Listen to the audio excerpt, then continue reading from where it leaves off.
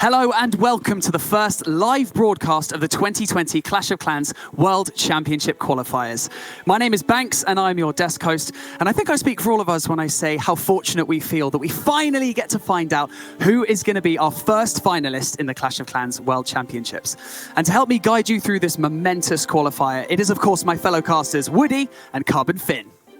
Howdy, y'all. Thank you so much for tuning in. We are so rip-roaring ready to get going for this first Clash of Clans World Qualifier of the year. 8 of the best teams from around the world are going to be bashing these bases very soon, and we'll have one team coming home with a golden ticket, Carbon Finn.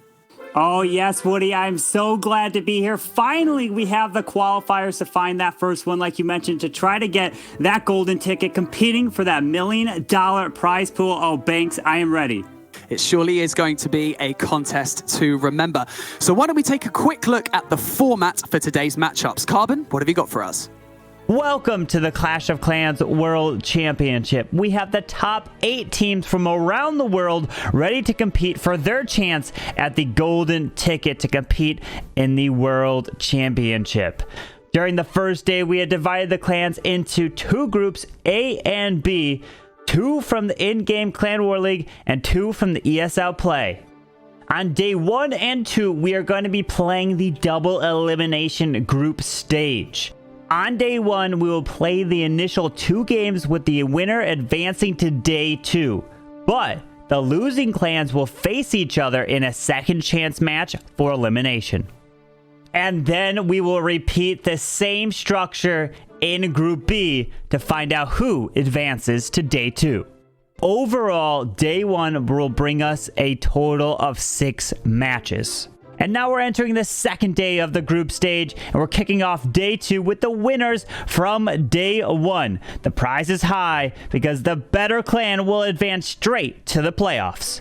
The defeated team, however, will get another shot. They will face the elimination game winner from day 1. This decider match will secure their spot in the playoffs, meaning the losing team will need to try again next month. Now we must repeat this whole process for Group B to find out who's going to be advancing to take on Group A in the playoffs. And on the final day of competition, day number 3, we will finally proceed to the playoffs and merge both Group A and B. The first place finisher from Group A will be taking on the second place runner-up in Group B, while the first place finisher in Group B will be taking on the second place runner-up in Group A, and between these 2 matches, the winners will face in the finals. And now the winners will meet each other in the final game to try to earn their golden ticket for a spot in the World Finals. So now that we know a little bit about today's format, why don't we just dive straight in and take a look at the groups. Carbon, who have we got in Group A? Yeah, for Group A, we're going to have 2 clans from the in-game Clan War League and 2 from the ESL play, and that's going to be Alternate Attacks taking on Tribe Gaming here in the very first match, and then we're going to see Affiliate Esports taking on Resistance. We have some good ones in Group B, Woody. Oh, yeah. Group B has got Hama versus Capinaliset. And then next up, we'll have Darkest Musan versus a returning favorite, INTZ. Yes, we have an incredibly stacked set of groups for today's qualifier. So now that we know a little bit more about the groups and that we're preparing for our first matchup, why don't we meet the teams who are going to be kicking off today's qualifier? And I'm pretty sure they're going to kick it off with a bang.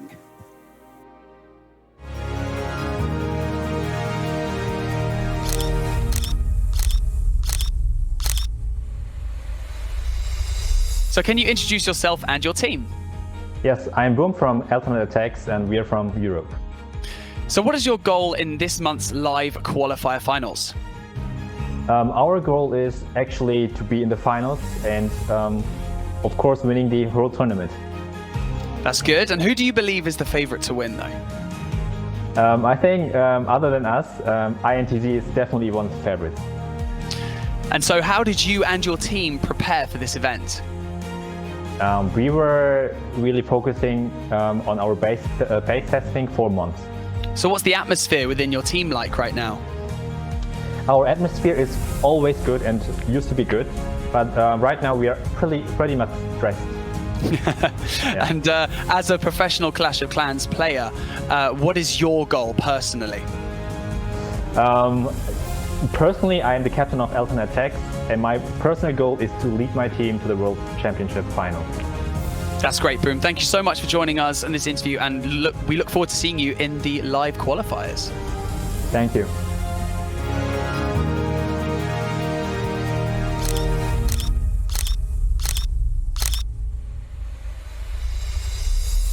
Can you introduce yourself and your team? Hey, I'm Itsu, team captain for Tribe Gaming, and I have the teammates with me, Eve Maxi, I have Eve Check with me, Nick, and Lexnos. So we are Tribe Gaming, and we are really hungry for this qualifier. And so what are your goals for this month's live qualifier? I think the goal for us and all of the other teams is obviously to win this entire thing. And if everything is going right, then maybe we can show a couple of the new strategies as well in addition to that. But obviously the first goal is to win. So how did you and your team prepare for this event? We prepared a lot of bases and tried to adapt to the new meta with this for this tournament. I think with the update just hitting that recently, there's so many new things to try, and I think we have to see which team adapts the best. Thanks, Itsu. Thank you so much for joining us, and I really hope that you and the Tribe Gaming team do really well in this qualifier, and I'll see you on Friday. Thank you. The teams both look ready and raring to go. So who do you think is going to step up to the plate from Alternate Attacks, Woody? Great question. Well, I think that someone that's on everyone's mind right now is Boom, a former member of Tribe Gaming who has been cited by many of the players here today as possibly being the guy with the highest hit rate going into our brand new Town Hall 13 World Championship Qualifier. He's definitely the guy that I'm looking forward to watching. And have we seen any changes from the Tribe Gaming roster going into this weekend, Carbon? Yes, we have indeed, Banks. We've seen Eve Maxi come and join the team. He was in the World Championship last year. He did go retire, but he came back out of retirement. He's now playing with it, and now we're jumping straight into this very first match, the very first attack here, which is going to be Linade for Alternate Attacks going in. And Woody looks like he's coming in with a hybrid. Let's see what Linade can do. Interesting army setup. Yeah, bringing in the first use of the Headhunter, a troop that targets onto enemy heroes. Yes, that Headhunter goes straight for those enemy heroes, and it kind of acts like a little bit of a poison spell, slowing them down, using that super wall breaker on the outside, going to charge this queen directly into the core to go for that scatter shot. And he does have a second super wall break, so let's see if he can try to break this queen further into the base, but keep an eye out. The Town Hall is down further towards 6 o'clock on Evecheck's base, and out comes some archers and double ice golems with an enemy Headhunter in there as well. Yeah, interesting deployment there from Evecheck, using the Headhunter on defense as well. But here we go. Linade is finishing off the first stage of this attack. Uses that queen ability and a rage spell to top her right back off. She's getting awfully low, but I think she'll survive this early attack, and that's going to be a good start for Linade, looking to make his big move on the bottom now with Miners and Hog Riders. Yeah, indeed. With that Siege Barracks down south, dropping the heal spell right in. The World Champion is finally getting deployed, and the Queen is going to be able to take down that Eagle artillery towards the top side. Really nice charge through there, but she doesn't have the ability anymore. It looks like she might go down to a single target Inferno up top, and he needs to make his way through it. There's the next single next to the Town Hall. Get ready for the Grand Warrior General Tome to protect everything with a rage. And there he goes. He's going to charge his way through, but the Queen has been taken out down top, up top. Yeah, glorious timing on that bottom side of the attack. Unfortunately, loses the queen to the single target Inferno, but still going in really strong with a bunch of Hog Riders. Has got a very healthy Grand Warden backing them up with some healers that have went and focused on. Looks like she's not going for the pack just yet. Yeah. Over on the right side, we're going to get a little bit more cleanup along the edge, but that's a ton of Miners and Hog Riders still left, and not much in the way of defense. Just 2 Wizard Towers up top that Evecheck is defending with, but I think Linade might have this one hooked. Yeah, there is the enemy king that is up there next to the Wizard Tower, the 2 Wizard Towers and the single target Inferno. If this king can help stall this up, I don't know. He's got a handful of Miners here. The splash damage from the Wizard Tower is doing some work. Some Wizards left with a Grand Warden. Is it going to be defense? It's running short, Woody. My goodness, that level 75 Clockwork King would not go down.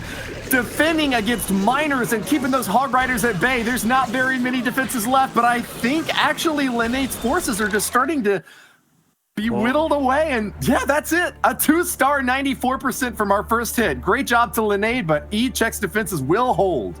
Yeah, that king up top at 12 did help defend that base right there, stalled up those miners, especially with a ground skeleton that did pop up there, would help them even more. But we saw the new use of the Headhunter is on use on defense as well. It will go straight for your hero, so you have to be very careful. But we're jumping into the very next attack, which is going to be Nick going against Boom's base, and Nick doing one of his signature attacks, which is going to be the Sui Lalo. But actually, we have the lightning spell in this attack, Woody. Look at this. Interesting. Yeah, he's brought 7 of them. A really big buff to the lightning spell, bringing down the spell storage space from 2 to 1, makes it a lot more versatile. He's going to zap it right into the center of the base there and cracking open some containers there with those earthquake spells as well. Lots of damage into the interior, but he's got to back it up now with this lava loon push. Brought in 1 super wall breaker, so that's going to help crack into this right side compartment. These heroes are going down, but they weren't essential for the second stage of this attack. They're just trying to get as much damage as they possibly can before we go in for the heavy hitter aerial assault. Yeah, he's looking like he can take down this town hall with the 1 super wall breaker, and he has a Headhunter and the siege machine, which is the stone slammer. That is what's going to be help responsible for the enemy world champion and the enemy queen, since the lightning spells did not take down any one of those heroes, which would target the loons. And look at this. This queen is going to take this town hall down very nicely. Going to pop her ability and take down one of the air expos as well. That's going to help tremendously with the Lalo with 3 haste and 2 freeze. And here it goes. He's starting from the top side with some minions behind beautifully for cleanup. And here we go. This is looking pretty strong, Woody. Yeah, crucially, you can notice a lot of ground-pointed expos on this base that Boom has got set up. That means that Nick definitely wants to keep high into the sky. He's got these lava hounds coming up top to block for those air defenses, but they're getting heated up by that Inferno tower, burning through this lava hound. I think it's going to pop. Boom! Yep. Goes out, and a bomb right on top of it kills all the lava pups instantly. Look at that. The Headhunter takes down that queen. Now pops the ability. The dragon is going to go down. Can the Headhunter take down the enemy royal champion? And oh, it's almost, she's got a little bit of health left with the balloons moving through. 3 balloons left and a minion. This is looking really good. He needs his minions to lock on and take down this royal champion. And can he get down to the bottom side wizard tower with 2 balloons left? This is looking pretty strong here for Nick. He's going to distract the wizard tower. He needs just a little bit more, and that royal champion is trying to defend this base. Nick is an employee at NASA, so he's used to soaring high in the sky. This aerial attack is starting to get into a little bit of trouble here. That royal champion has got no one to take her down. You don't have to finish her off, but finally the balloons get the lock. Finish her off, and with that, I think we're on our way to our first 3-star, Carbon. It's looking like it with 34 seconds left. The minions are going to help clean up. Nick coming in clutch with the very first attack from Tribe Gaming, and indeed, it is going to be a triple with that Zap Lalo. I've been using a lot of those lightning spells. Wow, Banks, incredible triple right there. We've seen it all now. It's our first triple of the qualifier. What an incredible attack from Nick from Tribe Gaming. Awesome job. And just take a look at the replay of the big balloon parade that Nick gets set up here on the top side, using that Grand Warden Eternal Tome to protect these balloons right when they were getting right into the thick of it, dropping free spells on the backside to keep those wizard towers immobilized. Perfect use of spells in this raid. I gotta say, that was really a masterclass in lava loon deployment. Yeah, and the update did just come out not too long ago, and so you had to see the bases change up, but the CC and the Eagle was really close. But now we're jumping into the very next attack, which is going to be Volley coming in with 36 Hog Riders, and there are some lightning spells as well. I feel like we're going to see a lot of lightning spells over this weekend, Woody. Very likely. It's looking to be one of the best spells to use with Lava Hound now that it's been tweaked a bit. Taking a look at Valet's army composition, he's going ground bound right now with 36 Hog Riders. Vale is a former member of Tribe Gaming, so he's got a little bit of an interesting dynamic to play for in this match here today. Attacking Eve Maxi, one of the strongest defenders for Tribe Gaming. It's going to be a tough run here, going in on the ground with 2 Headhunters. You really have to focus down that enemy Archer Queen and Barbarian King if you want to have any shot at all at 3 stars with a Hog Rider heavy army comp like the one that Valley brought. Yeah, absolutely. And using those lightning spells to help take down that clan castle so you don't need to bring that poison spell. But you have to watch out because I've done a lot of testing with hogs. And the biggest problem, all this queen, the town hall stays. The biggest issue that I've seen with hogs when you're trying to come in is all the ground skeletons. If you move around with hogs, all those ground skellies do so much work. It's incredible. But with that town hall staying up, now he's got to figure out something. Maybe save that royal champion to grab it as he moves the hogs around. But he really, oh no, he's going to send it right into the town hall here, Woody. Going straight into the thick of it, and not what you want to have to do with Hog Riders. They're going to get burnt up and force out an early Grand Warden Eternal Tome to protect them from that massive bomb that goes off as soon as the Town Hall gets destroyed. This is going to be a really big uphill battle for Vale. He's going to definitely get those 2 stars that is cleaning up nice along the edges of this base, gutting the interior with these Hog Hammer swings, but there's still a lot of splash damage defenses up. Yeah. They're going up against a bomb tower. 4 wizard towers on the bottom side. This is going to be a super tricky play here, and Vale is just playing for points at this stage. Yeah, and essentially with all those ground skeletons, like I mentioned, popped up, and usually that is the meta. And I don't know, is the putting ground skeletons next to single target Infernos, is that's going to still be a thing? Usually to try to prevent the world champion from taking it out. But with now that new reworked lightning spell, if you drop it there, you'll kill off the skeletons that spawn, but also you'll reset that single target Inferno. So it's kind of like acting as a freeze. It will have to recharge up, taking down that hero. So it can be used in so many different ways. But Hogs is very difficult there. It looks like Volley's going to finish off with just near almost towards the 70%. But it's looking like a 67. He's looking to where to drop that final wizard to try to maybe get a 68%. But right there, Tribe has a big advantage with the very first attack. They came in with Nick's triple, and he does drop the wizard. He finds a small spot right there, and he's going to get the 68. But Woody, wow, things really went off when that queen couldn't take that town hall down. You're right about that, Carbon. This was a pretty risky play here from Vale. Definitely has the chance to pull off the 3-star, but with one wrong move in the early stage of this attack, you're forced to throw out your entire plan and try to refocus onto getting at least the Town Hall down. It is an absolute catastrophe if you don't get that Town Hall. And so rather than trying to make some sort of risky play work off that time, I think he made the right call by going to plan B, taking down the Town Hall, and trying to get as much of a percentage as he possibly could after that.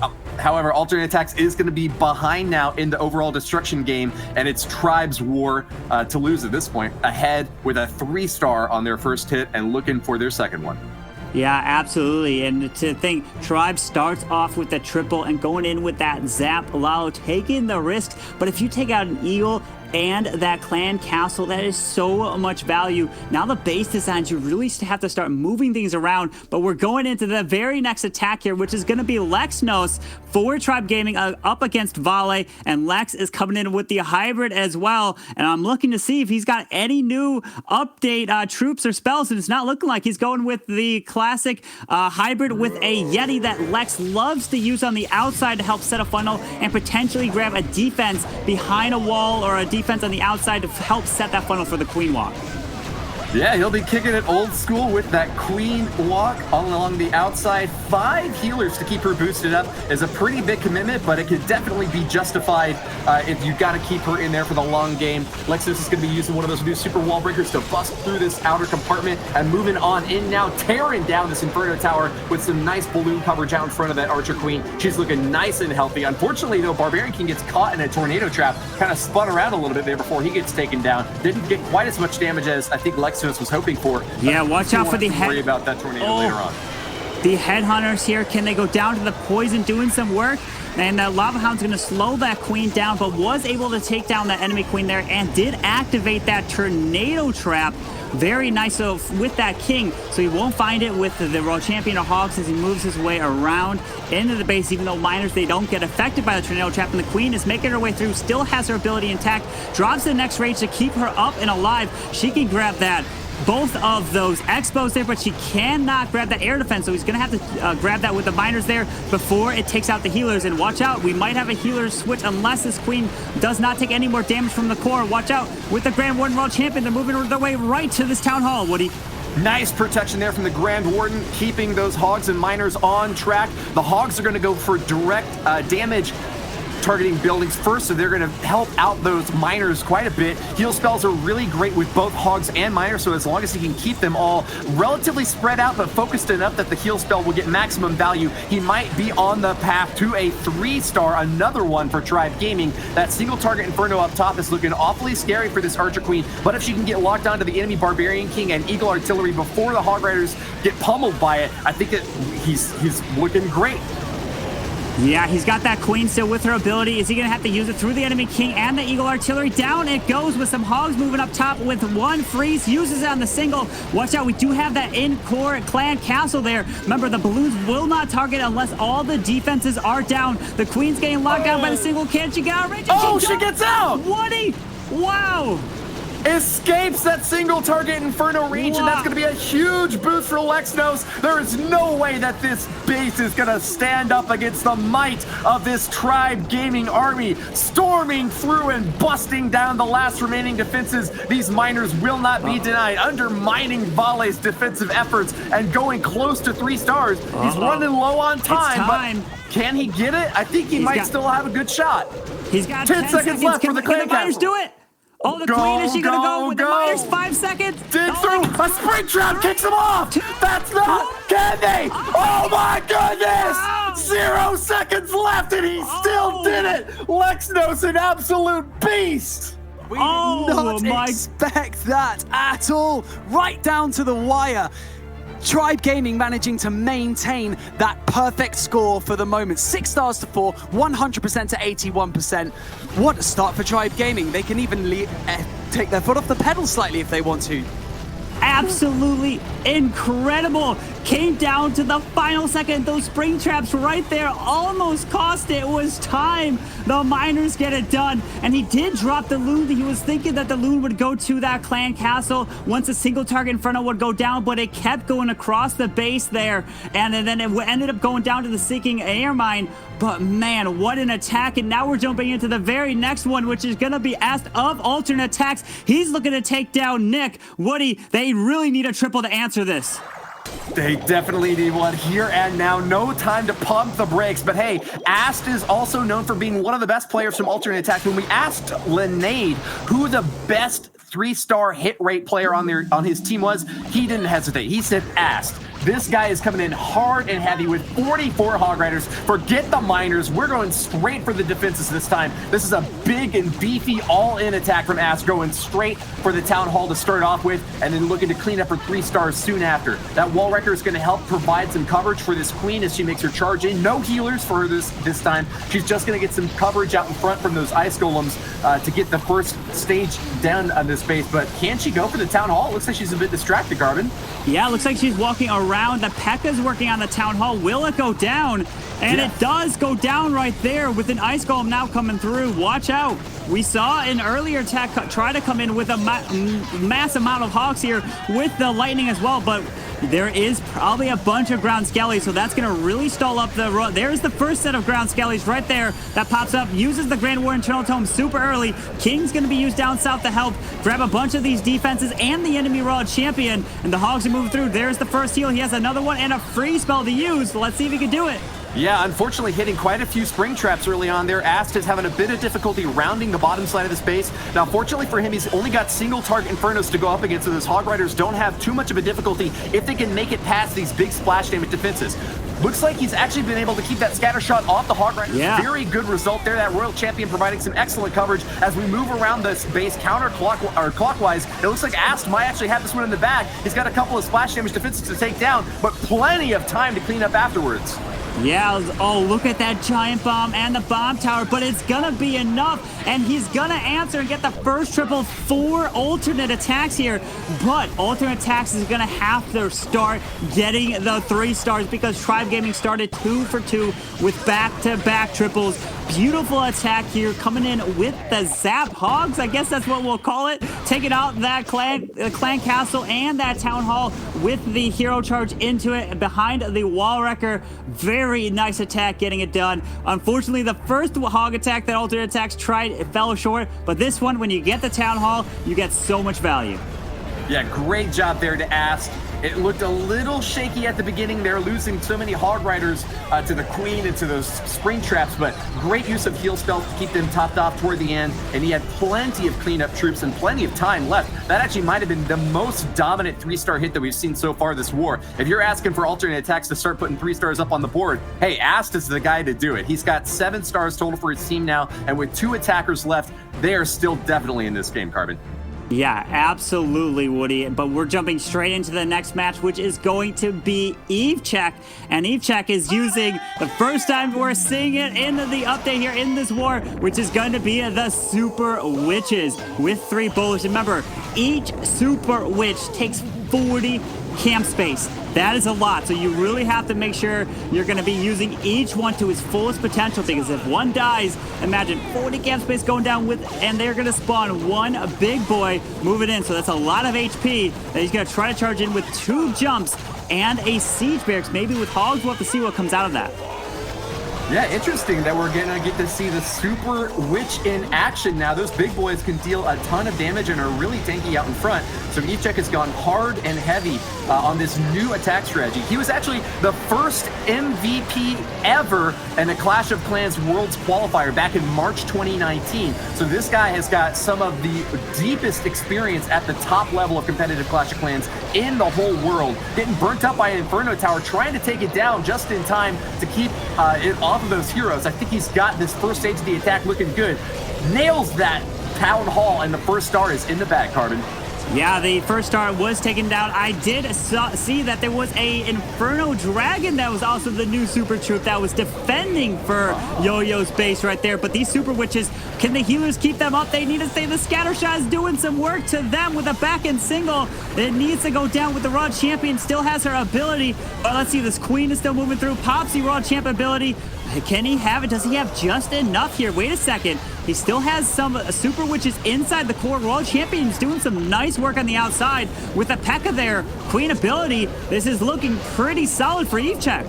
Yeah, I think more so than any other army composition, this Super Witch heavy deployment from Evechek can really still dish out a ton of damage, even with a relatively small number of troops. That Super Witch takes 40 housing space, so it looks like there's not very many troops left on the board, but there's actually still a ton of firepower left in waiting. With over actually just under a minute now at this point, Evechek has still got his Archer Queen ability, which he's probably going to pop on the backside here to keep her healthy against these defensive structures. Lost his healers, which are kind of looping down toward the bottom now, but I'm pretty sure Evechek is on his path to another triple, putting Tribe Gaming almost out of range for alternate attacks. They've gotten 3-star hits with all 3 of their attacks, and this tic-tac-toe cannot be turned around at this point. It looks like alternate attacks has a big struggle uphill after this beautiful performance from Evechek. Oh, yeah, way to use this super, which is beautiful, showing everybody at home how to use it. That's the beautiful thing about this, is you get to watch at home, and now you know how the pros use it, so you can use it. Man, absolutely incredible, Banks.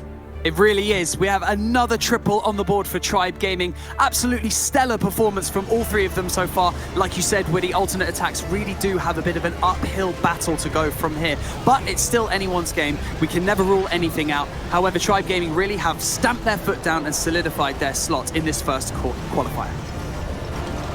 Awesome job there, and take a look at the replay for the early stage of this attack. Nice job to Evechek getting all of those super witches right in the perfect positioning to keep them tightly knit together and safe behind the protection of those big boys. We're going to be hopping into our next attack here. It's going to be Yo-Yo from alternate attacks, moving in with hogs and miners.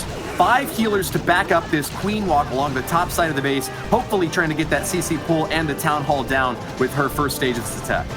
Yeah, Yo-Yo's looking to use some hogs here to pull out the clan castle, which has one headhunter in there. Drops a rage for the queen. Wait a second. Where's the poison? Finally drops it.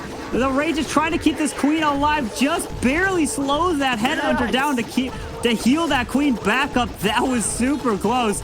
And the headhunter gets a lot of value as a defending clan castle, because if the attacker is not ready, doesn't react in time, that can absolutely take down your heroes, especially your Grand Warden, which cannot fight back. And you have to be very careful. But Yo-Yo going in with the hybrid. Skelly's pop hybrid are miners, hogs, drops the first heal straight in. The queen looks to be walking up and still has that super wall breaker to break the queen in the base up top. Beautiful beginning for Yo-Yo. It was looking a little bit dicey there with the Archer Queen up top, having to drop an early poison spell to take care of that Lava Hound and the Headhunter at the same time. But he's following up beautifully, uses that Grand Warden Eternal Tome to protect the Hogs right off the back of that Town Hall knockdown. And this is already a 2-star hit, but he's got a lot on the backside to worry about. That Eagle Artillery is hammering away at those Hog Riders, and enemy Archer Queen and Barbarian King are still up and standing. Can he get them down, Carbon? Yeah, he's trying to charge his way in. The scatter shot does lock onto some of the hogs in the core. Skelly pops up by the bottom. Single target Inferno. Queen's going to be able to reach it. Oh, wait, the scatter shot doing some work. World Champion still got her ability. Queen has her ability. Can these miners down south? This enemy king is going to do some massive work. The single down south goes down. Queen burns her ability with one freeze left. Does he have enough here, Woody? JoJo's bizarre adventure along the top side is getting paid in dividends. Great job to this queen staying alive deep into this attack, but he's run out of Hog Riders and Miners at this point. Only a few more to hit away at that Barbarian King plant. It looks like they're having some trouble taking down this Inferno Tower. They need a lot of support from this Grand Warden. They might get the 3-star after all, Carbon. I don't know. Oh, it's going to be close. That Grand Warden's going to help so much, and the single target is going to go. Oh! And Yo-Yo is going to get the triple there on Itsu's base. Looks like almost every single one of the troops is gone. Those archers spawned from the queen's ability, and that is all that he needed to get the triple. That was super close. What a clutch warden right there. Beautiful hit for alternate attacks. But at the rate that Tribe is coming in 3 for 3, they are well in the lead right now, have the advantage, but alternate attacks are not out of this one.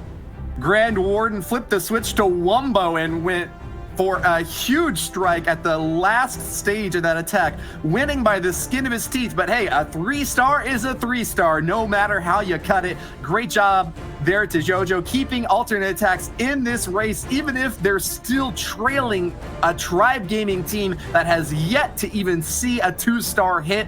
It's going to be Itsu next, the pride of this German army, storming on in with Hog Riders, Miners, and also bringing forth another Headhunter. It seems like almost every Hog Miner attack has had a Headhunter in there to try to take down those pesky heroes on the backside. Now that there's 4 heroes in the interior of each of these top-level bases, they're tricky to finish off, aren't they, Carbon?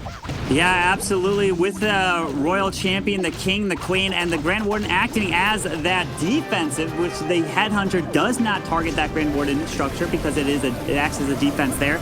But let's see, does take the Town Hall down right there. He didn't find any sinking air mines, so the Blimp made it all the way there. The Yetis helped take it down, pulled out the Lava Hound, two defending Headhunters here. Get ready to see the Queen on the outside. He's going to come in with the hybrid 17 miners, and he has the King. There's the first poison spell. Has to make sure these Headhunters, bam, they go down from the one-shot of the Queen. So if you time it right, you can easily take them down. But let's see what type of path he's going to set the King up top, and most likely going to try to see if the hybrid comes in between here, but he does have 2 super wall breakers to charge the Queen into the base. Looks like that poison spell missed a few of the pups, and they're going to get some decent damage in against one of those healers, which is now below a half health. You really need to keep those healers healthy, and so any air bomb could slow Itsu down a little bit over on that left edge. Keeping this Archer Queen up and alive with that Barbarian King out in front should give him an easy access into this left side compartment. He's got 2 super wall breakers to bust in wherever Itsu feels it's appropriate, but here come the Hogs storming into the left side corner, and they're going to get an early heal spell too to keep them nice and topped off. Great job job predicting that giant bomb location. They're going to stay nice and healthy under the protection of this Grand Warden, even with multi-target Inferno starting to burn them up, Carbon. Yeah, looks like he had a healer transfer off that Queen. Burns the Queen ability. Royal Champion up top did go down. Unfortunately, I think he more wanted that King to run up and around, not down into the wall there, because now he's and he took the healers away. Does have the Queen walking on the outside of the base, but does he have enough here in the core with a rage down? Skeleton pops. Those healers need to transfer off to the Miners and Hogs over on the other side, but this Queen's doing some massive work on the outside cleaning up. He might just have enough here. Let's see, he's got a minion up top for cleaning. The Hogs are making their way through. The Queen's gonna go down to the cannon, unfortunately. But does he have enough on the outside? Oh, it's looking like it's getting picked off, and it's gonna fall short on, oh man. That's not gonna be enough there for Itsu. The Queen following along the bottom edge, losing her healers, who got stuck on a Barbarian King. Topping him off and not helping out the main stage of this attack is what gave Itsu such a hard time here. That Grand Warden was almost enough to put him over the top, doing a great job following onto those Hog Riders and keeping them nice and healthy. But Itsu is going to fall short of the 3-star in this attack by Tribe. They're going up against Linnaeus and working for as much damage as they possibly can. They're going to still be ahead of alternate attacks overall, with 3 out of their 4 hits being 3-stars, but opening up a little bit now against an alternate attacks team that seemed somewhat hopeless before that first 3-star just came in from them. We're starting to narrow the gap, Carbon. Yeah, wow. We are indeed. There's 1 star that splits the teams right now. So we never said that alternate attacks were out of this one. It is sure going to be close, and we promised you an absolute banger of a first match in these qualifiers, didn't we, Carbon?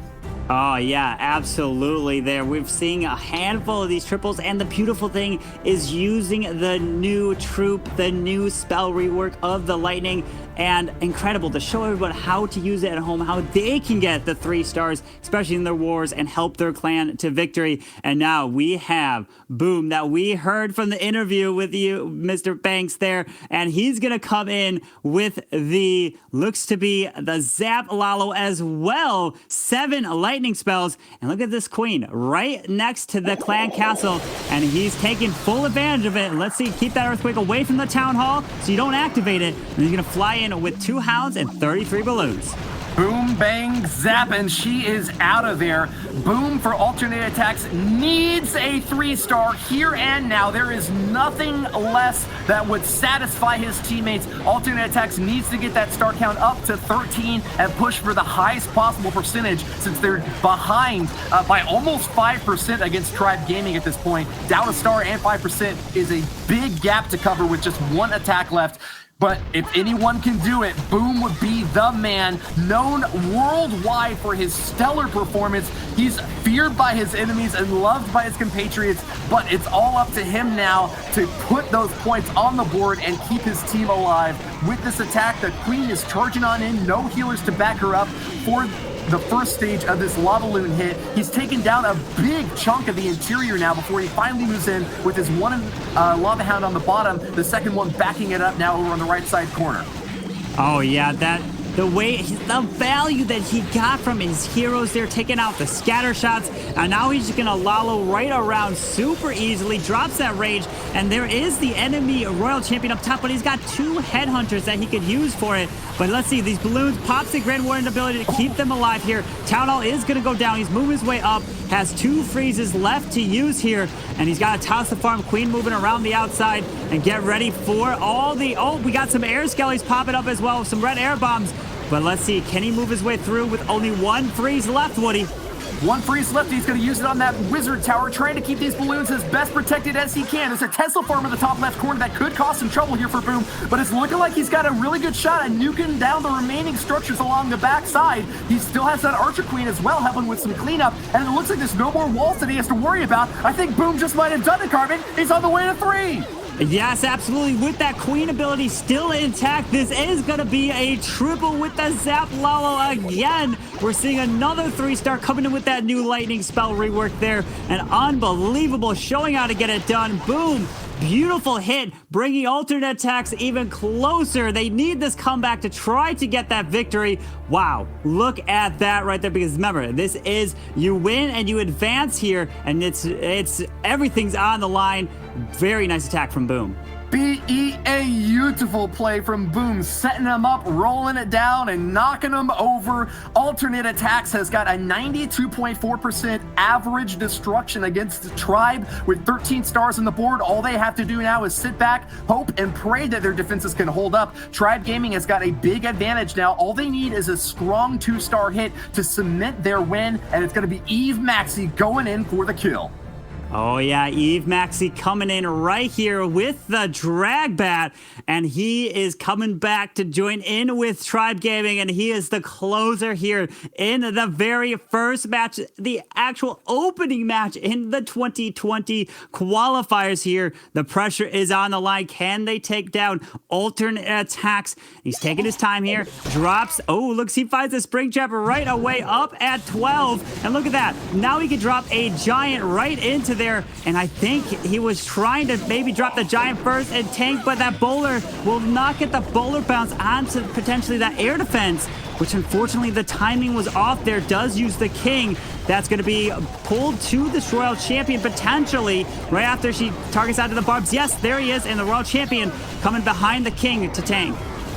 The roar of dragons can be heard in the distance. The first time we've seen mass drags brought in the Clash of Clans World Championship so far this year. 10 attacks are all on the board now, but Eve Maxi, the only brave enough guy to bring it from the skies, breathing fire down on Asp's base.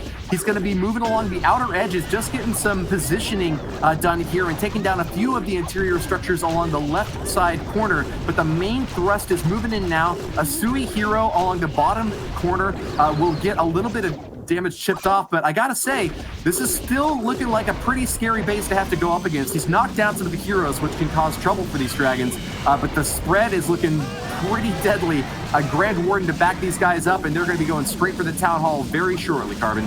Yeah, and he needs to get an 81% 2-star here to cement the victory for Tribe Gaming. The Dragons are charging their way straight into the Town Hall. A bunch of air skellies are popping up. Pops the Grand Warden ability super early here.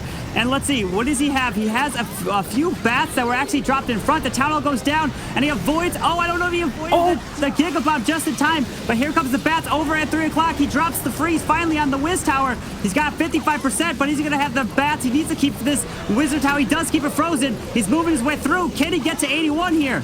I don't know. There are quite a few ground expos set up on defense, so Maxi doesn't have to worry too much about those. He's trying to use those bats to protect the dragons on the top side. Those single target Inferno towers are burning up his attackers, and unfortunately for him, the Grand Warden has been finished off. So many clumped up dragons along the interior of the base are getting burnt up now, but remember, he only has to get to that 81% to overcome the alternate attacks overall destruction average. I think he's just about getting ready to do it, Carbon. Yeah, he's getting closer. It's a few dragons on the outside. It looks like he's gonna just be able to get the percentage, and that's all. There's the 81. There is the 82, and he passes the mark right there.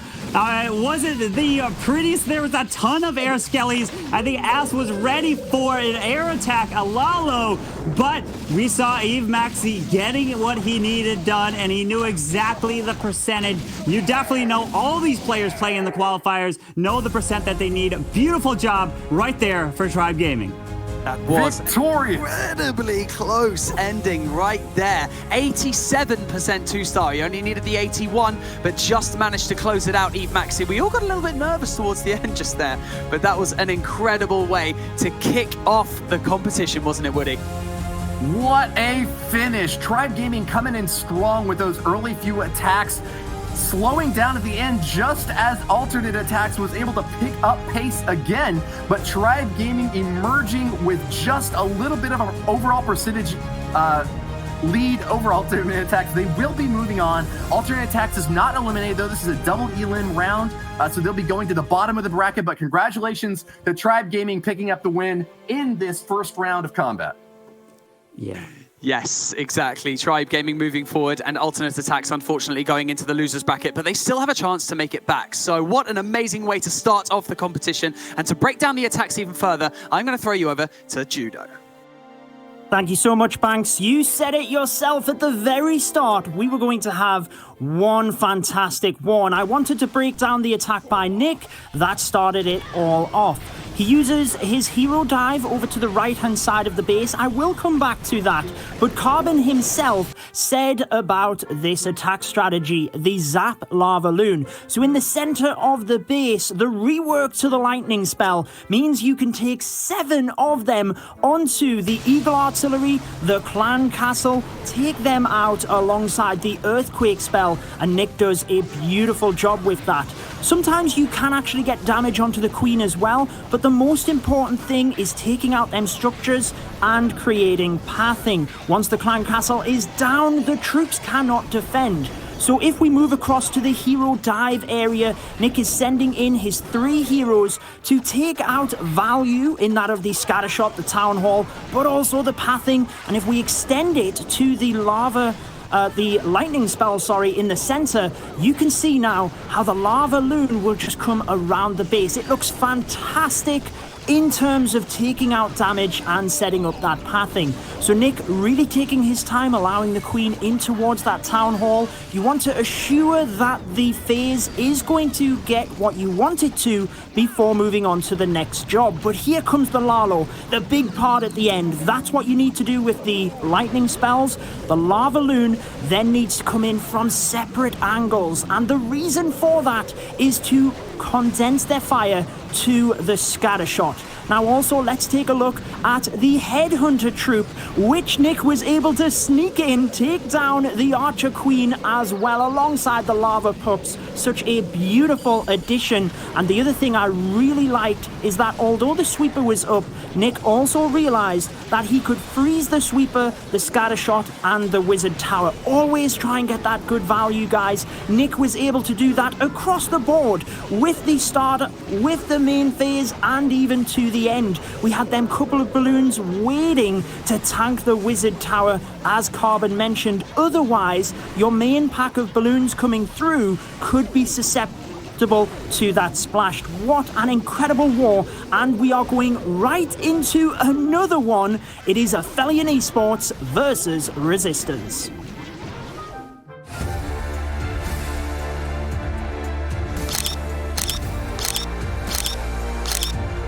Can you introduce yourself and your team? Yes, so my name is Roars War, and I compete with Aphelion Esports, and guys, we're excited to do so. So what's your goal this month for the live qualifier finals? My goal this month for the live qualifier finals is to most definitely take first place and to be at the World Championship at the end of this year. And how did you prepare for this event? We did a lot of base testing, as I believe defense is key to success, but more importantly, mastering the new meta has been a challenge. And, we're all here at the same place, so we'll see how this goes. Do you think you have what it takes to win this qualifier? I think we have the pieces. It's just a matter of putting them together in the moments. And what is the atmosphere with your team like at the moment?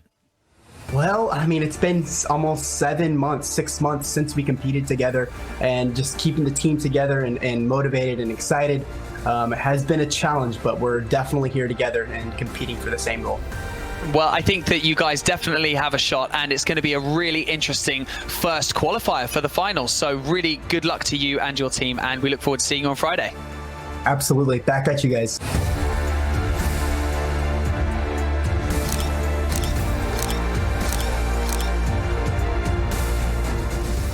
So can you please introduce yourself and your team? Hey, my name's Panadol, and I'm from the Resistance team. So what is your goal in this month's live qualifier finals? I think our goal is just to maybe make it to day 3 of the tournament. I think getting to the top 50% of the group would be a pretty good achievement. Who do you think is the favourite to win the tournament? Or I think there's probably a couple favourites in there. INTZ, obviously, with their performance in every cup and Poland last year, and obviously alternate attacks, just with their lineup and just being able to pretty much demolish every opposition they have. They're definitely going to be the top 2 teams in there. And how did you prepare for this event? To be honest, I think preparation was definitely a bit of a spatter in the works with the update that happened a couple of days ago. So we've obviously been having to update our bases and also learn new metas. So it's been just, being able to play the game as much as we can and try and get to kind of experience level, really. And so do you think that your team and yourself have what it takes to make it to the championships? Yeah, I'm cautiously optimistic. It's a good way to put it. I think definitely, obviously, with the meta changes, has made it a much more of a level playing field. So I think we've definitely got a chance to make it pretty fire in the tournament. Thanks so much, Panadol, for joining me, and good luck in the live qualifiers. I'm sure you guys will be great. Thanks, Benny. Appreciate it. What a spectacular performance once again from Tribe Gaming, holding their nerve and closing out the first win of the weekend. But now we're on to our second match of the day, and Carbon, who's looking dangerous from Aphelion Esports. Yeah, we have a lot of great players from Aphelion Esports, but the person who you did speak to, which was Roar's War, he does make a lot of content over on YouTube as well, and I believe he's going to be a person to keep an eye on, and I know they've been testing a lot of bases, so I'm going to be excited to see what he can come in with. And Woody, what about Resistance? Resistance is looking really strong. I might have to disagree with Carbon on that last one, though. I think Joker or JC are more expected among their own teammates to be the stars on that Aphelion Esports squad. But Resistance is certainly no underdog by any stretch of the imagination. You heard it straight from Panadol there that they practice. That is their strategy for making it to the top here. It's their first time on the big stage. But I think that I would say that either Marty or maybe TK would be the guys to look for most from their squad. They're highly expected to be able to be the guys that get that triple down. So keep an eye out for both, for TK from Resistance. Well, yeah, it's looking strong, and we're going to go straight back into the action because we have Aphelion Esports taking on Resistance. Yep. And we have Benji for Resistance coming in using those lightnings that we saw in the very first war as well. And I'm telling you, the lightning spell is back, and that might be one of the most common attack strategies that we're going to be seeing here today. And we've got the king coming down. Remember, if you take out that clan castle, you don't need to bring that poison spell, especially if you're coming with that Lalo, because nothing will come out to defend unless you find a bunch of air skellies, which maybe you might see nowadays being used a lot more. But that king running up around, the queen's gonna try to loop her way in, maybe grab the enemy queen, but the enemy queen just has a little sliver of health right there. One shot, she should go down. Gets the lock, and Benji will pop her down. Now, keep an eye on Benji's heroes. He actually doesn't have them maxed out. It's a level 73 Archer Queen and a level 70 Barbarian King. Not going to make a huge difference in this attack so far. It looks like they will be able to accomplish their early goals that they were set for in the bottom and right side corners of this attack. But he's moving in now to the second stage. He's still got a couple of free spells and a few haste spells to keep these balloons fast and on track. 2 Headhunters in tow, but it looks like he won't need them to take down the enemy heroes. Just has them back up again. Look at that Grand Warden. He's on a ground mode right now. He's pulls some ground skeletons, pops that one Eternal Tome to protect the blimp to make its way all the way to this town hall here. Will it get there? And it looks like it is. The balloons are flying around. The balloons trying to take this town down with the dragon, but the Grand Warden did get picked off right there because he was on ground. So he went down really fast. Benji did end up getting this 2-star, but it looks like there's just gonna be a little bit too much left on the backside of the space.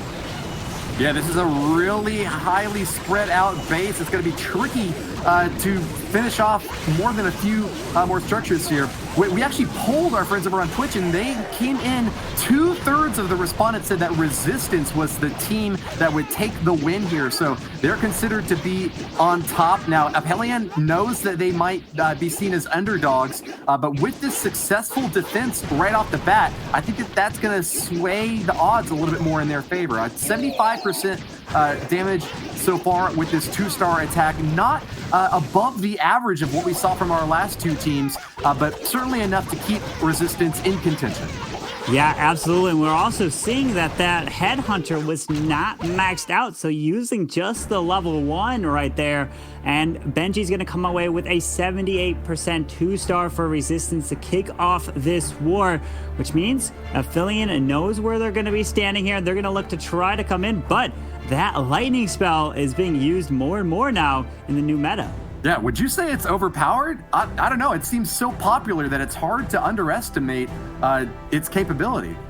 Yeah, I believe it's just really hard to really gotta switch up your bases because they spent so long building their bases and they had such a short amount of time to kind of make their changes like the players have mentioned. So maybe they were able to move a few things around, but they're still kind of learning these metas, learning what's the value if you put certain troops like the heroes next to the clan castle or even the Eagle Artillery right there. But we're seeing now Joker coming in for Affiliate Esports, and we're seeing the next attack with the Super Witches, Woody.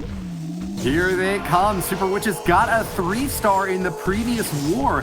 Can they do it again? Only brought 4 of them this time, though, not the 5 that you sometimes see with these super heavy Super Witch attacks.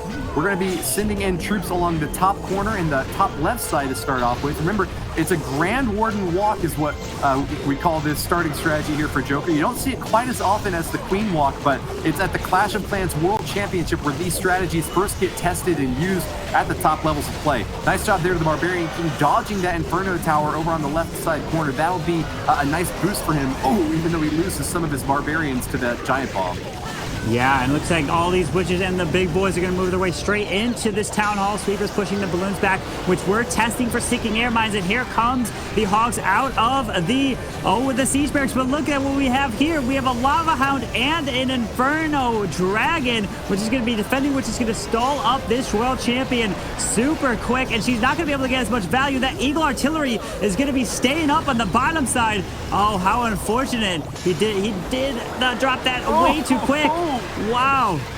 Inferno Dragon burns up that Royal Champion, and that is why it's so popular. Even though it's just come out into the game, it's a really great defensive troop to put into your clan castle here. This Archer Queen's having a lot of trouble getting burnt up by Infernos as well. Forces out the ability for her, and Joker is running into a huge wall of resistance on the back side of this base.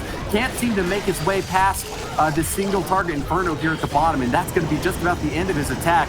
If you thought that the defenses for Affiliate Esport were looking good, Resistance has got some great base design as well. It's all about that practice, getting just the perfectly tweaked positioning for your attackers and defense setup, but defense definitely taking the game so far in these first 2 rounds.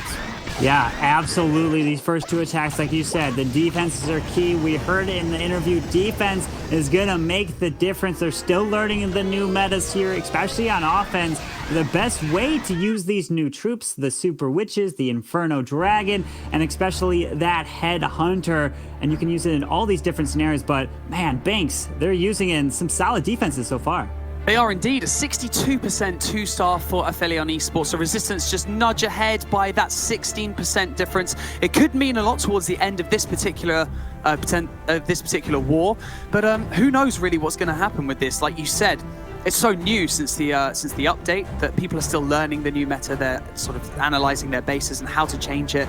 And yeah, like you said as well, Woody, earlier on, that the use of the Headhunter is just so OP right now. No one really knows how to go against it or how to properly use it. How do you guys feel that the new Headhunter is going to be used in these upcoming attacks? To knock down heroes, of course. That's the best use, but you definitely want to incorporate her into an army where you have lots of troops that don't target onto enemy heroes. If you have things like balloons or miners balloons or hog riders that go straight for enemy defenses, you want to have something that can target onto those heroes as well. That's a good role for the Headhunter to fill. Yeah, the Headhunters are a great use. You can pretty much use it almost any attack nowadays, but we're looking at Atomic T coming in with the hybrid. It's more emphasis on the minor portion. 19 of them still has that siege barracks to use. Out comes some Headhunters there, and oh, wait a second, the Queen! Oh, wow! No. Her ability went off, and the Headhunters took her down super quick. And now they move off of the healers, go straight to the enemy king there. But oh, how unfortunate. Oh, that is the end of the attack right there, Carbon. You cannot lose that early, especially when you've committed so many healers to trying to keep her up. Atomic T has been devastated by these defenses, and he's going to be struggling just to get that 2-star over here on the left side corner. The miners are going in, and they will be able to target onto that town hall shortly thereafter, but this overall damage, don't expect it to be above average by any means. The Resistance has met up against a massive defensive win here by Isto. Aphelion Esports' defenses are very difficult to crack, and it's not going to come from this attack. Well, this Town Hall is still standing here. Let's see, it finally goes down, does end up getting the 2-star, but how unfortunate that Queen going down super early to the Headhunters in that clan castle. And this is going to be a very low percentage 2-star here, trying to get into this mid-60s. But oh, how unfortunate, Woody. Yeah, finding giant bombs all around. Atomic T has just run out of luck with this first attack. Nice job at the early stages of planning, but the execution just didn't seem to go in his favor at any turning point. He does get 64%, so that's going to bring the average destruction for resistance down a bit closer to the range where Aphelion is currently at. So giving a little bit of breathing room to Aphelion thanks to their defensive win here, but not going to be able to pull it off this time. Atomic T has been rebuffed. Yeah, unfortunately right there, it's going to be the lower percent 2-star. But remember, it's going to come down to the stars here. So whoever is going to get that first 3-star or has the triple advantage will be advancing. So as long as your defenses are holding on each side here, just that one triple can make all the difference, Woody. Certainly can, but we're going back to the drawing board now. It's going to be time for Aphelion to return fire and see if they can be the first team to get that 3-star up on the board. Stars are the determinant factor here. If you get the lead there, that's how you're going to knock down a win. Those 3-stars don't come easy, though. As we saw in the first war between Tribe and alternate attacks, it's really tricky to pull it off, and especially with a brand new meta game to have to try to figure out. But the practice has really been paying off for those first couple of clans, and we'll soon see which player from Aphelion Esports has got the magic solution to get that first 3-star. Yeah, absolutely. We'll have to see Aphelion Esports. They're going to be coming in with the very next attack. Be curious to see if we see any Inferno Dragons on the offensive side. And we're going to see more Super Witches coming in for Aphelion Esports. 4 of them to be exact. And let's see, he's going to come in with a little bit of a warden walk to kind of set that funnel. And then he's going to have a siege barracks, which we've been seeing a lot of hog riders coming out of the siege barracks. If you time it right, the hogs with the World Champion can do some nice work. But we saw problems if the defending clan castle is not pulled by that charge in. It can definitely slow it down or even completely stop the attack in its tracks. Olm is your attacker now for Aphelion Esports. He was bragging before the match began, saying that he can 3-star bases blindfolded. So that really goes to show his confidence level in this hit. He plans really well and executes it to the best of his ability, using Super Witches to bolster this hit over on the left side corner, going straight for the Town Hall early on. The key targets that you got to worry about on the backside, though, are definitely going to be those heroes. He's got a centralized eagle, so it should go down relatively early in this attack as soon as Olm can crash through this outer wall. He's going to pull that CC out, but he's got a lot of troops to help deal with that Lava Hound in the center. The Lava Hound doesn't deal a whole lot of damage on its own, but because it has so many hit points, it can really stall out these attackers and give the defenses enough time to get them down. It looks like with that poison spell right on top of those troops, though, I think Olm has got a good inroad into this base, Carbon. Yeah, it's looking really solid here with the Queen moving into the core of this base. With the Grand Warden, with those Super Witches going down, that is a multi-target Inferno on the backside. Pops that Queen ability. But the Royal Champion, she did go up, and the Hogs kind of avoided the top side there. With the Tesla farm down south of a single target Inferno, he lost a lot of steam into the core of that base there. Unfortunate with the Hogs kind of veering off from the bottom side and not joining up and going towards with that Royal Champion. Some of the Witches on the outside with those big boys. They're going to try to get and rack up more percentage, but with that single, it's going to be really difficult, and no healers. Oh, the healers do transfer back down south. But at this point, just looking to add up those percentage points.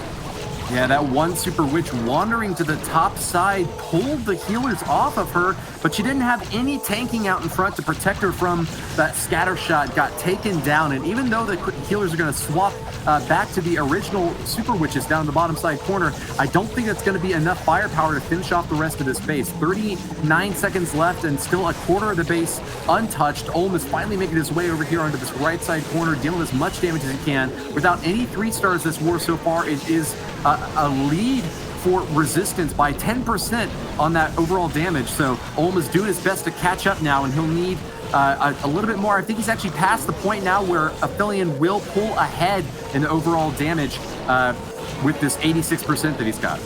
Yeah, looks like this Grand Warden was onto the King. He stepped up, and now he's getting hit by that King right there. And it looks like it's just going to wrap up right with that 86% 2-star for Aphelion Esports. Going to put them in the lead on percentage. It's all tied up on stars. I mean, Banks, it's anyone's game at this point. It really is still anyone's game. 86% 2 stars is slightly going to nudge Aphelion Esports into the lead. So we are looking at a percentage race right now, as long as no one gets any of those 3 stars. So Woody, what do you think of that last attack?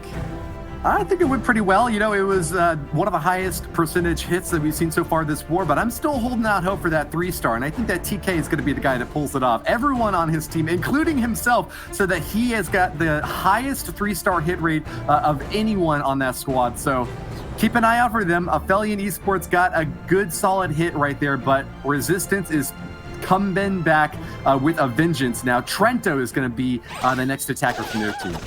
Yeah, Trento for Resistance, looking to use that Valkyrie on the outside to help take down this gold storage with that wizard behind. Down is going to go help set up that funnel.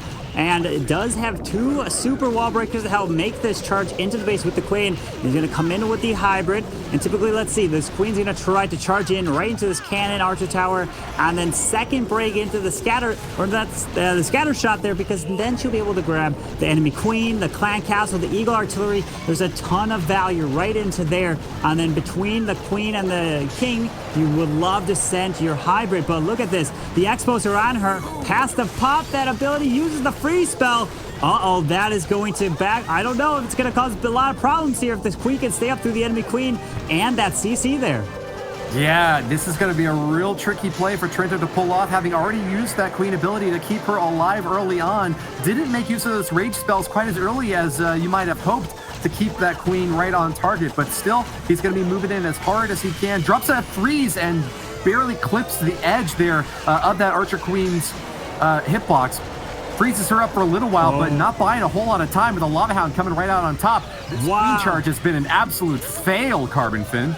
Yeah, another Queen charge going straight down, getting taken out. Pops that King ability and used that poison spell super early, which then he realized maybe he should have saved it for potentially what else came out of the CC, which ended up being another Headhunter and a Lava Hound. The miners are moving through, but the Hogs are passing these miners up, and here comes a Blimp right on top to go for the Town Hall because he needs to secure the 2-star.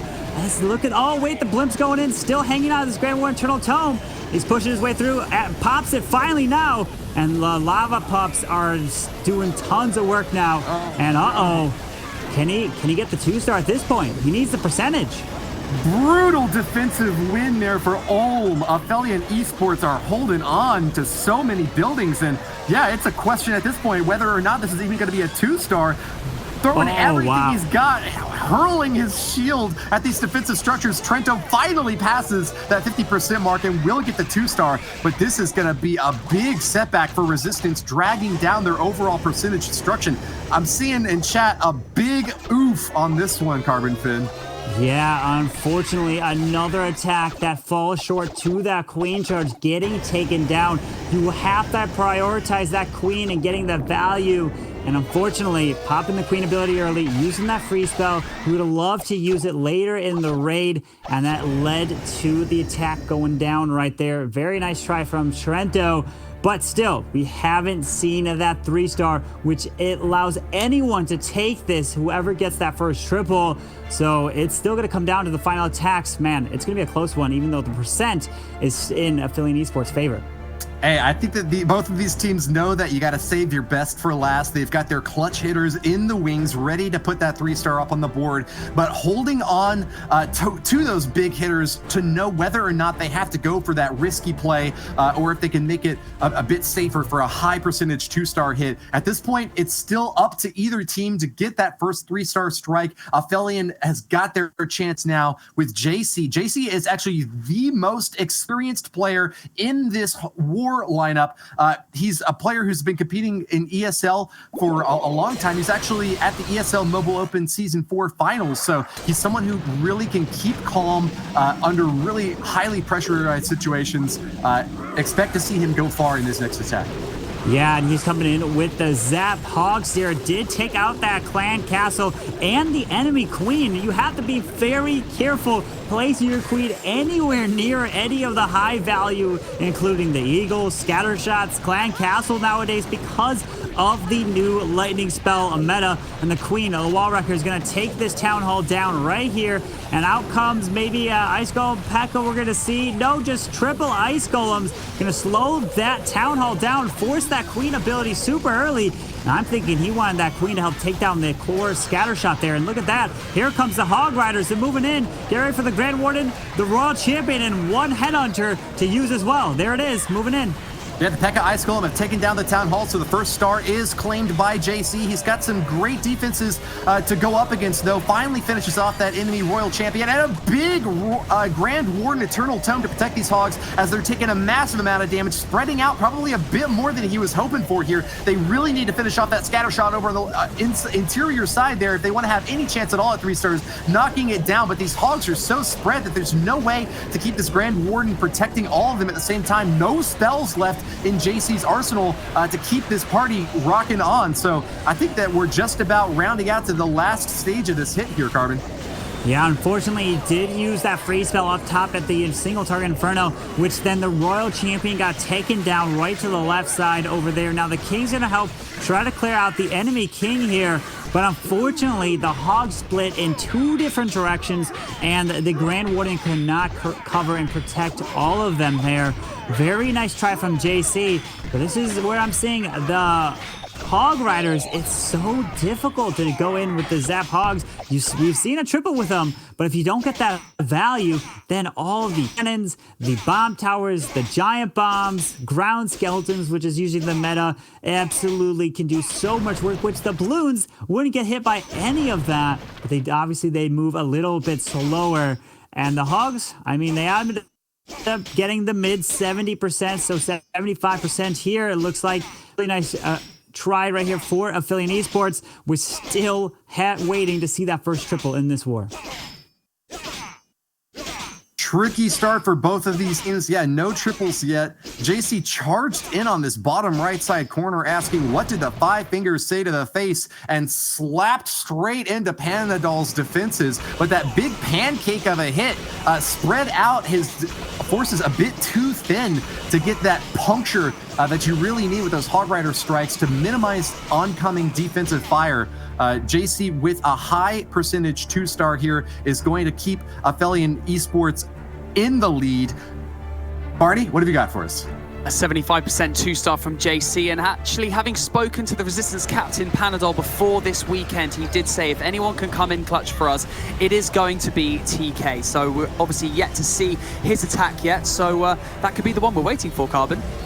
Man, I'm waiting. I am excited to see. We still have 2 attacks from each side to go in, and they've been looking at this war and they're realizing we have yet to see the triple. And they're going to have to take that risk. One of these teams going to have to go for it because, well, mainly Resistance do because they're down on percent. But Affiliate Esports just have to assume Resistance are going to get at least a triple and they'll have to answer. But here we go. We do have Panadol coming in with the hybrid as well. And we're seeing the classic hybrid. There aren't any of the new super troops. There's not any of the new lightning spells. So this is the classic hybrid going in, Woody. Panadol once got a triple on attack using only his toes. It was an E-drag attack, of course. But can he pull off a similar sort of victorious charge into this base set up by Joker? He's going to be going in with a ground force of 9 Hog Riders and 15 Miners as soon as he does the first stage of the attack along the outer edge here. That scatter shot is going to be a really important target for that queen to go on to early in this raid. If she can make her way all the way to that enemy Eagle Artillery, this could give him a really good setup for the late stage of this attack. Headhunters are going down on defense, and it looks like Panadol's got a great setup so far, Carbon. Yeah, the Queen's going to charge her way straight into the core. The thing is, she can't reach that air defense that's on the other side of that wall or that air expo. So he's going to have to start the hybrid relatively early to protect these healers as she walks right on by them, because she can grab the Eagle Artillery, the enemy Queen, and the Clan Council, which has already been taken out, but kind of help force the miners and hogs into the base, mainly the miners, through the top, through the town hall. There's 2 bomb towers on this side, and get ready for them to charge their way through. Grand Warden, maybe the Grand Warden can clip this Queen through. We'll have to see if the Grand Warden can get close enough. It doesn't look like at this very moment. No, the Queen steps around. There is a multi up in the middle, so that's fine on the Queen. No worries there, but watch out for the healers. Flawless timing by Panadol sends in that hybrid just in time to protect those healers. Not a single one went down to the air defense, but that multi-target Inferno on the backside is going to be burning them up. No longer will they be there to support this Archer Queen. She still has her ability that she can pop as soon as she needs to get a little bit more firepower out there, but the main stage of this attack is starting to get whittled down. The Hogs and the Miners are thinning out in their numbers as Panadol's last stage of the attack is trying to overcome these final walls. The Miners are dishing out a ton of damage along the exterior, but because they do not target onto enemy defenses, they are just going to get hammered away by this multi-target Inferno. He's got a few that are attacking in there, but a tornado trap is slowing them down a little bit. But this Royal Champion is dishing out a ton of damage. We might have our first 3-star, Carbon. Yeah, Woody, this is going to be the 3-star. That multi-target Inferno is not doing really anything to the Royal Champion. And there we go. Resistance with the first 3-star of this war, which is now going to put them in the advantage, in the lead with the stars. But they don't have percent, so we talked about it. Affiliate Esports, they need to get the 3-star. We're taking a look at the replay with that Queen charging straight through the core, getting the value, and then the hybrid coming through the town hall. Now, Affiliate Esports have to answer with a 3-star to take the lead back. Excellent job there to Panadol, starting to run low on resources, but wrapped his troops along the outer edge, and with just enough hit points left on that Royal Champion, finished off the last remaining defensive threat in that Inferno Tower to knock it down. Resistance now pulling ahead, and Affiliate Esports is dying, and yet they live on. Punished, yet not killed.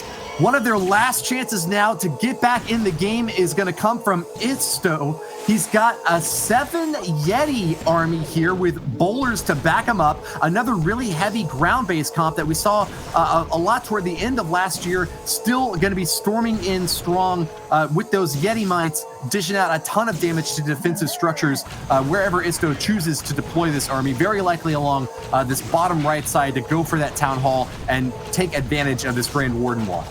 Yeah, coming in with the classic Yeti smash here with the 7 Yeti, 7 bowlers. And there is the quad quake right through here, which means he doesn't have to use any of the wall breakers to break the outside wall. He's just going to charge his way through. He does have a blimp. Let's see, probably, yep, he's going to blimp right over. Get ready for the Grand Warden Eternal Tome to protect everything through here. There it is. The blimp's going through with a the Inferno Dragon coming out of the defending CC. And down goes the Town Hall with the rage coming down. Bowlers kind of split, but the Love Hound slowing this Queen down.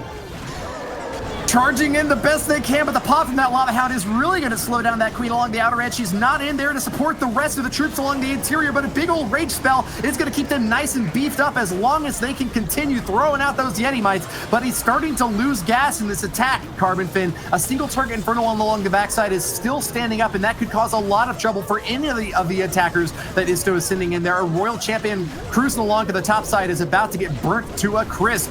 At the bottom, this Queen is just having too much trouble. No healers to support her. These Yetis are just getting pulverized by bombs exploding left and right. Explosive defenses from Trento's Resistance are going to hold up, Carbon.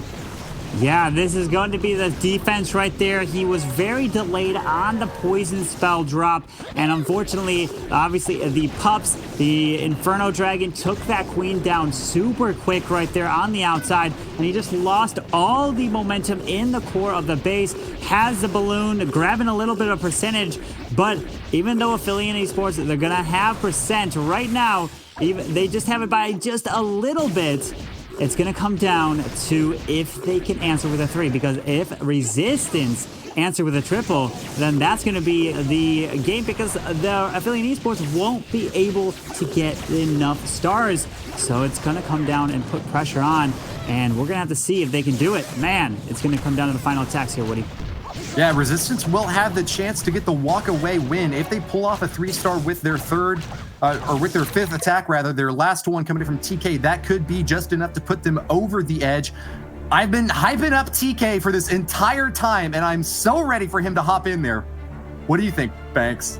At 83% 2-star, obviously still quite a high percentage 2-star, especially within this particular war we have right now. That's one of the highest scores that we've had so far. But obviously that 1-star extra from Resistance pulling away from Aphelion Esports. So Aphelion Esports really need to answer back with their own 3-star. Like you said, Woody, Resistance can walk away with this right here, right now. Yep, they absolutely can. They have to go for the 3-star to put it in and get the win. We'll have to see what Resistance. Are they going to take the risk and try to get that 3-star? Or they're going to go for the 2-star, at least to lock it up and put the pressure onto Aphelion Esports to get the triple.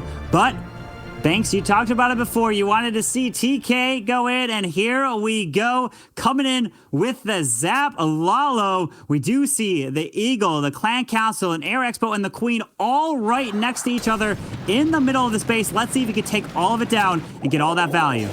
Setting the standards down under. It's Town Hall 9. TK zaps this base, and we'll get a ton of damage on the interior to start things off for this Lava Loon Strike.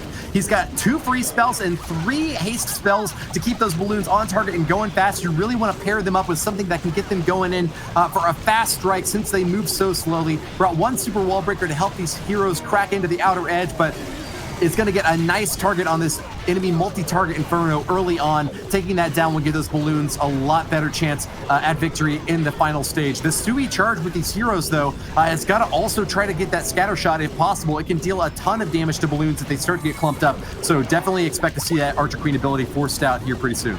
Yeah, that Queen's ability goes off. They're going to have to get through the enemy king. Unfortunately, he really wanted to get that scatter shot that's right there, but he still has the Stone Slammer to move in with 2 hounds. Typically, I've seen a lot of times being used with 3 hounds, but wait a second. So there is the Stone Slammer. That's going to go in and be responsible for grabbing the sweeper, the scatter, and moving this way towards the top. But I'm trying to see with the charge in, with the Lava Hounds moving their way through, and he's got the clear path through this Town Hall. You gotta wait for either the Town Hall gets damaged to be activated, or if the reach the 51%. Some balloons are moving up and around. He's taking his time here. There's the scatter shot. Watch out. Get ready for the Great Warden Shuttle Tome. 50%. He needs it. Town Hall activates. And beautiful. There is the Warden ability to protect everything. And now he needs to take the scatter down pretty quick with the World Champion up top. Perfect timing to protect those balloons from that death damage bomb from the Town Hall, but he's out of Lava Hounds now, and those balloons are starting to get burnt up. And Inferno along the backside is not set to multi, so that should give a little bit of coverage here for TK. He has a ton of flying troops along the top side here to get a lot of cleanup, and whether or not this is a 3-star is yet to be seen, but it's looking pretty good. Even if he doesn't get it, though, this is going to be a really high overall percentage hit from Resistance, and it might be enough to put them over the top, Carbon. It's going to be a 3-star. He has 1 free spell to use with the Royal Champion. Beautiful job. He's going to end up swagging the freeze. Doesn't need it. And Resistance comes away with another 3-star. There it is. Uses it in the core of the base. And beautiful Zap Lalo. And that Zap Lalo might even be the attack that we're seeing has the highest triple rate here because of the value. Really have to focus on moving the Queen, the Eagle, and the Clan Castle all away from each other, because right there he got incredible value. Time to Clash is in the chat, spreading the hashtag TK hype. He's right there with me, and with that 3-star performance, Resistance will have the walk-away win off their 5th attack. Congratulations to them, pulling out of reach of their opponents. They'll be moving on later, but we'll give one more chance to Aphelion to show us what they've got. They'll have their 5th and final chance to return fire and get a revenge strike at Resistance. Yeah, Aphelion Esports is looking to go in, and the last attacker for them is going to be Roar's War. And I talked about him at the very beginning. You guys saw the interview with him before the start of this war. We'll see what attack he's going to come in with. He's going to try to at least put 1 triple on the board for Aphelion, and here we go. He's going in with the classic hybrid as well. We're seeing him using the power potion to boost up his troops and those heroes to get him maxed out, sending in the blimp straight away into the single target Inferno with the Yetis to help take that down, and pulls out 1, 2, 3, 40, almost, I think, is this like 45 archers in this clan castle? Oh my goodness, what, and a witch. Okay, there's so many archers. Well, he should be able to take it down with a poison, no problem here. Yeah, really gumming up the works here. This clan castle comp can be deadly if you aren't running a poison. So thankfully for Roar's War, he did choose to bring a poison here. He's going to run into a little bit of trouble trying to pull that witch out at the backside, but I think that this Archer Queen's going to have not too much trouble taking her down, just stalling a little bit longer here. Roar's War, 45 seconds in now, is going to be moving in with these Hog Riders and Miners to support this Queen charge as soon as she can get this Town Hall engaged. Finishing off that first star will give a nice little inroad here for Roar's War, but I'm noticing some interesting gaps in the walls here that could make it easier for this queen to kind of path around, but expect to see bombs and traps in those little spots if she does wind up going through those corner edges. Yeah, Woody, the biggest reason why we're seeing those open walls by the Town Hall at any compartment is because of wall breakers. The wall breakers will not target that wall. If he connects those walls, then he can wall break it and charge directly in. But if you leave a corner at the very edge out, the wall breakers will go around, and it's going to be a nightmare to path your heroes into the base. So it's a really smart base design why you see those opening in the walls, because it can make it very difficult to predict and get your queen into it. And you really have to invest a lot. And it's looking like this Town Hall is being avoided, and the World Champion's going to come in the back end to go for the Town Hall, and he needs to save it. There's a 49%, and the Skelly's slowing down the Royal Champion, who still has a rage freeze of the Town Hall, should be able to take it down with some Hogs, the Grand Warden, and the Royal Champion, but everything just fell short right there in the core, and the Hybrid not going to be able to get it done. Roar's War, using those heal spells early on, kept his troops nice and topped off, but as they started to spread out toward the backside of the base, were burnt up by Inferno Towers, Wizard Towers, shredding them and dealing a ton of splash damage all around. So nice attempt here, but the 3-star will remain elusive for Aphelion Esports. They'll be knocked down to face off against alternate attacks in that elimination round later today. So keep an eye out for that. Resistance triumphant in this first war. We'll be moving on against Tribe Gaming later on. So congratulations to Resistance for their victory here. Yeah, beautiful performance, which means they're going to be done for the day. Resistance can take a breather. Aphelion Esports, like you mentioned, will be playing later for the survival to stay in it. But there it is. That Roar's War finishes with a 72% 2-star. Very nice. And the victory does go to Resistance in this war right here, Banks. Congratulations to Resistance going through to that next round.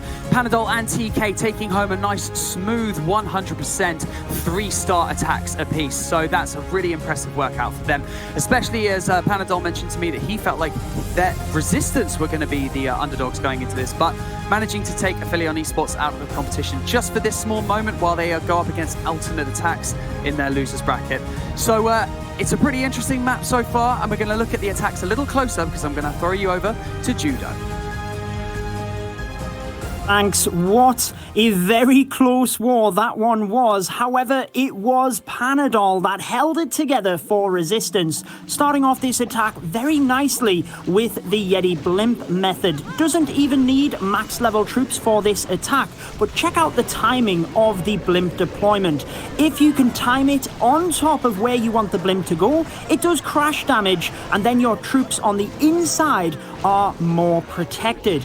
What it means is, with this area of the base down, he can charge his queen where he wants her to go, down towards the south, however, cuts off the funnel to drive her into the base here as well. So that is very clever play in order to control his queen where you want. I like that he recognizes the rage needs to come in early alongside the poison. We did see the nasty Headhunters on defense really doing damage in one of the other attacks. However, the other point I want to make here is how the Hybrid has now been thinned out, and as Woody mentioned in the commentary itself, the fact that the Hybrid comes in nice and early means that the Queen can continue on her path through the base. So just watch as the Hybrid and the Queen work in unison. I would have liked to have seen the freeze across a little bit more to the left just to hit the Eagle Artillery, but it works out okay in the end for Panadol, as his Queen is protected through the center of the base. And what I love about this is how we have the hybrid, the queen. There is so much going on, and as an attacker you need to be able to concentrate with even more rage spells to keep his queen alive, most certainly trying to get her to the scatter shot. Now, what is also impressive is that Panadol recognizes the healers are not needed anymore. Once your Archer Queen has got the damage that you need, you can let her go down. You need to save the freeze for where you need it. And in this case, he has to have a freeze for the Royal Champion and the single target Inferno. So the main things about the hybrid was really setting up the attack for them to move through in unison with the Queen, and Resistance held it together super well after that opening 3-star attack they had, moving them forward. However, we are going to move to Group B for the next matchup.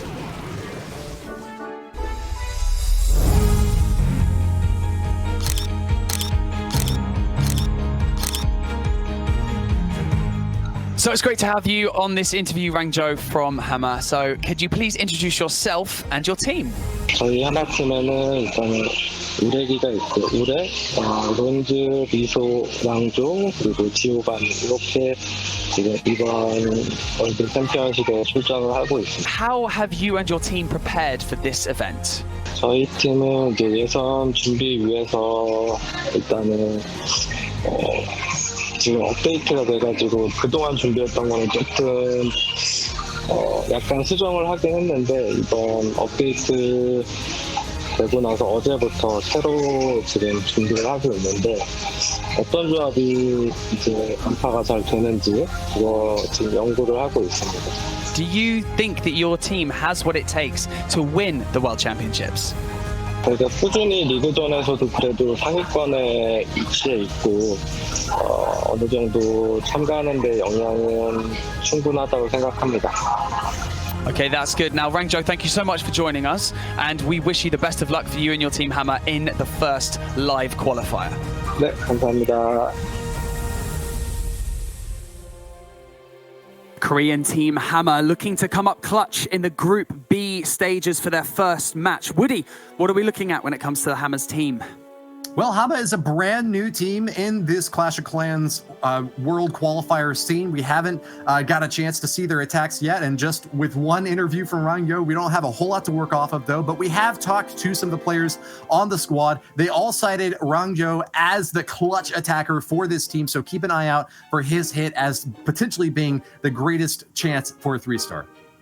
Yeah, and I believe Hama is going to be coming in very strong in this war. And another player to keep your eye on is going to be Hama Yurik in his attack, because I've seen him in a lot of competitive scene coming in with so many different attack strategies and a lot of air attacks as well. And I'm going to be excited to see what he could do for this team. It really is going to be an interesting matchup because we haven't seen a huge lot from Hama, and we also haven't seen a huge amount from Analyst, the Finnish team as well. So what else do we have coming up after in the second round of Group B as well? We're gonna have a ton of stuff coming in with other matches here, but I mean, just between this war alone, I'm gonna be excited to see. I don't know, maybe we're gonna see the 12 on each side, maybe 13 like the very first war, but we're gonna see a lot of triples potentially in this one. It is going to be strong, and now we're going to throw into a video for Analyst.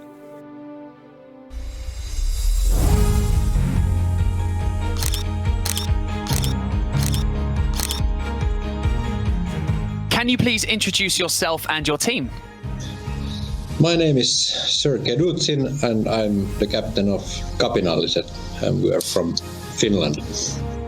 And what is your goal in this month's live qualifying finals?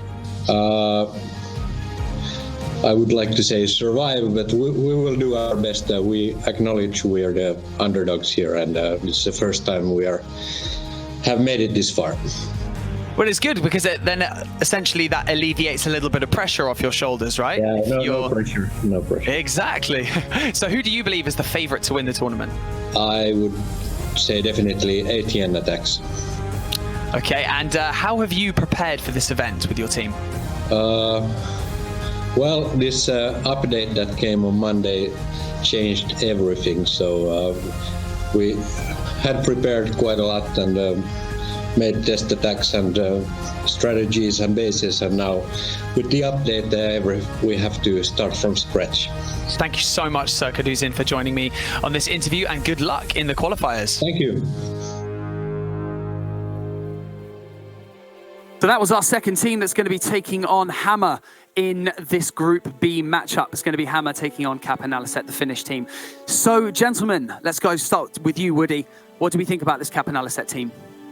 This is a team that's been around together for a long time. They've stayed true to this Kapinalliset clan as they've been competing in lots of Finnish Clash adventures over the years.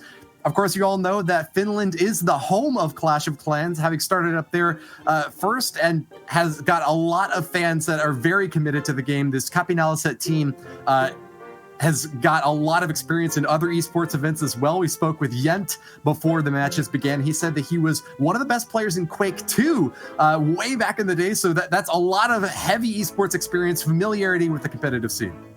Yeah, I'm going to be excited to see what they can come in with in this war here. I haven't seen them all too much, but representing from Finland, they're going to be trying to come in with the 3 stars. Bahama, they might have a little bit more experience for what I've seen here today, but either one of the clans can come up and advance here. But I'm going to be excited. Like Woody said, who knows what they can do, but they have a lot of experience in kind of the Finnish tournaments there, and we'll have to see what they can do here in the qualifiers. Exactly. It's always tough to tell, especially coming into this, especially after the update. I mean, when I had a quick conversation prior to this weekend with Sir Kaduzin, the captain from Cap and Analyst, he said that because we feel like we're the underdogs coming into this tournament, we don't feel any pressure. There's no pressure on our shoulders. We actually feel pretty relaxed coming into this, and we're just going to do the best that we can. So I feel like they believe that Hama are coming into this match, maybe with a bit more experience, like you've mentioned, Carbon. So I'm really excited to see what we have coming up in this particular match. Now, when it comes to the update that we've got so far, what are the more favored attacks that we're witnessing at the moment? Because this is the first time we're seeing them on the main stage. And that's for Woody.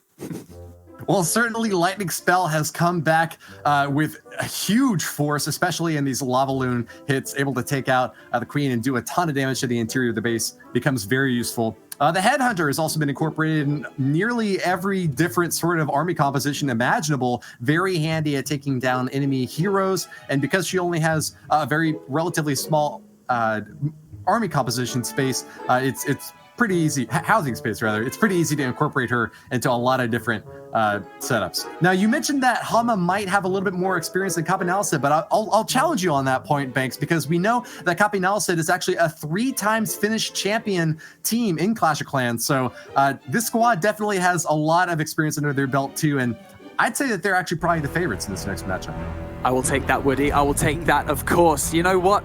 You are the expert, not me, so I'll happily take that. But it is time for our next matchup. It is Hama taking on Cap and Analyst. Yep, and we have the first attack coming in with the Mass E-Dragons here, and there are those lightning spells, the 2 of them going to be used with the multi-target Inferno, and the Town Hall is all the way in the core of this base, and looking like trying to at least defend against it. Let's see if these E-Dragons are going to fly their way all the way around, and he's setting up the funnels with the King up top, freezing that Eagle and multi-target Inferno as he kind of pushes his way through the core. Lighting is that sweeper, so he won't get pushed back, and the Queen actually is going to make her way to the Eagle Artillery. Yeah, kind of interesting that he didn't drop all the lightning spells right off the bat there, but I think he still got the job done with what he was holding on to. Mass E-Drags are storming through the space now, chaining lightning all around and going straight for the Town Hall. Now that's going to be the easy 2-star that he was looking for, and most of these Electro Dragons are still quite healthy, Carbon Fin. This attack could potentially go really far, but the big threat on the backside is still going to be that Archer Queen, the single target Inferno, and another air defense that they've yet to engage. Yeah, and he does freeze up the enemy Queen. The World Champion's coming in over towards 3 o'clock there. That single target Inferno is doing some massive work, and down goes the air defense. Hang on, does he have enough E-Dragons to push his way around? The World Champion finally goes down. We do have a multi-target and air expo up top with about 1.5 minutes left. It's going to come down to time on this one. It's not looking too bad. Hopefully he doesn't find it. He's thinking here, and as I say, he finds one. Oh, no. Those Seeking Air Mines dish out a ton of single target damage, and these Electro Dragons don't like to see them on the backside, but hold on, because I still think that they've got a solid shot at making this 3-star happen. They move pretty slowly, but as we know, slow and steady wins the race. Over a minute left for Will Halen to finish this cleanup, and only 10% of the buildings left. Keep in mind also that these Electro Dragons are going to have chain lightning onto multiple buildings at a time, so even though they've got to pass through a lot of targets, that splash damage should help them catch up pace. Now, I'm taking a look at the rest of the base, and I only see that multi-target Inferno and the Expo over there as potential threats to their domination. I don't know. That Seeking Air Mine's gonna hurt, but not enough to kill the Electro Dragon just yet. 2 more on the back end. It's looking like 3 stars is still possible, Carbon. Yeah, finds another Seeking Air Mine. It's gonna come down to this one E-Drag right here. Can it get the chain? And down goes, there it is! The 3-star locks it up. Beautiful, gets it done. Wow, with the Mass E-Drags, first time we're seeing it here today, and gets that base with the isolated kind of the core town hall all the way in the middle. And I don't know if they were necessarily thinking they were gonna get hit with the Mass E-Drags right there, but that's what it was.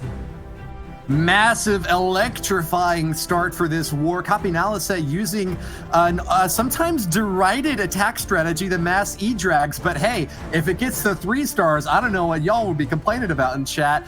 Great job there to Will Halen, starting things off strong for this Finnish squad. Hama is going to be returning fire next with Miso, the first attacker from their team.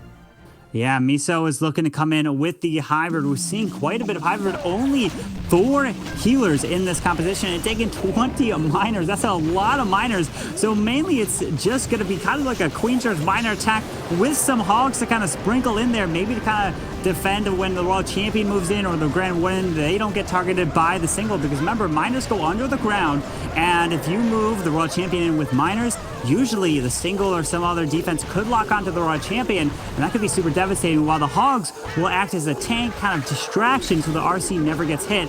Usually that's why it's really nice to use hybrid, but we have a lot of use cases for a lot of different troops here in this new meta, and the Witch is just outside this poison spell, but that one Witch shouldn't stall up this Queen too much. You'll be able to get through and one-shot her and take her down.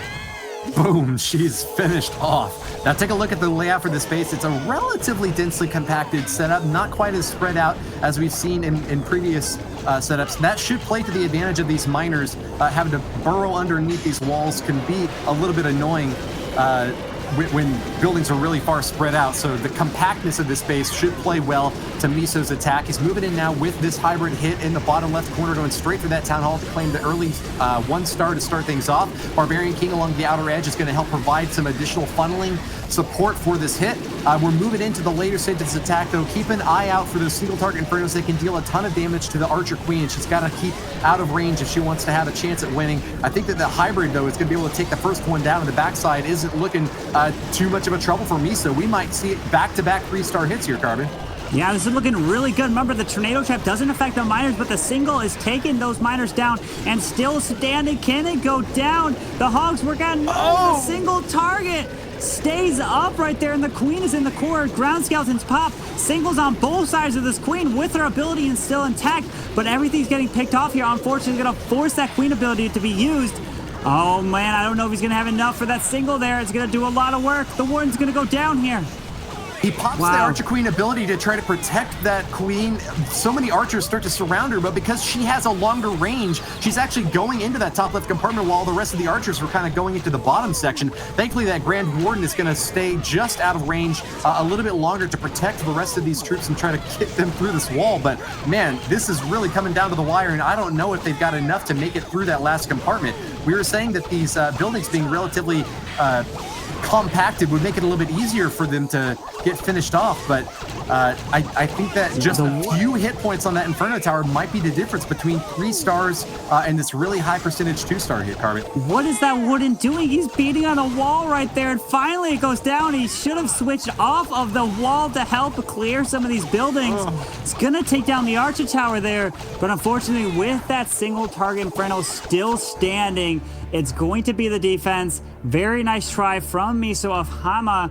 Man, that's gonna be, they're gonna be down with that 2-star, but Banks, this war is kicking off for a hot start. That definitely looked like it was going to be a 3-star attack, and then it just all fell apart there towards the end. I can't believe it. Cap and Analyst pulling ahead with that 1-star addition onto their roster. So we've got 100% going up against 95%. Hama really need to pull this one out of the bag for the next attack. All right, well, we're going to be swapping back to Capinales set with another chance to pull even further ahead for this Finnish squad. It's going to be up to Sir Keduzen. He's been trying to keep up with the changes in the game, and so we'll see if he makes use of these super witches to get the 3-star he's aiming for. Lots of earthquake spells right into the interior. It's going to make it very easy for those big boys to path around the defensive structures. Starting off with a warden walk in the top left side, he's going to be funneling with some additional troops over on that bottom left, using that siege barracks and barbarian king to smash through, but all the healers are going to stay right next to the grand warden to support this super wish push, leveraging a jump spell to get into the first layer of walls. Yep, investing a jump spell, not taking any wall breakers for here. Remember, there is the walls around this cannon, because if you drop wall breakers over there, they would target the mortar unless the mortar was taken out. Then they would break inside the core. But he decides, let's take it, go with the jump, make sure we get everything straight in. Pulls a Seeking Airmine, pulls another one, and he does finally pop the Grand War Internal Tome. There's so many Seeking Airmines right over this town hall. There comes the defending clan castle, drops the poison, and out comes some Yetis from that siege barrack. Still has the king ability to use on the outside, and he's waiting to drop this Royal Champion somewhere, and finally drops it towards the bottom side where that Wizard Tower is. Defending Royal Champion wanders just out of range and won't start to engage these troops just yet. She's frozen up, but they're not going to be able to target onto her until she starts to throw that spear. There we go. We're going to finally get an engagement over there on the top side. Attacking Archer Queen will be able to pop down both of those enemy heroes, but those troops are starting to spread out an awful lot on the bottom side of the space. The multi-target Inferno is roasting these witches and dealing a ton of damage to this attack. I don't know how much longer Sir Keduzen can stay in it with only just one super witch now down at the bottom, supported by a Royal Champion who has been obliterated by this Barbarian King. Yeah, unfortunately, the healers died off super quick. There was a bunch of sneaking air mines right over the town hall. This queen is getting slowed down by the king, and now it's just a matter of trying to get a little bit more percentage. And down goes the super witch, the final big boy standing, gonna go down, drops the balloon, and it's looking like it's gonna finish just past the 70% mark right there for the 2-star. So they're going to have to be looking to see, hopefully Hama doesn't get any triples to answer their initial 3-star, but still a very nice try with the Super Witches. Yeah, a bit of a slip up there for Capinales, but remember, it's all about the stars first and foremost. Hama are in the deficit position here now, despite having a percentage destruction lead. They're going to be returning fire very shortly. We'll get a chance to see which base they've selected for destruction next. Yeah, I'm loving kind of the different attack strategies used, and that's what's being showcased here. I think almost every attack has seemed like a different one, and just the skill of these players, they can adapt to the base, and we're going to see the Zap Hogs come taking out the Eagle Artillery and the Clan Castle. It's these base designs that they are taking advantage of. Very nice job. Death from above. The spells are dropped and 2 key defensive structures have been neutralized. Rango is well known on his team for being the strongest attacker on this squad with the greatest chance at getting that 3-star comeback for Hama. If he does pull off a 3-star here, that will put them in the percentage destruction lead, and with a tie in stars will be in a great spot to pull ahead with a victory over Capinales set. But they've got 40 Hog Riders in this comp and only 2 heal spells to make it all the way through this space. So a big investment early on with those destructive spells to take out that top compartment. I'm also noticing 3 Headhunters in this army composition to help try to deal with that Royal Champion down on the backside. But they're going to have to pass through a lot of defenses to get to her, Carbon Fin. Yeah, look at this OP value from the heroes and just the lightning spell. He still has, it's like he's almost taking down half the base with just this initial part. And now here comes all the hogs. Get ready for the blimp to go for the town hall. He's going to pop this Grand War Internal Tome to protect everything. Down the queen goes, and get ready to pop that warden ability. Oh no, he's waiting. He's just going to let the blimp go on its own. He's going to save onto the ability here with 1 freeze left to use. Dropping those troops directly onto the town hall. They're going to start swinging away for that 1st star, but it is really burning up these attackers pretty quickly here. They're going to dodge that big bomb coming out on the back end. Those looks like goblins were in that battle blimp, interestingly enough, or super goblins, in fact. Wow. But yeah, keeping the pressure up now with these balloons floating overhead to try to help these Hog Riders. They're looking very healthy, and there's not a whole lot of splash damage on the backside to threaten Rango's attacking forces. I think Hama is about to pull ahead, Carbon. Yeah, absolutely. Beautiful job. I would have popped my Grand Warden ability early, and that would have, my raid probably would have failed, because you saw the bomb tower and the giant bomb scatter would have absolutely shredded through all the hogs. But because he saved the Warden Eternal Tome and used it at that specific part, he was able to keep the hogs alive, and it's going to be an overwhelming 3-star right here. He risked it, and it turned out to be a 3-star. So really a nice job. Beautiful attack for Hama right here. What an absolutely expert showcase there from Rangjo from Hama. What an incredible performance. Absolutely mowed down that Cap Analyst defense. And now we know that it's a percentage race, because now we're even on stars. So it just goes to show how every percentage counts in this war. Isn't that right, Woody? Sure is. Let's take a look at the replay now as we get to see those Hog Riders storming through this place, obliterating these defenses with massive hammer strikes. Rangyo got a beautiful hit right off the bat with those lightning and earthquake spells. I was a little bit worried that was going to leave him short-handed on the backside with those Hogs needing heal spells to stay up, but they went through that base so fast, like a hot knife through butter, cutting them apart and churning out a victory for Hama, giving them the lead with a 97.5% overall destruction. Going to be difficult for Kapinala to beat them on the overall destruction. Probably gonna have to focus on getting a triple somewhere around here, Carbon. Yeah, absolutely. He's gonna have to look to try to answer with the Yeti Smash here. Does have some sneaky goblins to help pretty much set the funnel to make sure he's gonna get these Yetis and boulders to charge directly into the core of the base. So it does look like he has 2 jumps to jump his way right through. Maybe a siege barracks comes towards the 9 o'clock section to help clear that, while the Yetis boulders go down south. And the enemy queen is all the way up there next to the multi-target Inferno. Here's some bowlers, and there's the enemy king protecting this area a little bit, but he's taking his time. You always have to worry about that, because if he doesn't have enough cleanup on the outside, oh no, he's gonna put the siege barracks towards 3, towards the single target Inferno. And then Hogs most likely will come out of here, but he's got to charge through. We got to make sure that this Grand Warden ability is perfectly timed to protect these bowlers.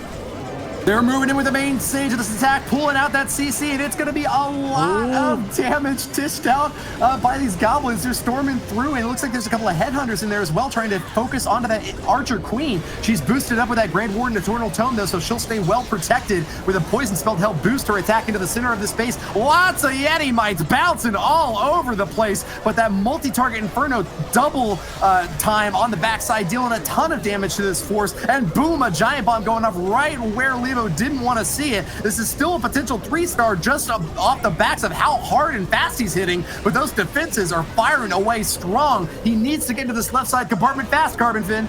Yeah, he needs to take that Eagle Artillery down. There is a scatter shot still standing up top, and unfortunately, it looks like a lot of these Yetis are dying off. Some of them on the top side beating through the wall there, and the Queen does not have the jump ability. There's her ability. She goes down, and unfortunately not able to take down some of those defenses. And the Royal Champ is going to get taken out towards the top side here. Very nice try. Has the baby dragon and minion up top, and at this point he's looking to just grab the percent. But a lot of the troops ran off and didn't take down that Eagle Artillery quick enough, and it just cost him right there. Nice attempt, but Yurik's base is going to hold here. Royal Champ looking like a royal chump, unable to take down those defenses at the left side, and coming in just a bit too late to protect the Yetis through their main attack through this space. Still has got a nice bit of cleanup along the outer edges, as you noticed there, and that'll keep Kapinala in the game, buffing up their percentage damage overall past the 80% mark. But still, we're gonna need a 3-star at some point, Carbon Fin. These 2-star hits are not gonna be enough to give Kapinala the edge over a Hama team. These hippopotamuses just chomping through the competition right now. Yeah, absolutely. They need to get the 3-star because it's all tied up on triples. So we've seen the other wars that it comes down to the tiebreaker, and it's come down to the triples that have just been able to edge out the victories here. And there we go. It is going to be the 82% 2-star, and we're going to have to see if they can come in with any more trips. But if Hama keeps getting the triples and high percent 2-stars, they can walk away with this one. A chance to pull far and ahead. If Hama gets the 3 stars here, they'll be all the way up to 8. that'll give them very little chance for Copy Analysis to make the comeback happen. With only 2 attacks, they would have to triple back to back. So Hama have sent in some of their stronger attackers earlier on in this war that could give Copy Analysis a chance to stage a comeback, but not if Giovanni's got anything to say about it. He's running that hybrid army comp once again, bringing a couple of heal spells to bolster this push with a queen charge into the bottom corner. I'm seeing 2 single target Infernos. Didn't catch what the third one was up top, but that bodes pretty well for a hybrid hit. They don't have to worry too much about the splash damage getting dished out there. What you got to worry about, though, is that center compartment with its clan castle, eagle artillery, and 2 scatter shots. You are really going to have to pierce deep into the space early on if you want to have any shot at a 3-star. Absolutely here. It does drop the blim. The biggest worry that I was going to say was hopefully these healers don't transfer off, but the queen was taking damage, so it's perfectly fine there. Drops the poison. Very easy CC to take care of with nothing on the queen. Depends on which way she's going to walk because it is a symmetrical base here. And the queen, I mean, she could either walk to the right, probably maybe to the right. There's the storage over there. But for all I know, she's going to take it the other way around. He's going to react here, and she does go to the left. I mean, this is why I personally don't do the most queen charges, because the queen is going to go her own way. Then you just got to react on the symmetrical bases, which gives you a really good opportunity. And he still has the king to use. Hybrid usually will have to come right in between, but let's see. Yeah, taking a minute to notice where these super wall breakers are going to be cracking in. They're going to definitely give some good help to this Archer Queen trying to make her way into that center compartment with the hybrid army now attacking Grand Warden to back them up on the top left side. All you got to really worry about is that center compartment. Everything else along the outer edges is just kind of the icing on the cake. The super wall breakers are starting to roll in. If they hit a bomb, it could be a little bit of trouble here, but it looks like they have no difficulty whatsoever rolling straight into the center compartment. That hybrid army is just looking like a snack chewing through these defenses, and Sir Henderson is in a ton of trouble, Carbon. Yeah, he freezes the scatter shot and the expo there, and the queen is working on the enemy king probably for, no, she saved onto her ability. World Champ has her ability as well with one more freeze to use. Is he going to have just enough here to take it down? Keep your eye on that single target Inferno all the way on the top side of the base. Pops her ability here, but it looks like she's going to be just getting taken down. These miners and the hogs just did not have enough, and we do have the Headhunter now cleaning up. He does have one more super wall breaker to use with queen ability. It's going to come down to time. He might just be able to pull this one off and get the 3-star, Woody, if he's got that time on his side. I don't know. That single target Inferno in the top compartment is looking pretty deadly. I think if the hybrid army had been able to take it down, there might be a chance to pull this thing off, but Giovanni's got a lot of trouble ahead of him. He'll need to nuke that single target Inferno very quickly. He's actually already spent that Archer Queen ability just trying to get them onto target. The super wall breaker makes it in, actually cracks through. That could be all the difference for all the marbles. Charge in, Giovanni. 3, 2, 1. Dump the firepower. It's in a 100% 3-star. Oh, wow. So close, right down to the wire. We've seen this happen already in today's qualifier. It's such an unbelievable turnout. Giovanni just managing to bring in that 100% 3-star for Hama. Isn't that right, Carbon? Yeah, we saw it right there. We saw earlier in the day when it was just barely getting a triple, and it happens again by the last second. Beautiful job saving onto that super wall breaker for the top single target Inferno right there. Gets it done. If he didn't have that, he just wouldn't have had enough there. Wow, Woody, absolutely crazy. What an incredible showing and perfect use of the super wall breaker just at the right spot at the right time. Held on to it because he knew that there might be one more little pesky wall in the back end that he would have to take care of. That is the power of those boosted super troops. Just when you need them most, they come in clutch, cracking through the last layer of walls. And without a second to spare, another super tight attack by Hama. Well-deserved 3. Yeah, and now we have the next attack, which we're seeing the witches coming in. More of them. 5 Super Witches. We've got a Siege Barracks double jump to jump his way straight through on Giovanni's base. And let's see, King and Siege Barracks being used on the very beginning. Oh no, a ground skeleton is going to do some massive work here to the P.E.K.K.A. as long as, and the Wizards help take it down. And there is this Tesla farm. Hopefully he can take this down and send these Super Witches straight moving into the core to that Town Hall. Oh, one of them is going to decide to move all the way to the top side. Dropped a little bit too high there, but the P.E.K.K.A. goes down. Hopefully it's enough to set this funnel. Yeah, that one Super Witch up top is going to be sorely missed in the main stage of this attack, drilling into the base. We're going to get some Hog Riders popping out of the Clan Castle now to support the rest of this attack. Interesting that we didn't even see a Siege Machine being used. Or actually, I guess there was a Siege Barrack earlier on that I missed, popping down over on the bottom side to help support the funnel and give those Hogs a little bit of a pathway into the base. Archer Queen's going to get help out from those healers to keep her on path for destruction. Super Witches are taking a little bit of damage. They're charging out a bit further than I would really hope. Scattershot is getting some splash damage on them, but I think that they're still going to be able to hold up. I'm keeping an eye on this Eagle Artillery down on the bottom, though, Carbon. I don't know what's going to be able to take it out. It's going to deal a ton of damage to this raid, and I don't know if it's got the legs to make it all the way to the finish line. Yeah, unfortunately, with that Eagle and Scattershot still standing right in the core, and we have 2 single target and the enemy Queen so much still standing in this base here. It's going to be a matter of the Queen and some of these Witches walking around the edge of the base getting the percentage here. But with Hama, with their 3 stars, is looking really good, and they're walking away. We're going to have to see if they can keep up that momentum. But this is going to be the percentage right here, and not just going to be able to get it. Let's see, 56 seconds. And the Grand Warden is actually working on that single target Inferno with the Super Witch there, but no way to get this Queen into the core with a single target defending. Yeah, that single target Inferno staring down those attackers like the Eye of Sauron, heating up and burning them down. KK's got only 8% damage left to deal to this base, but he's got some of the biggest, heaviest defenses still yet to go through, and he's out of heals. He doesn't have anything but his Archer Queen ability left on the back end, and he's already popping it now, trying to keep his heroes safe and out of the path of this single target Inferno, but crucially is missing that super wall breaker, and without any way to crack into this last compartment, I think he's going to have to be satisfied with 97%. There's no way to get any more. Yeah, Analyst is looking to try to get the triples, but this one just going to fall 3% short right here. Very nice try with the Super Witches. Bahama is looking really good with their handful of triples. We're going to have to see if they can keep that momentum up, Woody. Yeah, I mean, at this point, Hama can just throw up some strong 2 stars on the board and they'll walk away with the win. It's really their game to lose at this point, and as long as they make safe and smart attacks, there's no way for Analyst to catch up. They've got 9 stars off of 4 attacks, and so you really got to wonder, can Analyst just pull off a 3-star with their last remaining attack and hold on to the defense here? It's going to be a tricky call.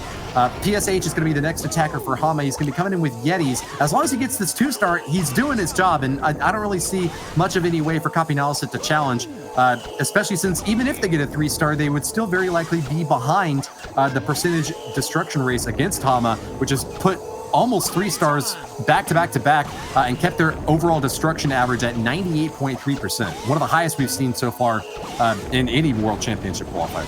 Yeah, absolutely. And Analyst is looking to get a 1-star defense, which we do not expect, but it's possible. It's definitely happened before, and we'll have to see with this Yeti Boa Bat is going to be coming in. The 6 Yetis, 6 bowlers, and with these bat spells to be used wherever those splash damage are not. But this Grand Warden taking his time here to take out this air defense, and then he's going to charge these Yetis bowlers in. Does have a blimp, which we might to see if he's going to pair the blimp up with the Warden Eternal Tome. And let's see, the Super Wall Breaker does not get into that core to open up that Scattershot compartment. Oh, we'll have to see. He's got to drop another one to make sure that opens. Yeah, that Grand Warden's taking quite a bit of fire, but with the healers stacked right on top of him, he should be able to get right back up and into the fight. Enemy Archer Queen's going to fire away at those Yetis, and a massive giant bomb explodes right where PSH's forces were keep the firepower up now against a CC storming out with a Giga Inferno burning up these troops. Defenses from Yent are looking pretty strong here, Carbon. Yeah, that Town Hall is going to go down here. Let's see. Sneaky Goblins take it down, and he really wanted these bowlers to be in the core of that base to help provide a lot of skip value, but the Yetis and bowlers got taken out super quick. But don't count this raid out just yet. This Queen, this World Champion can do some massive work, and he still has bats to use, and he's waiting to use the bats until the Eagle Artillery went down so it didn't target onto them. Where did the army go, Carbon Finn? They just got obliterated right there in the core of the base. They're swooping around the exterior now, but only just barely have half of these defensive structures down and only 45 seconds left. I kind of wonder, what was PSH's plan? How was this supposed to come together? He's got a lot of cleanup left to do, and I guess credit to him, he's been able to deal with pretty much all of the defensive structures, but he's running low on time. Yeah. And I don't know. 3 stars is going to be, I think, out of reach for him this time, Carbon. Yeah, it's just about time at this moment. He needed to get those bats down a little bit earlier. There is the Wizard Tower down south at 6, who's saving onto the Giant for it. The Ice Golem ends up freezing and dying off there, but he's going to have enough to get all the defenses down, but it's going to be time. And unfortunately, he's going to fall short just because of that. Oh, man. Very nice attack. Got a lot of value through that charge, but just not enough time to finish it off. A slow start for PSH from Hama, coming in with a 92% 2-star. How can we even say that that is, unfortunately, the worst attack that we've seen from Hama, even though it's still a 92% 2-star. So Cap and Alicet are really going to have to dig deep and, you know, going to have to show what they've got, because it's still not completely over. Wait, is it completely over? Woody, is it completely over? Well, Capinala would have to put a 3-star up on the board and then hope and pray that Hama's 5th attack is just an absolute fail. It's not definitely over yet, but Capinala are way far behind at this point, and will be struggling to keep pace against a Hama team that's got 2 triples already and potentially looking for a 3rd one in their last hit. Yeah, Hama will only have to get a 2-star if Capanala gets the triple, and they're coming in with the Mass E-Drex as well, which did 3-star for them earlier in this war, the very first attack, to set the tone, and now using those lightnings right into the core of that base and to help direct it and take out that sweeper. And we'll have to see minions around the edges. We do have 2 ground expos, 2 air expos, and it looks like we find a Tesla farm up top as well, Woody. Yeah, spread out Electro Dragons looking like a beautiful spread here. I'd like to take a bite out of that buffet, but Yent has got other plans in mind. Sticking his Grand Warden right in the very top tip corner. He's going to be sending them in to support this aerial assault, but not really able to cover too many of these attacking troops at the same time. He's going to be losing one of his Electro Dragons, wandering out to the left side edge of the space. Will get a pretty quick lock onto this Town Hall, though, and looking for that 1st star. But remember, he needs 3 to keep Capinala in contention. Wow, I don't know if you saw that, Woody, there, but the Headhunter went directly for that Grand Warden and forced the Warden ability because the E-Drags were not able to take that Headhunter out. Freezes the bottom single target Inferno over to the right, and looks like they're dying off, sends the heroes all the way finally now with that Stone Slammer towards that left side. But that Grand Warden with his early ability lost the protection for those E-Drags over the Town Hall. Electro Dragons picking up a 3-star in the first attack of this war, but seems like they're going to be the weakest hit of any attack in this 5th and final strike from Capinala.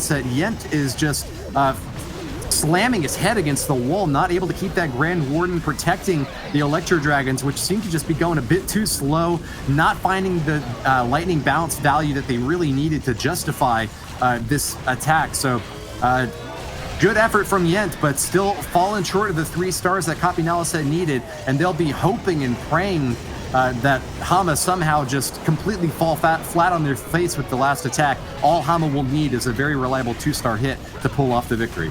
Yeah, any 2-star hit right there for Hama will be the victory. And even, I mean, it depends on 1-star and high percentage should be it, because they have the percent as well. and leaving this Eagle up and the multi-target Inferno. It comes down to Hama with their final attack to take this one. Very nice try with those ejects, but we're seeing the power of the Headhunters on defense. They can be super strong if you don't have any counter to them, if they're going straight for that Grand Warden, and if you don't take that out quickly, your Warden ability will be activated automatically, because if he's going to lose his health that fast, it's just so hard to stop. And an Inferno Dragon burning up the attacking Electro Dragon. I gotta say, if you're playing in competitive wars, you gotta have someone on your squad. Pick the Inferno Dragon. It's just such a clutch defender alongside that Headhunter that it really delivers the 1-2 punch against basically any sort of army comp that you throw at it. So let's take a look at the final attack from this war. Urek from Hama just needs to get the 2 stars, and the Korean team will advance. Yeah, Yurik is coming in with that blimp in the very beginning, drops some balloons to test for Seeking Air Mines, takes down the Archer Tower. We're going to see this raid spell, and they're going to look to try to take down all this Valley, including pull out the Clan Castle and grab that enemy Queen. Wait a second, can he grab this Eagle Artillery? He skips, and the Eagle goes down. What an incredible value with that blimp. Wow, beautiful identification from Yurik right there. Great read, and he's going to be paid off really highly for this. Nice snipe early on this Clan Castle. This Queen charge is going to go deep into the base. I see 3 single target Infernos, so of course Hog Riders aren't going to have too much trouble with that, and he has gone for a spell comp that's going to be heavy on heals. 3 of them in this setup should give them lots of wiggle room to path through this base. You see a big chunk bitten out of the bottom left corner of Kike's base. That's going to give Urek a lot of room to decide which angle of attack he wants to go on. And importantly, when you take out so many defenses, you're allowing your Hog Riders to attack the minimum number of necessary enemy targets. You don't want them taking any more damage than they have to, especially from splash structures like those wizard towers. And with the Eagle Artillery already gone, I think Urek is set up really well to get the 3 here, Carbon. Yeah, absolutely. He's going to have to force that Queen ability here. She can reach this Town Hall, but watch out. This Town Hall is going to do a massive amount of work that you don't expect because of these sweepers. I don't know if this Town Hall will be able to go down to the Queen. Let's see. Will she be able to have just enough? The Town Hall is doing some work. He's just trying to keep her alive. It's going to be close to the Town Hall. Just go. Oh! I told you. Oh, no. Wow. That Archer Queen the Town Hall stays. Bit late against that single target Inferno, burnt her all the way down, and with a big chunk of her hit points taken out, Urek was not able to finish off that Town Hall. Really tricky spot now as he's moving in with the Hog Riders in the bottom corner. He's not going straight for that Town Hall and is forced to drop that Royal Champion over on the top side instead. But with that going down, he does have the 2 stars, and Hama will be victorious in this war, advancing over Kapinalaset with a smashing performance in this last attack, which still has got a chance to be a 3-star hit, Carbon. Absolutely. He's got a bunch of ground skellies that have popped up and took out a majority of these Hog Riders. The RC has her ability. Let's see if she's going to use it right here. Is he hanging on for the final seconds? I think that's looking like what he's going to do, but we have the... Oh, wait a second. It's starting to clean up now. Oh, no, with the core buildings there. He just might not have enough time with these ground skellies stolen up the Royal Champion here. Wow. Wow. Still throwing away that Royal Champion. That's how you want to play her. She's like a maniac, shooting flaming arrows of death. Takes down the Town Hall, and even though she can't get the 3-star victory she might have hoped for there, Urek will be proud of his hit, leaving Hama the highest overall destruction percentage that we've seen in a very, very long time, especially considering 3 of their hits were only 2 stars. They still pulled off a 97% destruction average, Carbon.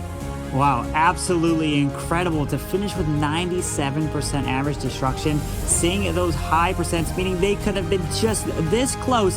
The smallest change could have been the triple. Man, Banks, just incredible to witness those 3 stars coming in. What a remarkable performance from Hama. Yes, they will be advancing into the next round, and unfortunately Kapinalaset will be slipping down into that loser's bracket. Absolutely unbelievable performance from Hama, though. Starting off with a 95% 2-star, and Kapinalaset coming out of the gate really strong with that 100% 3-star, however, just slipping towards the end. But I'm going to get the attacks broken down for you a little bit in more detail, because I'm going to hand you over to Judo at the telestrator. Thank you, Banks. Well, we seen Hama certainly bringing in the hammer, and we seen earlier on the lightning and earthquake method used to success here with the Hog Riders. Now, very nicely calculates that 2 earthquakes are needed alongside 5 lightning spells. Remember, with the brand new friendly challenge feature, you could calculate how many you need for any building. However, as we fast forward through here, it's brilliant that with a northern teaser base, normally these are set up by the defender to deal a massive amount of damage. We can take that down with the earthquakes and use the heroes to then sneak down either side and take out the defenses in that area. I really like the use of the ice golem to tank for the royal champion, since the archer queen has the barbarian king. Now, if we were to draw a line for you, the entire northern area of the base has been demolished. And that also included a lot of the big defenses. But what it means is that the Hog Riders, when they come in, can focus their fire along the bottom area of the base. Very, very important that you can control the pathing of your Hog Riders. And as Carbon mentioned, the Battle Blimp sneaking all of the way in towards the Town Hall, taking a little bit of a risk not using the Warden's ability to protect it, but he was watching very carefully and uses it down onto the Hog Riders because we have the scatter shots, the giant bombs, but so nice to use these sneaky goblins in the Battle Blimp. They do take down the Town Hall easily. Remember, it is a storage. However, they can help to clean up after the Hog Riders continues to use the heal spells wisely. And the Hogs, as we mentioned, can just swoop straight down the bottom area. Beautiful stuff. Supporting Hog Riders on the outside. He did everything right in this attack, and it is what helped them to move forward. But let's find out who they will be facing tomorrow as we move on to Darkest Muzhan versus INTZ.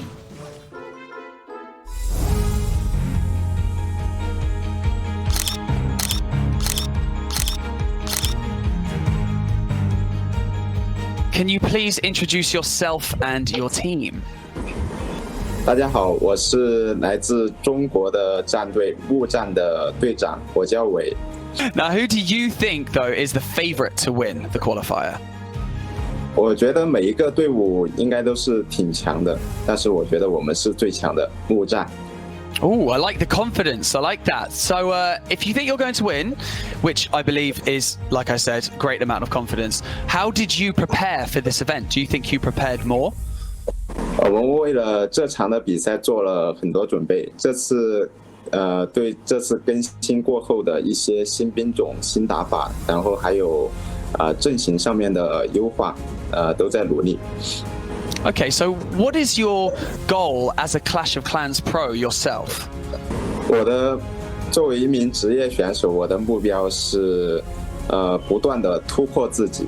Do you feel like you'll be using many of the new troops? 我对于这次那个闪电法术的更新，我觉得到时候肯定会很厉害。 Ah, it's a very nice thing to say. Thank you so much for joining us, Wei, and good luck in the live qualifiers. 好的，谢谢。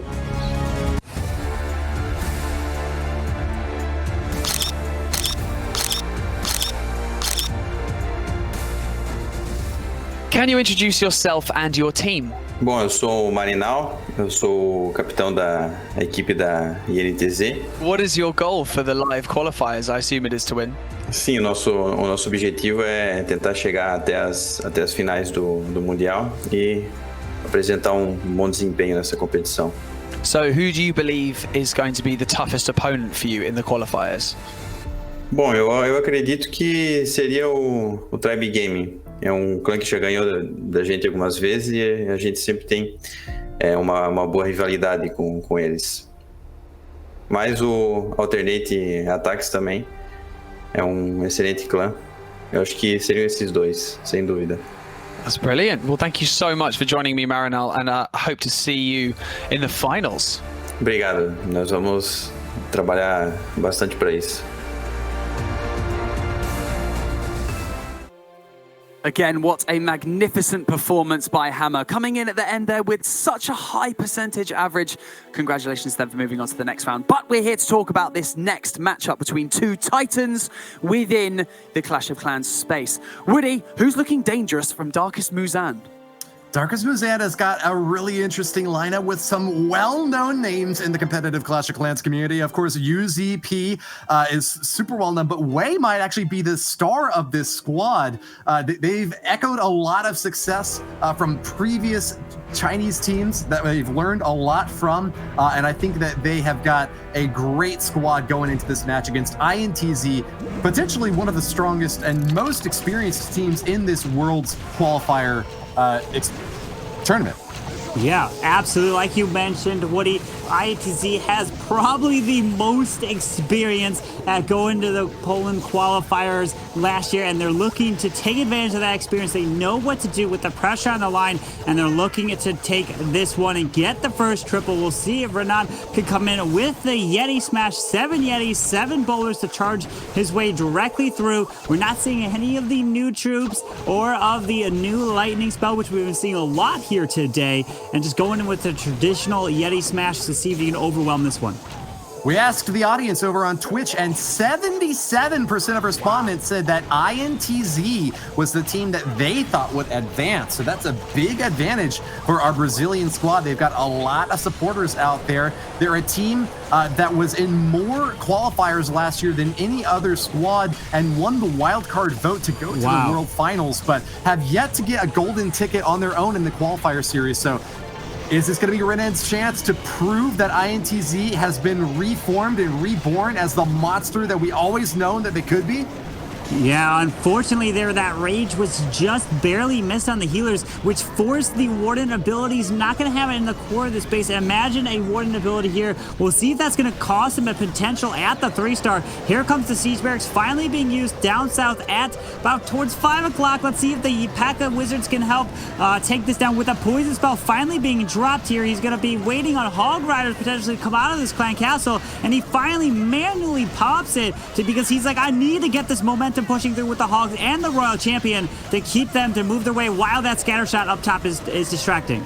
Jump spell trying to keep these Yetis on target, but that single target Inferno is going to be burning up at least one of them. Targets onto a second one as well. That scatter shot is going down, but the Inferno Tower is going to get a second Yeti burnt up. That giant bomb brings it very low now, and take a look at the right side single target Inferno as well. Renan has sent in a Royal Champion to try to take it down. He's still got the ability on her though, so I think that she will be able to finish off that compartment. This might be a 3-star after all. 45 seconds left, and 2 sneaky goblins waiting to make their stab at this base, Carbon. He's got to drop a Wizard down at 6 o'clock to go for that sweeper that's all the way in the core. He's dropping the archers. He's got the queen up top with 30 seconds left. The Royal Champion is going to try to clutch up through this tassel farm, or these 2 tassels right here with just about 25 seconds. Is she going to have enough to take it down? It looks like she will. That's going to come down to time, Woody. Oh yeah, keep an eye on that air sweeper at the bottom. Oh, actually, it's being burnt up by a wizard. There was some additional cleanup troops on the bottom edge, and this is going to be an easy 3-star, no question about it. INTZ stomping ahead and leading the charge. Renan is at the head of this parade.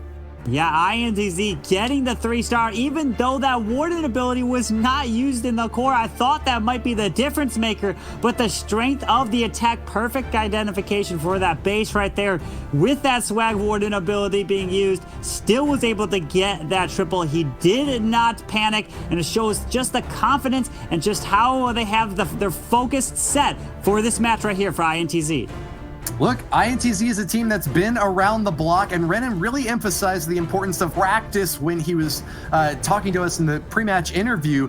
This is a guy who, even if he makes a mistake early on, isn't going to let that affect him. He played level-headed, and despite not even having the Grand Warden ability, one of the most powerful offensive capabilities in your entire arsenal, he was still able to wipe the floor with that base and had, not plenty of time at the end, but still a respectable contingent of troops remaining for that assault. INTZ with the 3-star to lead things off here are going to get attacked now by Darkest Muzan. It's going to be Kartik in the driver's seat. Yeah, Kartik is looking to use the Yeti bow bat, and we're still seeing these older attack strategies coming back here, even though they're not too old because the update did just drop not too long ago. They're still learning how to use it. We do have one multi-target Inferno up top with both the Queen and the World Champion up there. And we're going to see he's going to set pretty much with a Grand Warden walk. You have to help set this funnel, and a lot of players who may be new are wondering, why are you doing a Grand Warden with healers? Well, because you can control the Warden. And what do I mean by that? Well, you use him to kind of grab defenses, then if you drop your main group of troops, it's going to pull the Grand Warden over to follow. If you're doing the Queen, and if she walks the wrong way, she is gone, she is lost, there's no way to bring her back. But with the Warden, you can control him because he's a support hero, and that is why a lot of these pro players and a lot of players you see use the Grand Warden, because it's a lot safer than the Queen. And a little bit of a buff to his AI is going to make him even better at tracking onto the main force of your attack once you choose to deploy it. Kartik is doing a little bit of chip damage along the top right side of the space, spreading out those sneaky goblins and now a baby dragon to kind of clear out the edges and give his Yetis and boulders a clear path through this base. He's going to deploy the rest of his troops now at this bottom right side. Lots of small compartments in this base and no jump spells in Kartik's arsenal. He's going to rely on a lot of splash damage from those boulders, bouncing those rocks over the walls to try to take out enemy defenses. Takes down that archer tower there, but look out for this Inferno Dragon. It's starting to burn up on one of the heroes. Nicely done there, finishing them off. They'll continue their path of destruction to this base with a massive rage spell, Carbon. Yeah, with that Warden ability being used super early to protect the wall breaks that break through the layers, which then force that next wall to actually get open because of the ability there. He still has the blimp to use, and then bats. Hang on, there's still a lot left in his attack. It might look like it's dying off, but he hasn't even used phase 2 of the hit yet. You haven't even seen my final form yet, Kakarot. Kartik is making his charge onto the top side and takes down the enemy Archer Queen. A good result there. She's getting a lot of punishment from these cannons firing away at her and the rest of her support troops, and no healers to get her top back off. I think she's about to go down, but here come the bat spells storming into the top section of this base and taking down that Eagle Artillery. The main threat has been eliminated, but still with a multi-target Inferno and a single to be able to target onto the Grand Warden and that World Champion over on the left side. Keep your eye out for it, because it can burn up these heroes in a very short amount of time. Watch the locks, because that's going to be the most important exchange in this attack going forward, Carbon. Oh man, how unfortunate there with that Queen going down in the core. And the bats did not have that momentum through the base. The Wizard Tower, and there were some Teslas up there as well, decided not to drop that Royal Champion up there a little closer to the other splash damage. Very nice try by Kartik right here, but it's going to fall short with the Yeti bow bat. And the Yetis are still on the wall. He's trying to get a little bit more percentage. But INTZ did start off this war with the 3-star, so they have the advantage going in, but anything's on the table because every single one of these players on both teams can come in with a 3-star.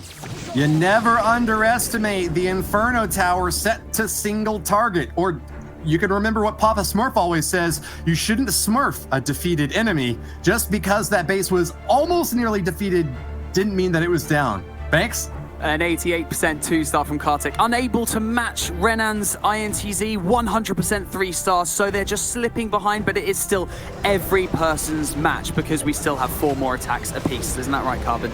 Yeah, absolutely. We're jumping into the replay to take a look at the Warden ability, which the wall breakers not only broke 1, but 2, but 3 walls, which actually, I don't know if it really hurt. It kind of forced the Yetis and the boulders towards the town hall. It did a massive amount of damage, but now we're going to be jumping into the next attack, which is Bernal, and the man is known for Queen charges. And look at this, coming in with regular wall breakers, deciding to take those, uses the sneaky goblins instead to help set that funnel to make sure this Queen goes the right way. I mean, Bernal, if anybody, he is the master at wall breaking. Yeah. The rest of these guys are playing Clash of Clans, but Bernal is playing some other sort of mind game. He's able to burrow deep within these bases better than anyone else, but running into a bit of trouble here, having to drop that free spell to keep his Archer Queen nice and healthy. He's the sort of guy who's got a plan 5 steps ahead of everyone else. He is the Bobby Fischer of Clash of Clans, and INTZ are going to be strong and in the driver's seat if he can pull off this tricky 3-star, having to drop so many free spells to keep this Queen alive, but she's still in it, Carbon. Yeah, absolutely. And the Queen burns her ability. Town Hall does go down, and keeping her alive through that charge is absolutely incredible. Now he has 3 hastes for the Lalo, pops the King, and sends the Royal Champion in behind with some ground expos on this Queen. She's getting some nice value. Here comes the Lalo from the top side with the Hound, and he still has a Siege Barracks. I'm assuming he's going to switch that up to maybe a Stone Slammer, and there it is. He's going to now fly his away from the bottom side, and the Royal Champion burns her ability. The scatter shot that goes down there, and the Queen finally dies off. Get ready for the Stone Slammer, some Dragon to come out to help take down the enemy Queen.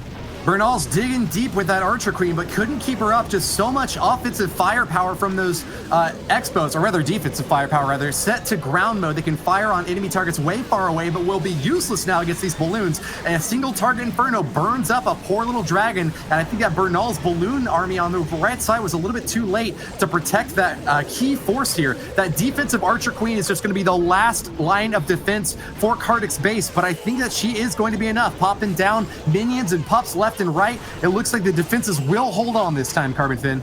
Yeah, unfortunately, with that Queen staying up in the core, did a massive amount of damage to the Dragon and the balloons there. It does have a million of wall breakers left, and it looks like I think the Queen might have just went the wrong way, right? He wanted to probably charge the Queen up top because he brought the wall breakers, and he didn't end up using them because the Queen went closer towards 10. Maybe he was waiting on them. Who knows the value or that he wanted to use the wall breakers for, but very nice try from Bernal. Gonna fall short here. Gonna still be in the 91%, it looks like. Very nice try for INTZ, but they're still going to have a really solid lead with the percent and that triple right there. Leoric, the mad skeleton king, charging along the bottom side, but not keeping pace with the rest of this raid. He swings a mighty weapon, but you got to have it targeted on the right enemy. That Archer Queen just dished out a ton of punishment to that attack, and Bernal played it pretty well, but losing that Archer Queen a little bit earlier than he might have expected due to those defensive expos, I think that he wound up just a bit short of his earlier expectations for the first stage of that raid. Yeah, absolutely fell short there with that Queen charger. But now we have UZP, who is one of the recent world champions, coming back in here. He has the experience. He knows what to do. But wait a second, there's some Headhunters, and the Ice Golem freezes it up, and the poison is going to help. Finally drops the healers onto this Queen. That was a bit risky there, but now he's going to work on to that Inferno Dragon. Very nice use there, and he was very patient. Man, I don't know if I would have been able to do that. Yeah, facing down that Inferno Dragon has got to be nerve-wracking for this Archer Queen, but she's still on pace to make her way through the top side of this base. Defensive Archer Queen's popping away at her, but with those raged-up healers, the attack is still going on quite well. Sends in the Coconut Loon, and will keep those healers safe as a result. Archer Queen going on a mad rampage through the top side of this base, and we still have got a lot of force left to punish the upper side. We're going to have that hybrid army coming on in with Hogs and Miners, supported with a Grand Warden. They're going to be going for that Town Hall in a very short order, giving Darkest Muzan the chance to try to catch up against INTZ. Yep, now he charges his way straight into the Town Hall, keeping that Queen alive, but watch out, pops that Queen ability. That air defense did so much work to the heroes. There's the Grand Warden ability through the Eagle Shots, through the Town Hall, and the Giga Bomb. It's going to heal him back up through the Scatter Shot, but watch out for that Eagle Artillery, doing a massive amount of work in the core there, Woody. Chant those magic words, Grand Warden. The Eternal Tome protecting your army from the Eagle Artillery, Giga Inferno, Scatter Shot. Those are the key threats to a hybrid army comp, and with them disabled, UZP is OP. This 3-star strike is looking deadly, and with another free spell on the back end, I don't see anything to stop him, Carbon. No, I don't either. With that Royal Champion ability still in the back, Queen's moving her way around, pops it, finally some Miners, and there we go with the first 3-star from Darkest Muzan. Beautiful job, absolutely what they needed at this point to tie it up on stars. They are down on the percent, but it's still going to be anyone's game, Woody. Nice catch up here from Darkest Muzan. UZP is going to be able to pull just within striking range of INTZ. A little bit of a percentage lead, as you could see on the board there, but nothing to sneeze at. This is a neck and neck race, Banks. Darkest Muzan throwing in one of their heavy hitters, and it worked. UZP taking home the triple, and with a minute on the clock, no less. What an incredible performance from him. Carbon, let's have a look at the replay. Yeah, UZP showing his experience here with the hybrid attack. He set a beautiful funnel and popped that Grand Warden right over the Town Hall, through the Town Hall Giga Bomb, through the Eagle shots, and also through the scatter. Man, that would have been deadly if he missed that one, but he timed it perfectly. The experience showing right there. Gets a 3-star when they needed it the most, and now they're neck and neck with INTZ. This is gonna be close. Man, I can't wait to see what INTZ is gonna look to answer with, because they're going in right now, and we have Celino with his attack coming in with the Zap Hog, 7 lightning spells. Let's go to see the value he wants to take out, Woody.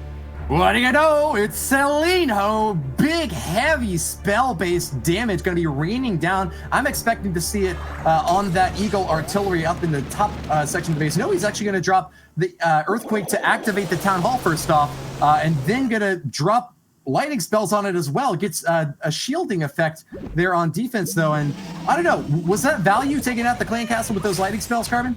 Well, the Clan Castle going down is a lot of value for sure, but the thing is, he used the Earthquake to activate the Town Hall. Usually you don't see that, but it does damage it, right? The lightning spells do no effect to the Town Hall since it is the storage right there, and you can't damage it. The Earthquake is the only thing that would be able to activate it right there, and sends the heroes down south at 6 o'clock. I'm thinking he just wants to be able to damage it, so when he pops a Warden Internal Tome over it, it'll go down quicker, but we'll have to see the value. Here's some hogs coming in, trying to take out the Queen. Does have 39 more hogs to use, and the Blimp is also still, oh, wait a second. The Blimp's going to maybe try to take out the scatter shot, this bomb tower. There's no way he wants us to take the Town Hall, because I don't think it's going to make it there. This is questionable, Carbon Fin. I'm not really sure what the plan here was. He's not going to be able to get onto that Town Hall either with the wall surrounding it. Doesn't get the first star that he's looking for, and he still has the single target Inferno up on the bottom, just burnt through his Archer Queen. Celino is in a tricky spot and is getting blown up left and right with giant bombs going off on these hogs. He's got one heal spell left, but that is a lot of base to make it through, and I don't know how much further he can go. Yeah, no, this was actually, now that I'm looking at it, the Town Hall would never have been activated, and the Hogs would have skipped the Town Hall, so that is why he dropped the Earthquake on it, to make sure that the Hogs went for it, to take it down. Otherwise, Look at the percentage. It's nowhere near 51%, so that is the reason why he dropped the Earthquake. But now the question is, the Hogs are kind of splitting here, the ground skellies are popping, and this is looking like it's running out of steam here, Woody. Yeah, if this were a steam engine, it would just be coming to a little puttering halt right now. You can't keep going on with that few troops on the backside. I'm sure it had a good attempt. He had some sort of plan in his mind, but with so many mistakes in the early stage of this attack, it just kind of compounded and snowballed a defensive lead here. You can see actually so many of those giant bombs going off on those hogs early on in the hit. Mixture of bad luck and planning that just didn't match up to the base that he was going up against. UZP clearly far and ahead right now, the MVP for Dargus Muzan, with both an offensive 3-star win and a defensive victory now. Yeah, putting up that defensive 71% right there. Can the Wizards get up to 72? Really nice job from UZP holding the defense. Celino, unfortunately, wanted to get way more value with the Hogs charging through. But unless you get crazy amount of defenses down, like maybe the Eagle, Bomb Tower, Scatter, things like that, or even pull some ground skellies, that stuff is devastating to Hogs because of all the damage that it does, and you don't have that many spells to support it. It's like you only have 2 heal spells for a whole base like that. It's just not possible, and man, it fell short. Yep, you got to be real careful with that spell selection, particularly for the hybrid hits, which need a lot of healing to keep them topped off. You can never predict where those giant bombs are going to be, and so you have to be able to respond on the fly, and it seemed like there just wasn't enough to make it happen that last time. But let's move on. We've got B attacking next for Darkest Muzan. They're in the lead right now with a huge percentage destruction advantage, and another chance here to pull ahead with their 3rd hit. A 3-star here would be crucial for Darkest Muzan and put them nearly out of range of their opponents. INTZ are going to be walking on eggshells, hoping that their defenses don't get cracked in this next attack. Yeah, we do see the Yeti bow. Yeah, the Yeti bow bad, but he's got one Super Witch here to help maybe set the funnel on an outside. Yeti's coming up top.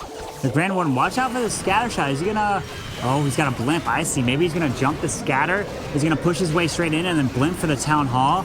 He's gonna force his way with one Super Witch into the charge. And there is a wall breakers. And he's gonna wall break open. He pops the ability super early. But he still has this blimp to use it. And watch out. There's a Lava Hound, which is gonna slow this queen down all the way on the outside. She's not gonna join up. And it's gonna stall her up. Oh, man. Rage spell on these Yetis, though. That's going to be a ton of damage coming out in from B. Not going to be distracted at all by this Lava Hound, which is getting completely counterfeited here in this attack. B is taking a few pop shots out of the Town Hall, but hasn't taken it down. Those Yeti mites just kind of bounced off and slid down. That Town Hall going to be tricky to finish off, but I guess the Battle Blimp will get the job done. It'll path straight in and drop whatever troops it's got to give a little bit more oomph for this pushing.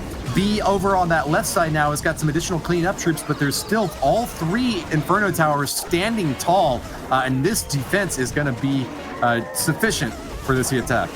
Yeah, that was a really risky blimp. No balloons went in front of there. He could have potentially found some Seeking Air Mines and stopped it and had a chance at a 1-star with the King running around. He's saving onto these bats, but look at this. No freezes. No freezes for these bats, so I don't know what they're going to be able to get because there's Wizard Towers covering literally every single part of the base remaining where the defenses are. All right. Well, it's a base overall damage race now. Unfortunately, losing that Grand Warden to an Inferno Tower that locked straight on to the best possible target for the defender. We're passing that 60% mark, and keep an eye on these 5 bat spells.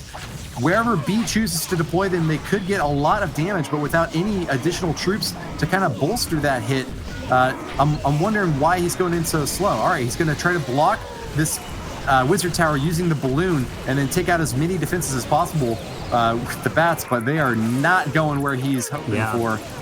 And that is a lot of spell storage space to use for not a whole lot of damage, Carbon. Yeah, he used 5 bats, which is 5 spells for 2 buildings. And unfortunately, that Wizard Tower did work, and the splash damage was everywhere. So Darkest Muzan finishes with a 75% 2-star. Unfortunately, falls short there for B. Man, really a nice try. Banks, we're seeing some crazy attacks from 3 stars to these 2s, but it's going to be close. We are indeed. It's a 75% 2-star, unfortunately, for B for Darkest Muzan. But if you can take a look at the scores to the right of your screen, well, right of our screen right now, they have 7 stars apiece. We've both had 3 attacks, and they are both on 87.7% average. So, right back to it, it is everyone's game to play for, Woody. Wow, Banks, I would not have expected it to be this close. Even 3 attacks from both teams, and they're exactly tied. It seemed like Darkest Muzan was pulling it far and ahead, but it's time now for INTZ to make the comeback happen. Air will be the next attacker from this Bazillion squad, Carbon. Yeah, Air coming in for INTZ here with the ground attack. I mean, I wonder... Air going with ground? Well, I'm surprised. Why not? He's not going with air here. But anyways, the Grand Warden sent this funnel. You're going to drop these Yetis, these bowlers. We'll pull this Grand Warden off. And these walls are really kind of... Oh, wait a second. Grand Warden's going for the Town Hall. Okay, now it's going to come down to making sure this Grand Warden... Is he going to drop the Rage? Because we've seen a Rage. Okay, there it is. The healers are including the Rage. So now he does not have to force that Warden Eternal Tome to protect it to take the Town Hall down. All right, interesting play here. Air's going to get an early Town Hall kill and has to just focus on damage percentage after this point. INTZ is headed up by Marinal, a YouTuber from Brazil, who acts as like a lightning rod for all the best talent from this country, pulling them into this INTZ clan. And Air is the newest member, hasn't yet competed in a Clash of Clans pro scene event. So this is going to be his chance to prove that his addition to this roster was a good move by the big boss. Air moving in with this Yeti Bowler Smash combination into the top left section and adding on a jump spell to get them closer to that Eagle Artillery and enemy Archer Queen. They're taking a lot of damage from the scatter shot, but hopefully this Royal Champion can make her way through and give some additional side support and help with this flanking maneuver, Carbon. Yeah, the World Champion got pulled off a little bit to the pups there. Now she's joining back in with the raid down south with a multi-target Inferno down there. 2 free spells to use. Queen Yeti still up in the core of this base with 2 freezes. Is he going to try to protect this World Champion? He does.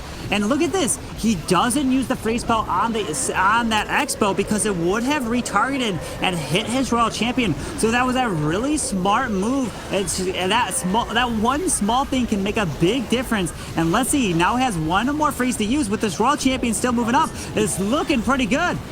Guaranteed triple Wow. cover. He even has an Archer Queen ability left, and he might just wind up swag spelling this freeze.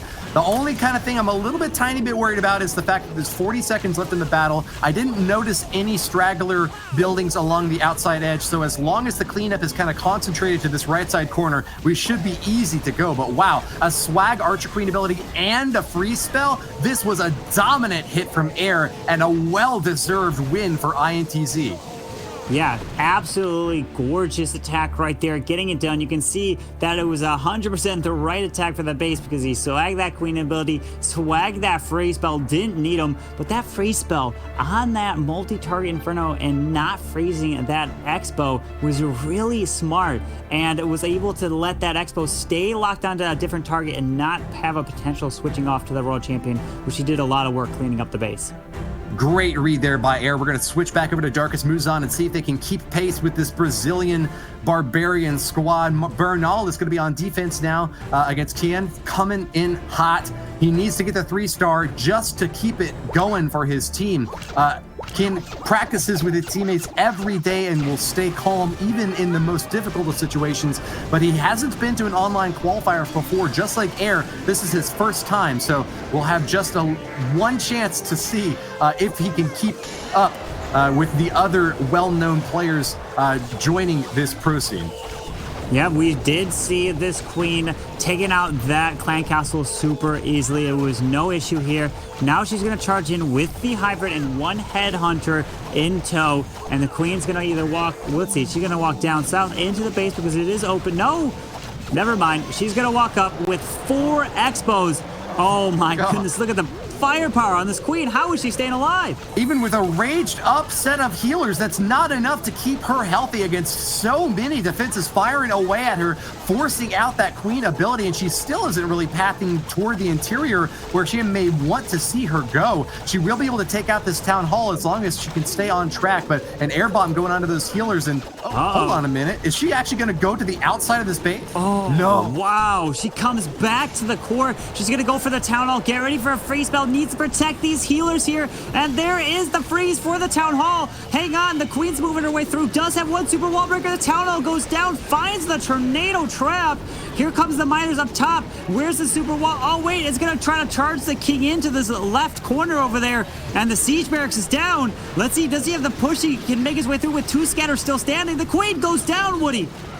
Queen being finished off is not good at all for this attack. She still has a lot of firepower over on the left side, though. Those healers are going to swap off to support the Hog Riders, and boy, do they sure need it. Only 1 heal spell left for Chien to use on the late stages of this attack, but he's got a multi-target Inferno and multiple Wizard Towers still there to try to burn away at these forces. Grand Warden is kind of lagging behind and not really helping the main thrust of this attack, and with that, I'm not completely sure if Chien still has a chance at 3 here. He's moving his way through the bottom side of this base, but with 50 seconds left, all he's got is the free spell and the Royal Champion ability. He's going to drop the free spell there. Needs to take out this Inferno. Drop the ability. Can he get it done? Boom! It finishes off the multi-target Inferno, and I think he still has a chance here, Carbon. Yeah, it's going to come down to the scatter shot here. The Royal Champion finds a giant bomb. Oh, she no! goes.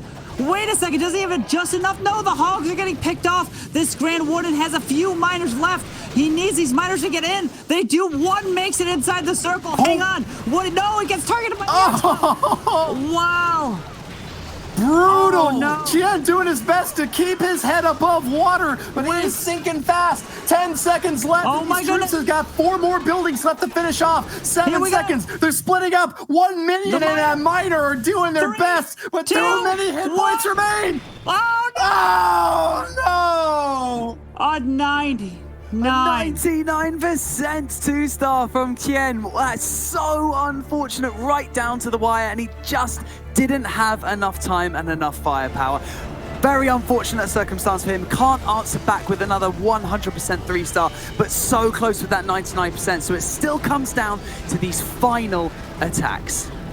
Wow. Agonizing defeat. Get that man something to hold on to, or he's gonna lose grip with reality. Ken, with just a second too late to finish off the scatter shot, is denied the 3-star, and Darkest Muzan are in the darkest spot they've been so far.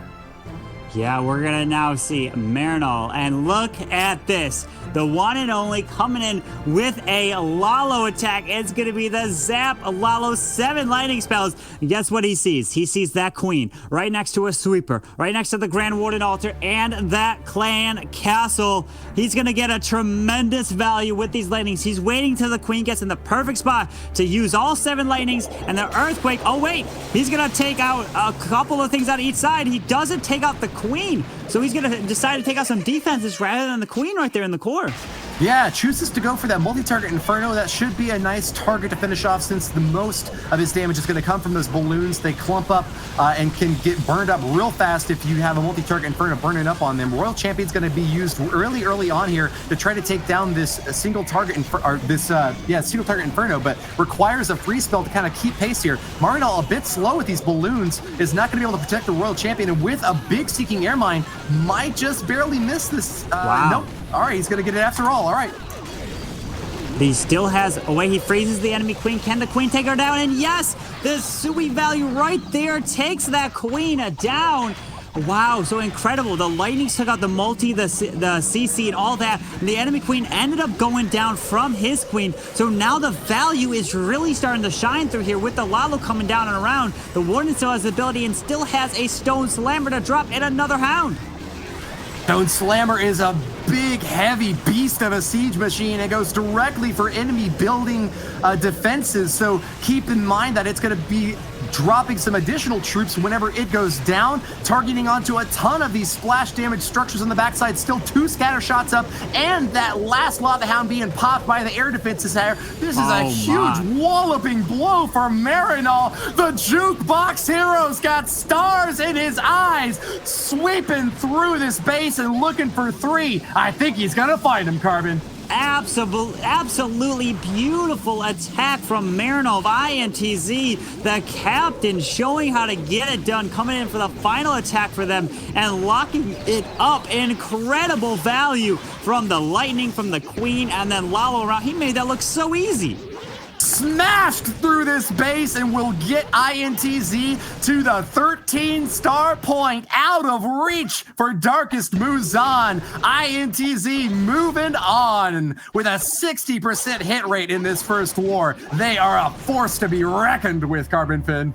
Yeah, absolutely. INTZ did not want to leave it in Darkest Muzan's kind of favor. They had the final attack. And guess who the final attacker for Darkest Muzan is going to be? Well, it was the MVP of the last year World, but we're looking first at that beautiful replay with those balloons moving their way through. I just can't believe the amount of value that the queen got. The lightning, that's something I'm going to be taking notes on, especially for my attacks, because I love using those lightning spells recently. So that's something you may see coming soon for me. But Woody, just incredible performance from INTZ here. All right, well, let's hop into the very last battle. It's the MVP from Darkest Muzan, Wei, one of the most experienced players in the Clash of Clans universe, and a guy you can never count out to get that 3-star when his clan needs it the most. It won't be enough to catch up to INTZ, but they have got revenge on their mind and have got the fire in their belly. They'll be fighting back from the losers bracket later on and still have a chance to qualify. So cheer on Wei if you want to see him get the win today. He's going to need a lot of support from friends in the chat, but he'll be moving in with a Lava Hound and 16 balloons up top with 4 Yetis down below. This is an air-ground mixture that you don't often see at the top level of play, Carbon Fin. Yeah, not really. He's doing a little bit of a warden walk. It looks like he's going to use 4 Yetis. So it's like a Yeti Lalo. There is a poison spell, but watch out. He's got to freeze this. Oh, look at that. He has to freeze a clan castle to take out an Inferno baby dragon there. Wow, that was, I mean, that's why it can be some very valuable right there on defense, but drops a rage to keep this warden up as well. Maybe these Yetis and the push into the Town Hall is looking to take it down and then Lalo the back end. Yeah, that was a 3-star placement on those wizards on the backside, able to target onto the Inferno Dragon when he needed the damage there the most. Even with the poison spell, I don't think that was going to be enough to save his Grand Warden, and so he's already had to use a lot of spells to stay topped off and healthy here. He's going to send in a couple of balloons here, trying to catch maybe a Seeking Air Mine or two to keep these healers healthy on the back end, because he knows that he needs a lot of staying power for this Grand Warden, supporting the Yetis now as they move on in, but that Inferno Tower is burning up the Barbarian King, forcing out another freeze spell, Carbon. Yeah, I was worried there that the Grand Warden was not going to follow in with the King and the Yetis, but the Queen pulled him up a little bit. There's the Rage. Get ready for the Grand Warden Eternal Tome through this Town Hall, and the Queen actually takes the healers off of that Warden there, so now it's like transferred into a little bit of a Queen walk on the outside. The King finds a Tornado Trap spinning them around. Get ready for the King ability here through the Town Hall. He does still have a World Champion, but look at the time. There's only 55 seconds left in this raid, Woody. My goodness, so much time spent early on in the stage 1 of this attack. Wei is running short of it in this second hit. He still has his Lava Hound and 14 balloons waiting in tow, as well as a Royal Champion that just don't even get commands to attack yet. But finally, they're coming on in with 37 seconds left. They get their first attack over in the top left side of the space, but Wei is definitely going to run out of time with this hit. And look at that sneaky Tesla dropped by Renan in the bottom, or rather in the left and right side corners. That would have slowed things down and given him a nice little defensive boost, but he didn't even need it, Carbon. No, look at that. That's going to be a solid defense there for Renan coming in. What a beautiful and unbelievable performance coming from INTZ. Coming in with the 13 stars here, and that's going to push them to the next match. Wow, absolutely beautiful there. INTZ going to walk away victorious 13-11. Beautiful job right there. An unfortunate 69% 2-star there for Wei at the end. But like we already mentioned, it was a game that was already over before the last attack even begun, because INTZ are going to be moving through to the next round, and Darkus Muzan are going to be entering the losers bracket to go up against Cap and Alicet later today. But we need to break down this match in some more detail, so I'm going to hand you over to our expert. It's Judo at the Telestrator. An amazing matchup. I'm sure that you guys can appreciate so much skill. It was difficult to choose which attack to break down. However, I went with the winning team of INTZ, and they used the Yeti Smash a couple of times. Now, as Carbon mentioned in the commentary, we started off with the Grand Warden Walk. Now, what that does is set up pathing, but also he is easy to bring into your attack. Now, the Rage spell at this moment is not to increase the damage, he's not in any danger, it's just to speed him up, because he can be a little bit slow. But what has happened at the top of the base is we've already started creating that pathing that we so often talk about. It is vitally important, and we're doing exactly the same down to the bottom with the King, meaning that the Yetis, when they are deployed, will pull the Grand Warden to them and straight into the base. But if you're at home, you're wanting to use the Yeti Smash, what are the key things you need to think about? Well, you have to get pathing to not just the Town Hall, but the scatter shots. So in this one, A has the Royal Champion for the first scatter shot, but then we have the Yetis and the Royal Champion coming together for the second scatter shot, and we have clear pathing through the base with jump spells. One used to get into the center and one used to get out of the center. Vitally important, you need to have access through the base. You can use earthquake spells, but A saw the value of the jump in this one, and this is where it's vitally important as well. As your Yetis start going down, they've done their job. Even if they go down, they have taken the inside of the base. It's then allowing the Queen and the Royal Champion to finish off the outside with the supporting Hog Riders. So that is where it's really good to use the Siege Barracks to set the funnel and allow the Hogs to come through. You've got to stay cool as well, holding on to the abilities, and that is ultimately what A did, getting the 3-star and helping INTZ through. Such an amazing matchup, but let's take a look at the next one that we have coming right up. Who do you think is the best player in the world? Me, 我自己。 저희 팀에 있는 우렉이라고 생각합니다. Definitely TK from Resistance. Ast from ATN Attacks. Linnate in my team. Itsu. Bear now. And what do your friends and family think about you being a pro player? 他们都很支持我。 저희 와이프는 조금 싫어합니다. 왜냐면 많은 시간을 게임을 투자하기 때문에 좋아하진 않아요. I think just if you just avoid the Clash of Clans, just being a pro, it's pretty good. So that's how I kind of sold myself to them, and yeah, they're loving it. They think I play too much. They are surprised but also worried. My family and friends are supporting me with knowing that I'm a pro player in Clash of Clans and YouTuber, even though I know sometimes they feel kind of strange about that. I don't really tell them because it's kind of an embarrassment. Like Clash of Clans is that. Eles me apoiam bastante, inclusive meus pais sempre assistem os nossos jogos. What is your number one tip for beginners? 多练习。 열심히 하시면 됩니다.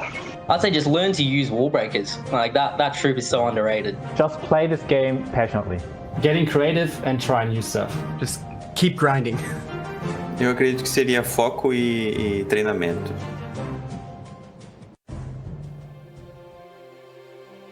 All 8 of our teams have now embarked on their first match, and we're now left with a few for today who are going to be taking part in the losers bracket. So we've had a bit of an upset now because a lot of the teams, as I already mentioned before, have said that alternate attacks was going to be their favorite to win the tournament, and they're already in the losers brackets. They're going to have to fight their way out of this in order to have a second chance tomorrow. So Woody, what do we think about this next match, which will be alternate attacks taking on Aphelion Esports? It was a brutal slugfest to watch alternate attacks go up against Tribe in the very first war of today, but with what we saw, I think that alternate attacks does have the edge against Aphelion Esport here in this first elimination round. Both of them clearly have got a lot of passionate fans in the chat cheering them on, and I think that they both have a solid chance here, but if I were to tip the scales one way or the other, I'd say alternate attacks backed up with a monster roster have got the edge. Yeah, it's going to be a big war here. It is the elimination match. So if you lose, you are eliminated. You are done from the competition, and each one is going to be taking the risk. That's what I've mentioned many times over the many months, or even just the experience through here. You have to be willing to take that risk to try to go for those 3 stars, because if you don't, you'll be going home. You definitely have to take those risks. It is an extremely tough competition today, especially with the new meta introduced, with the updates introduced. Everyone feels like it's more of a level playing field. But yes, I do have to agree with Woody. It looks like today, from the results that we've had so far, that alternate attacks have the upper edge, but you never know going into these competitions. And that's what makes Clash of Clans esports so exciting. Now, Woody, what do you expect to see from the update in the next couple of matches that we see? We've seen the Super Witches being used quite a bit, and we've also seen the Lightning spells used a lot, and the Headhunters used a lot. Yeah, you know, in some cases it seems like the super troops are just kind of an afterthought, a bit of a throwaway here. Maybe they'll put a sneaky goblin or two, or maybe add a super wall breaker. But in some cases, it really is the backbone of the entire army composition, running with super witches or really leaning heavily on that Headhunter to take down an enemy hero. The update has brought a big change to the way the game is being played, and you can see the teams that have taken the most advantage of that moving on victorious. Yeah, I agree. Yeah, I do agree. Actually, yeah, Carbon, I was going to ask you, we've seen so much use of the lightning spells. Has that completely flipped the meta on its head? Oh yeah, absolutely. It's completely changed base building. It's changed the attack strategies, and you can come up with so many different attacks that would never have been possible back in the day. But now we're going to be jumping into the next and very first attack here of the elimination match between alternate attacks and Aphelion Esports. And we have Aphelion going in first, and we have Easter going in with the Yeti Smash. He's got the 7 Yeti, 7 bowlers with a double jump through it. And let's see, the Grand Warden going to take his time on Ash base, and there it is with the Town Hall Clan Castle right there, kind of in the middle. And notice how he's keeping some of the heroes, at least that Queen, away from the CC and the Eagle, so it can't get zapped, and you can't get all that value in one shot. Isto told us before the tournament that he has dreamt of making it to the big stage for so long, and he's finally going to have a chance here and now to move on against alternate attacks. Remember, this is a single elimination round now because these teams have both already lost one of their wars in the double elimination bracket as a whole. We already actually have our qualifiers for next month as well. And so we know that Isto did not qualify, and neither did Alternate Attack. So this is their chance here and now. If they want to have be able to move on with the golden ticket, they've really got to turn the heat up. And that's what Isto is doing, charging right into the core of this base. Rage spells drop directly on the bulk of this army and giving him a great chance at gutting into the main compartments here. He's already taken a big chomp out of it, and he might have a chance at 3 stars, Carbon. Yeah, Woody, he's pushed his way through here. The Hogs are going through with the 2 scatters, though, with the back end, and the enemy king is still standing.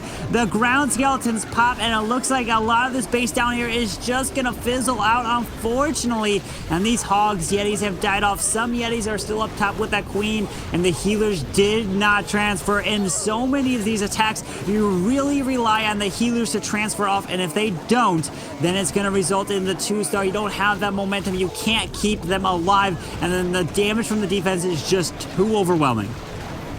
Well, it's not going to be a total loss for Isto here with the 2 stars and now pushing past the 80% overall damage mark. This is going to be a respectable finish for him here. Aphelion Esport struggled to get the 3-star up on the board in their last war against Resistance, but they were able to keep that overall damage in a relatively high position. It's going to be all up to their defenses to try to keep them alive against an alternate attacks team that put up 3 triples in their war versus Tribe. So nice job here to Isto, but coming a little bit too short of the victory he was searching for. Yeah, it's going to be here in the high 80% here. Going to get closer to, let's see, 88. If this Yeti can take down, no, it doesn't look like he can take down this Archer Tower. So an 87% 2-star to kick off this war. And remember, this is the elimination match. So if you lose here, you are out of the competition for the qualifiers. So that everything's on the line. I think the Yeti did give it the hug of death. So he got the 88% after all. Did he? Oh, he did. Yeah.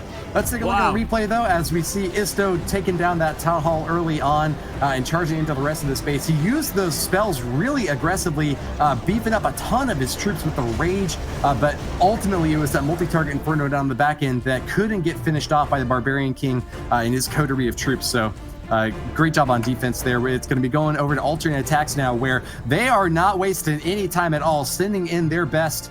Boom, the 3-star hitter from this alternate attack squad is going to be the first to hit JC from Aphelion Esport. Yeah, Boom coming in with the Yeti bats here. Grand Warden up top at 12. Let's see, he does have 2 Headhunters, and they're not maxed out. Only level 2 Headhunters here, and he's going to try to charge his way through. Grand Warden up top.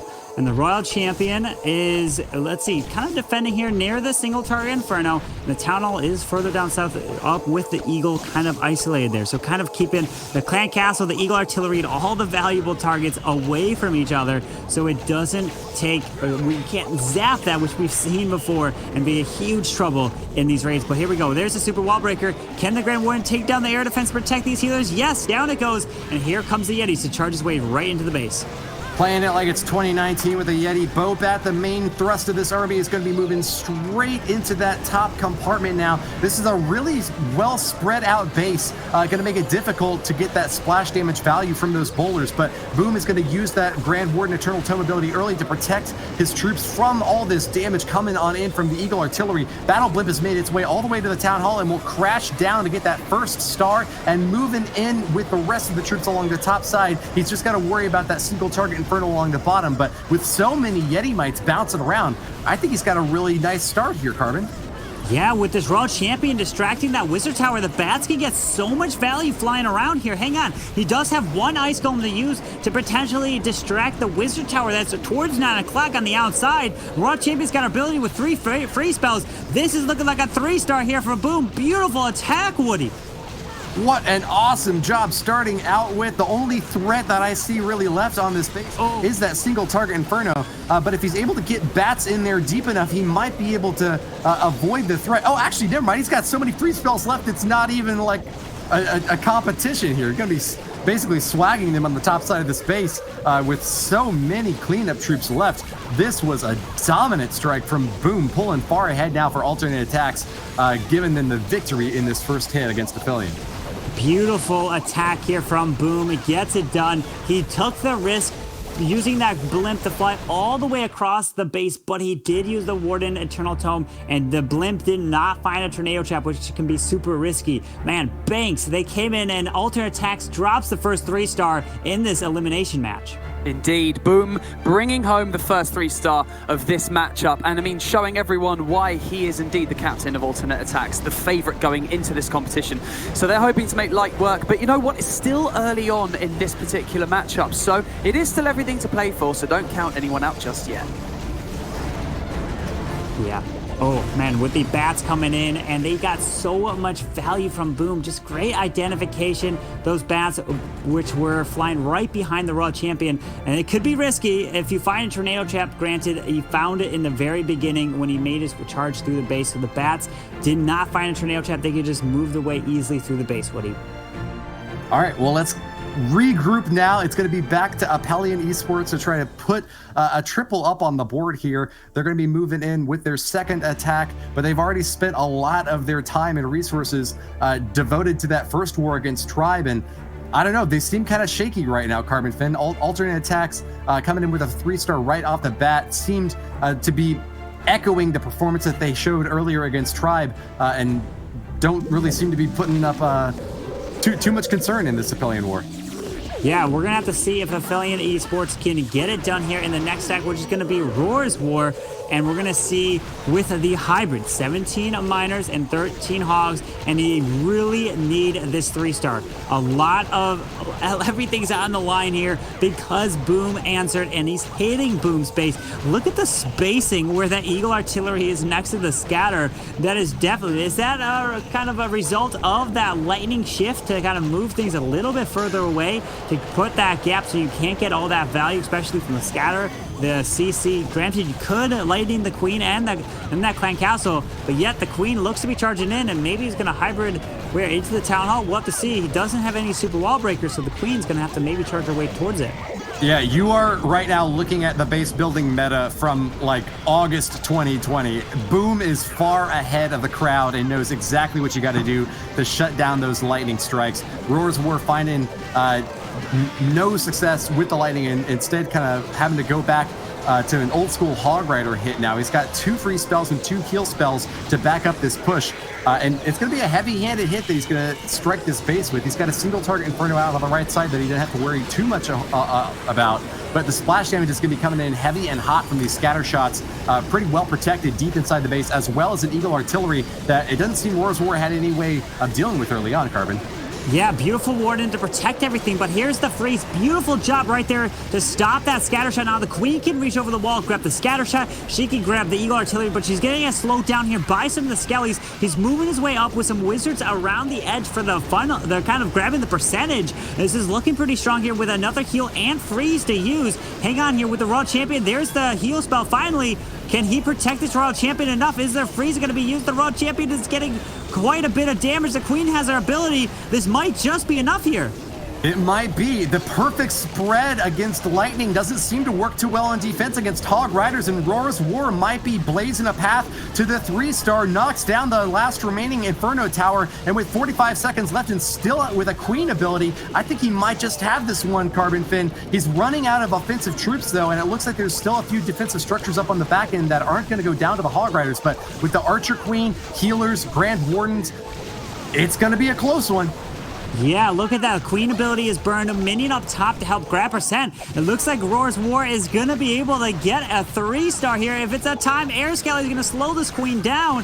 Hang on here. We got the cannon to take down the wizard. The storage is still up. We need this minion to go, and the wizard on the outside help grab that barracks. 9 seconds. Woody, this is going to be close. The barracks is holding strong, but the wizards are making a beeline straight forward. Minion takes down the gold mine, and they're firing away. The barracks hits down. Roar's War with a battle shout that will echo through the ages sends the 3 stars onto his side. Apellion has 5 total and a 94%, very respectable overall damage. They are back in this race, Carbon.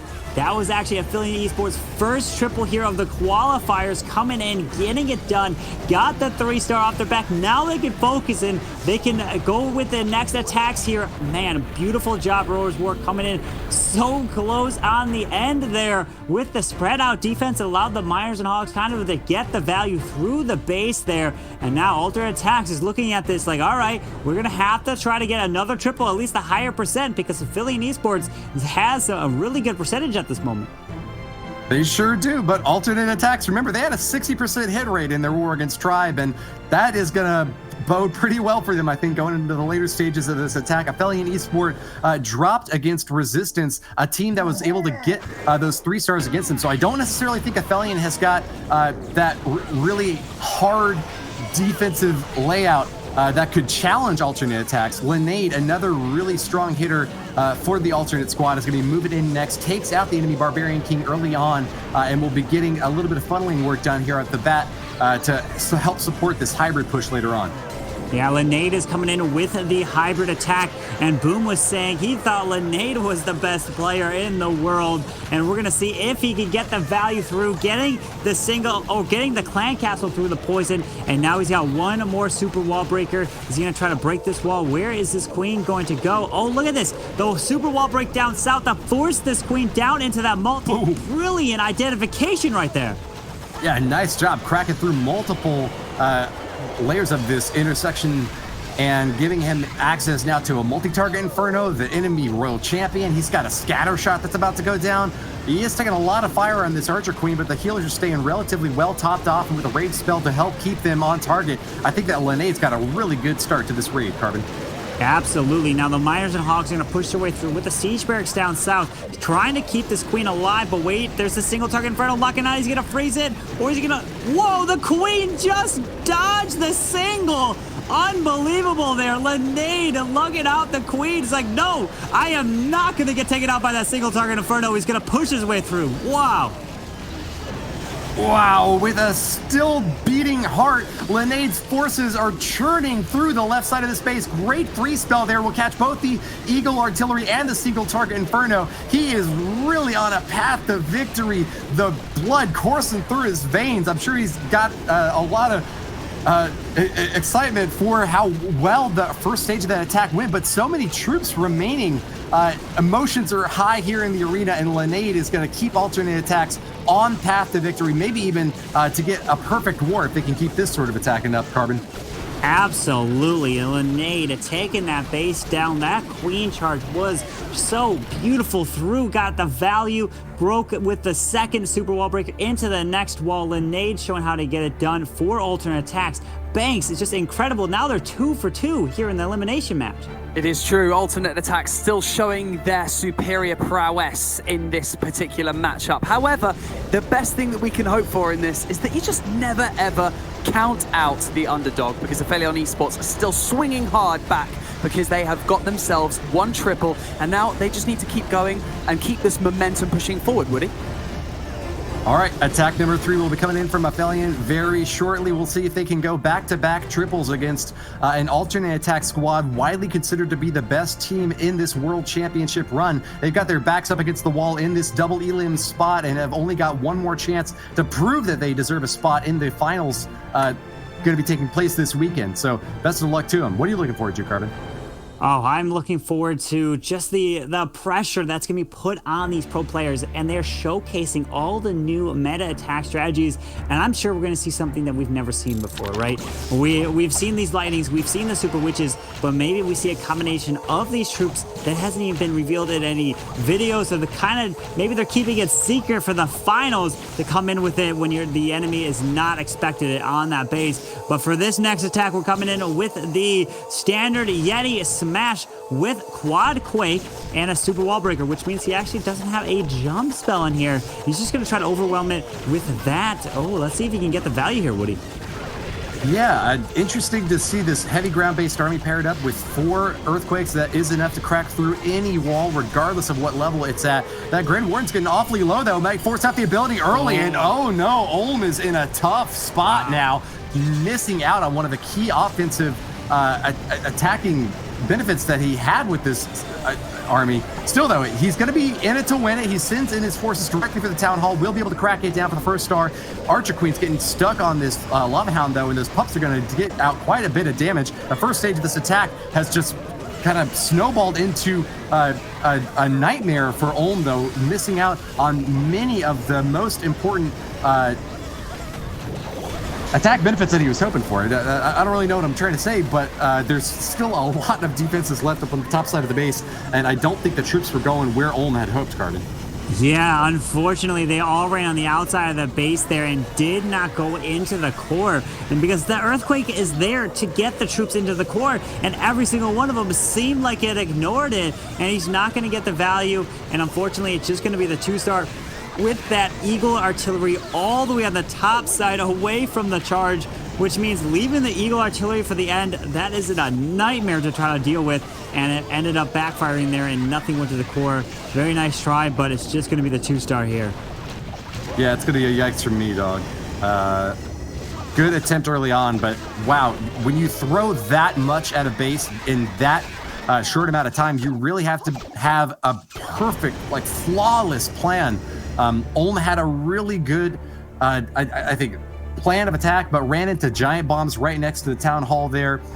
Might have slipped up a time or two on the deploy, but really there wasn't a whole lot of nuance to that. It was another one of those like pancake, like smash all your forces against that base, cross your fingers and hope that they come out alive on the other end. But I think that most of the troops actually wound up wandering to the bottom and the left side, kind of going outside the edge of the walls, rather than staying true to the course and honing in on the center where most of the defenses were left. Yeah, absolutely. And now let's see if Volley from Alternate Attacks can add to the 3-star train for them. Coming in with the Queen Charge Lalo. Man, I love seeing the air attacks. It really you can see the precision and the thought process that goes into each one of these attacks.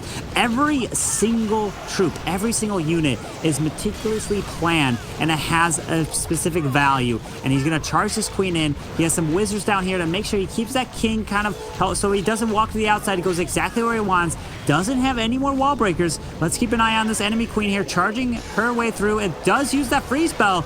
Beautiful, not using the enemy queen because you want to try your best to save that ability. There goes the World Champion. Out comes the Inferno Dragon, a Lava Hound, and then get ready for the... Oh, wait a second. Is this World Champion ability going to take out the sweeper? It does! So now you can lull to the Town Hall. Look at the value there.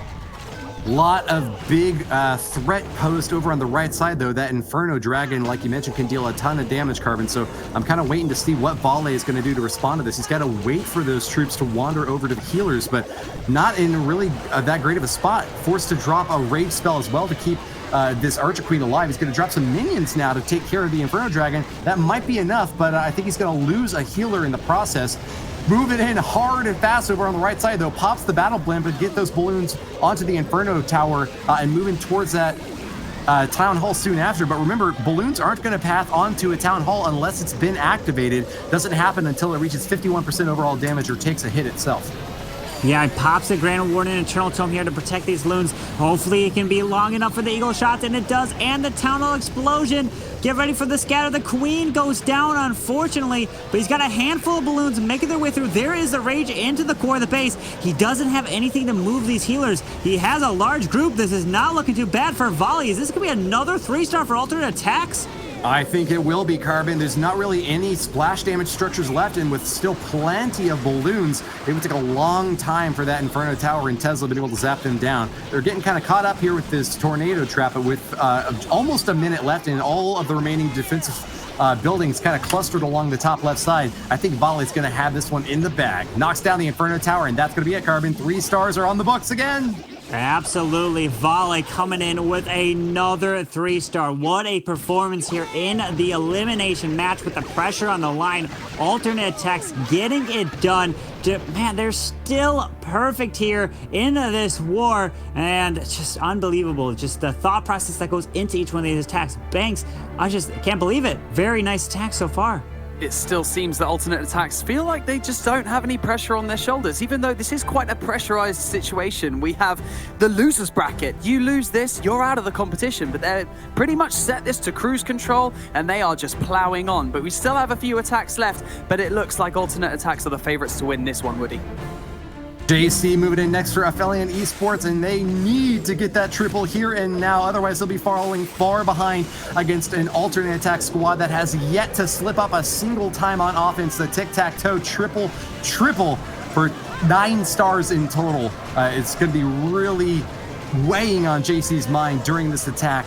Apellion with an 87.7% overall destruction has gotten zero room for error at this point. Facing down this base with a hybrid army comp, 14 miners and 13 hog riders. He's brought a couple of heal spells to keep them on target, but not going to be using lightning or earthquake to get those little bits of early damage in. He's going to instead rely on this queen charge to take out some key defensive enemy structures. Keep an eye on that enemy queen. She should be coming into raid shortly, Carbon. Yeah, drops his Hog Rider here to try to pull out the Clan Council, but the Tassels are going to stop that in its tracks. Not going to have a chance. Get ready once this Queen takes out the next Tesla on the enemy Queen. Then get ready to see another Hog. Wait, no, he's going to charge straight in here. There's the freeze. Oh, the Scatter Shot forces that Queen ability, which causes the Expo to switch off of the Queen to the healers here. Starts the hybrid now. The Headhunter is going to go for that King up top. Now she's going to get stuck on this Lava Hound. Gonna use this poison. I wonder if he pulled out the full season. I think he did here. Drops the heal, but taking quite a bit of damage with these miners and hogs. Yeah, he's using that poison spell, but drops it a couple of tiles too high up and misses some of these pups. That's going to slow down the Queen and give those Expos a little bit more time to take another one of them down. The miners are finally coming on in, but bombs are going off left and right, dealing a ton of damage to the support troops on that Barbarian King. Knocks down the Town Hall, and JC is looking for that 2-star. He's got it now. 3 stars in his sight, but he'll have to finish off every single last building. And wow, Springtrap knocking off 6 miners. That's a big chunk of his army. JC getting a really unlucky break with that one, Carbon. Yeah, unfortunately, that Queen was not able to kind of charge her way as quick as he wanted into the base, because that Queen was able to take that Town Hall down, but the hybrid went up and it went around and unfortunately lost the momentum to try to push his way through. This is just going to be the 2-star, drops the Wizard to try to get a little bit more percent, but alternate attack already 3 for 3, perfect so far. Every 3 triples, and Phillian Esports have just the 1 3-star. This is the 4th attack coming in from JC. Nice attempt here with the hybrid, but it's just going to fall short there. Yeah, that's going to really suppress the percentage destruction from Phillian. That Springtrap was just gnarly. Great job on defense from alternate attacks, keeping their base in tip-top shape and not giving away a single building where they don't have to. It's going to be their turn to attack next up, but wow, the star score is already tied, and alternate attacks have got an entire another round in the chamber left to fire at Apellion. We'll take a look at the replay now and see where things kind of started to fall apart early on. That Town Hall getting activated and taken down by the Archer Queen, but so many miners taking so much damage early on. Can't make the comeback happen after that point, Carbon. No, not at all. But here we go. We have the Zap Lalo, and he's trying to take out this. Oh, wait a second. There it is. He used all that. He took out a sweeper, the Eagle, the Clan Council, dropping on all these different sides of it. Very nice job. And here we go with the Queen up top behind this Ice Golem. And let's see what type of value she can get. Taking out the enemy Queen. Is he going to be able to take out that air defense? I don't know. I think she's going to go to the Archer Tower. Oh, she might loop up. She actually, yeah, she does loop back up. We're going to find another Tesla over between that next section, because there is one there. No, it's not going to be, because the space looks pretty much kind of symmetrical here. But the King down south sends in the World Champion to help take down the other sweeper. Let's see the value that Yo-Yo can get, Woody. Throws her shield, and the Royal Champion will continue her path of destruction along the top side of the base. Without to get burnt up by an Inferno Tower, though. So heroes are going to be down for the count, but still have a Barbarian King raging through the bottom left side of the base.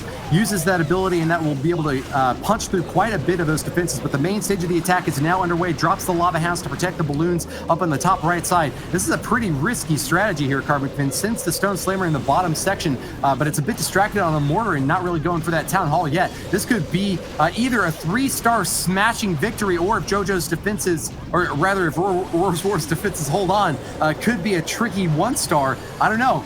Great timing on that Grand Warden, though, and I think 3 is going to be the result here, Carbon. Yeah, it's going to come down to the scatter shot. He's got a million loons left up, but they're all grouped up together, which means they all can die together to that scatter shot. Uh-oh, he drops one below the top. My This Grand Warden to do it. Oh, no. The Grand Warden's tanking perfectly. Humanity. Wow. The Oh Let's my. just getting demolished by this scatter shot, but still there's so many aerial forces remaining. JoJo's army won't be denied. His bizarre adventure continues, and another 3-star is on the board for alternate attacks, one hit short of a perfect war. I cannot believe what I am seeing. Yo-Yo coming in with an absolutely brutal barrage of attacks. It's just unbelievable witnessing this in the losers bracket of all places, when there is everything on the line. Alternate attacks are just putting their pedal to the metal, and they are absolutely plowing their way through the enemy bases. Yeah, we're just seeing all these different attack strategies coming in from alternate attacks, showcasing their skill right here. And I don't think we've ever seen it. I mean, I might be jinxing it, but I don't think we've ever seen it with the perfect war. They have the potential for getting it here for alternate attacks. I'm going to be excited to see with Joker coming in for the hybrid to put up, try to get another triple. Alternate attacks have already walked away with this one, with the percentage too. The Killing Joke ends with a punchline that has got 5 healers to back up this Archer Queen. This charge should be starting over on the left side, but wow, what a big hit early on. He's dropping a rage spell deep inside that base. Was that supposed to be a poison, Carbon? I mean, well, no, he does have the poison here. That was, unless it was was there Headhunters there? I mean, he did take, I don't think so. He did just drop the rage, which is enough with the Yetis to take out an enemy queen. So that does work really well. But hey, I've tried it before where you drop the blimp and you don't use a rage spell, where you have like a Yeti and then you have a Headhunter in there as well, which has potential for killing off the enemy hero like the Queen or the Raw Champion, but it doesn't work all the time, so it can be risky. But he decided to end up using that rage there, which ended up securing that. All right, second stage of the attack will be starting up shortly. We've got the miners already drilling into the space. Hog Riders will be joining them shortly thereafter. The bottom side is where the big force of the action is going to be taking place. 2 heal spells and 2 rage spells to back them up. The CC has been dealt with, but that Eagle Artillery is starting to pound away at these forces. Grand Warden was a bit too far away to get his Eternal Tome on the entire bulk of the attacking troops, but they still seem to be topped off pretty well here thanks to those early heal spell usages, and a double rage spell, really quick play here from Joker, really charging in hard and fast, but will he run out of steam later on, Carbon? Oh, that single target Inferno locked onto that Raw Champion. Is she gonna go down? Pops her ability, and oh, she barely stays alive here. The healers have transitioned off to her, still has the Queen ability, and no, the Tassel Farm's gonna take her down. And unfortunately, you really need to try to keep that Raw Champion alive. But there is the enemy king still standing up top, so this one's going to fall short as well for Affiliate Esports. And unfortunately, they're just going to have the 11 stars right there. They did get 1 triple here in the war, but here with the queen up top, single is going to take this queen down. Very nice try from the Joker, but it's just not going to be enough. Yeah, thick thrust through that base, but not going to get rewarded with the victory he was looking for there. Joker used all of his attack spells relatively early on in this hit. I think that left him a bit too limp to give that final blow at the end there, where he was looking to take down those wizard towers. Even still, a Barbarian King up on top. The defenses were relatively spread out in this space, and I think Vale had the perfect read on where the incoming attack could be best frustrated by setting up a Tesla farm. There's kind of no way to predict that there's going to be like multiple Teslas spawning over on the right corner of the base, but it really frustrated Joker's efforts there, and I think gave Vale a lot to be proud of with this base setup.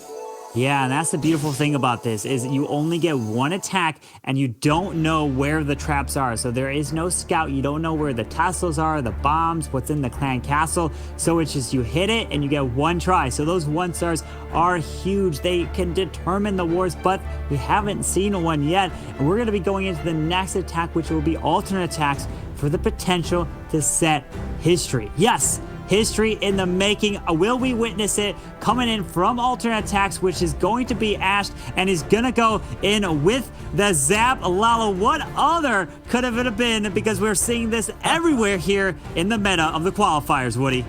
Ashed will start for alternate attacks their victory lap. They've already got the 12-11 advantage over Aphelion, but will get another chance to get a perfect war on the scoreboards. What a way to move through this bottom bracket and send a clear message to their future opponents that they are still a force to be reckoned with. Wow, look at that value from the Lightning. Absolutely incredible. I don't see it. He got both those sweepers, the clan castle. Look at this value. So now he's going to charge this queen into the enemy queen, into the single target Inferno. Is there like any part of his base left after this value from his heroes and the Lightning? It just has the eagle up top. The queen can take the town hall if she walks that way, but he's got to be patient. Incredible so far. Yeah, I don't know if ever more has been done with such a small amount of firepower required. This is like some Bernal level of strategy that Ast is deploying here. He still has 3 Lava Hounds and 25 balloons for the main stage of this attack, and he's already taken a chunk out of this base, almost half of it. Really? That's not a chunk. That's like eliminating half of the base. He's got 46% overall damage here, and is going to send in the Stone Slammer directly onto that town hall. Ast is looking into the stars, and I think he's going to get 3 of them, Carbon. Oh, this is looking really solid here. I assume he really wanted that queen to take out that town hall. Down it goes, and the Stone Slammer does finally pop. He's moving his way around, finds a tornado trap right there.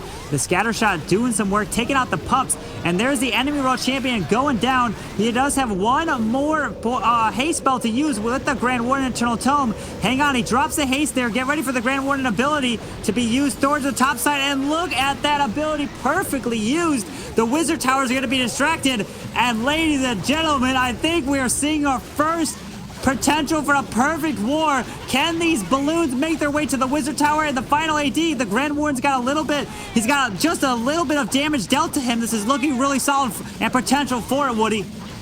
Blasting off with an explosive victory. Ast is really putting the Ast in Ad Astra to the stars for alternate attacks. The first perfect war today, and a dominant performance in this war against Aphelion.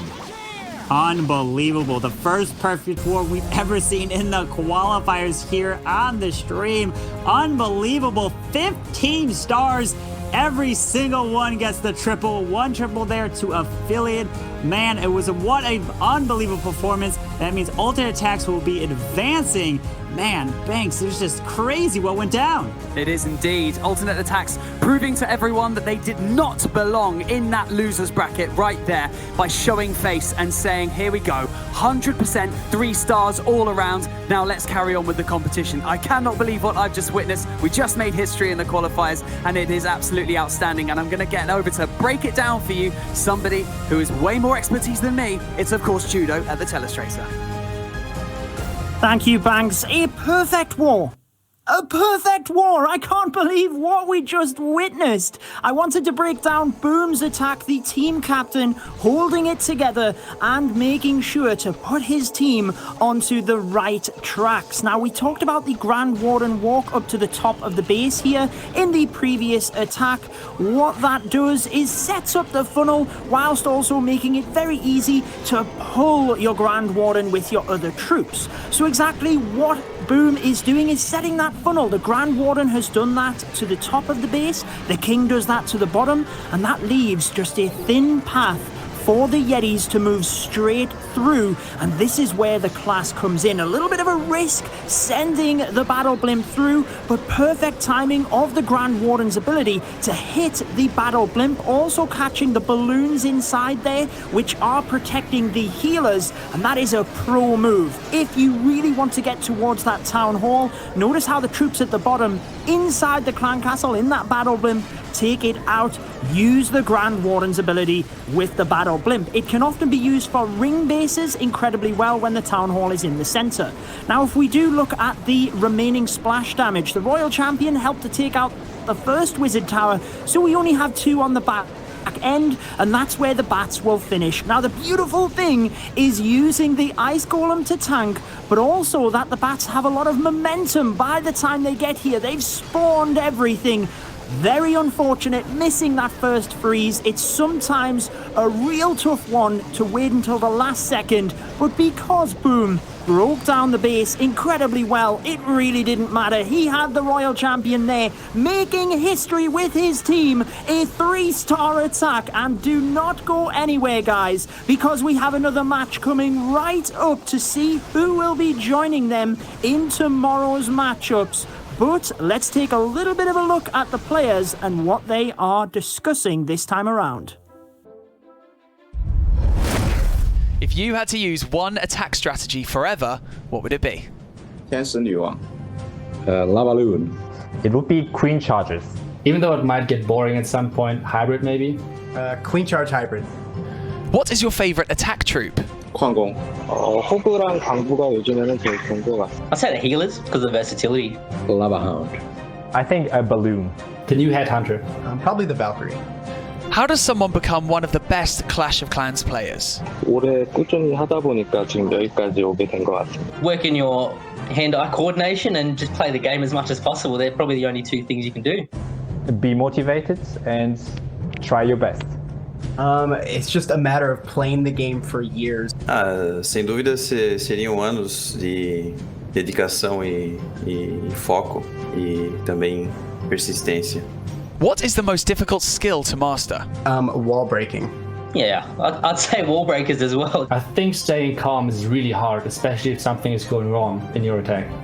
Bom, no meu caso é o Cunho Alck. Finish this sentence for me. If I won the World Championships, I would... 全球旅游一次 기쁠 것 같습니다. Buy my mum a house. Pinch myself and wake up. Go vacation with my team. If I would win Clash Worlds, I would put that on YouTube. I would definitely not keep all the money. Eu iria dedicar esse título à minha família, meus fãs e à minha equipe. What an absolutely outstanding performance by Alternate Attacks in that last map. Incredible. 100% all round, the first perfect war we've had in our live qualifiers, and I cannot believe it. So congratulations to them. Moving on to the next round, unfortunately, that does mean that we are going to be saying goodbye to Aphelion Esports out of the competition. However, we still have one more war to go today to decide who is going to be going through and who is going to be leaving us today, because we're going to be left with 6 teams tomorrow. So we're going to have Cap and Alicet going up against Darkest Muzan. Who do we think is going to take this one? Woody, we have the experience of Cap and Alicet and the experience of Darkest Muzan with some of their players. Where is it leaning? Well, I gotta say, I think Darkest Muzan have got the upper hand here. I got a lot of respect for the Cap and Alicet players. They've been in the competitive scene for a long time and have been dominant in the Finnish Clash of Clans scene, but Darkest Muzan have got 2 of the biggest names in the entire Clash world. Wei and UZP were great in the war against INTZ. They just barely couldn't manage to eke out a victory against the Brazilian juggernaut, but I think that they'll have the upper hand against Cap and Alicet. I feel like there was a bit of an unfortunate incident by trying to utilize Wei too late on in the game. If they utilized him a little bit earlier, maybe that would have given them a little bit of a positive energy, a positive nudge towards the end of that war to maybe close out with another 3-star. However, we are here and we are in this section of the competition. We are in the losers bracket. So Cap and Alicet obviously have a lot of that strength and a lot of that unity, being a team that has been around for a long time. But Carbon, what do you think we're going to see? Do you think we're going to see any different adaptations with the new meta?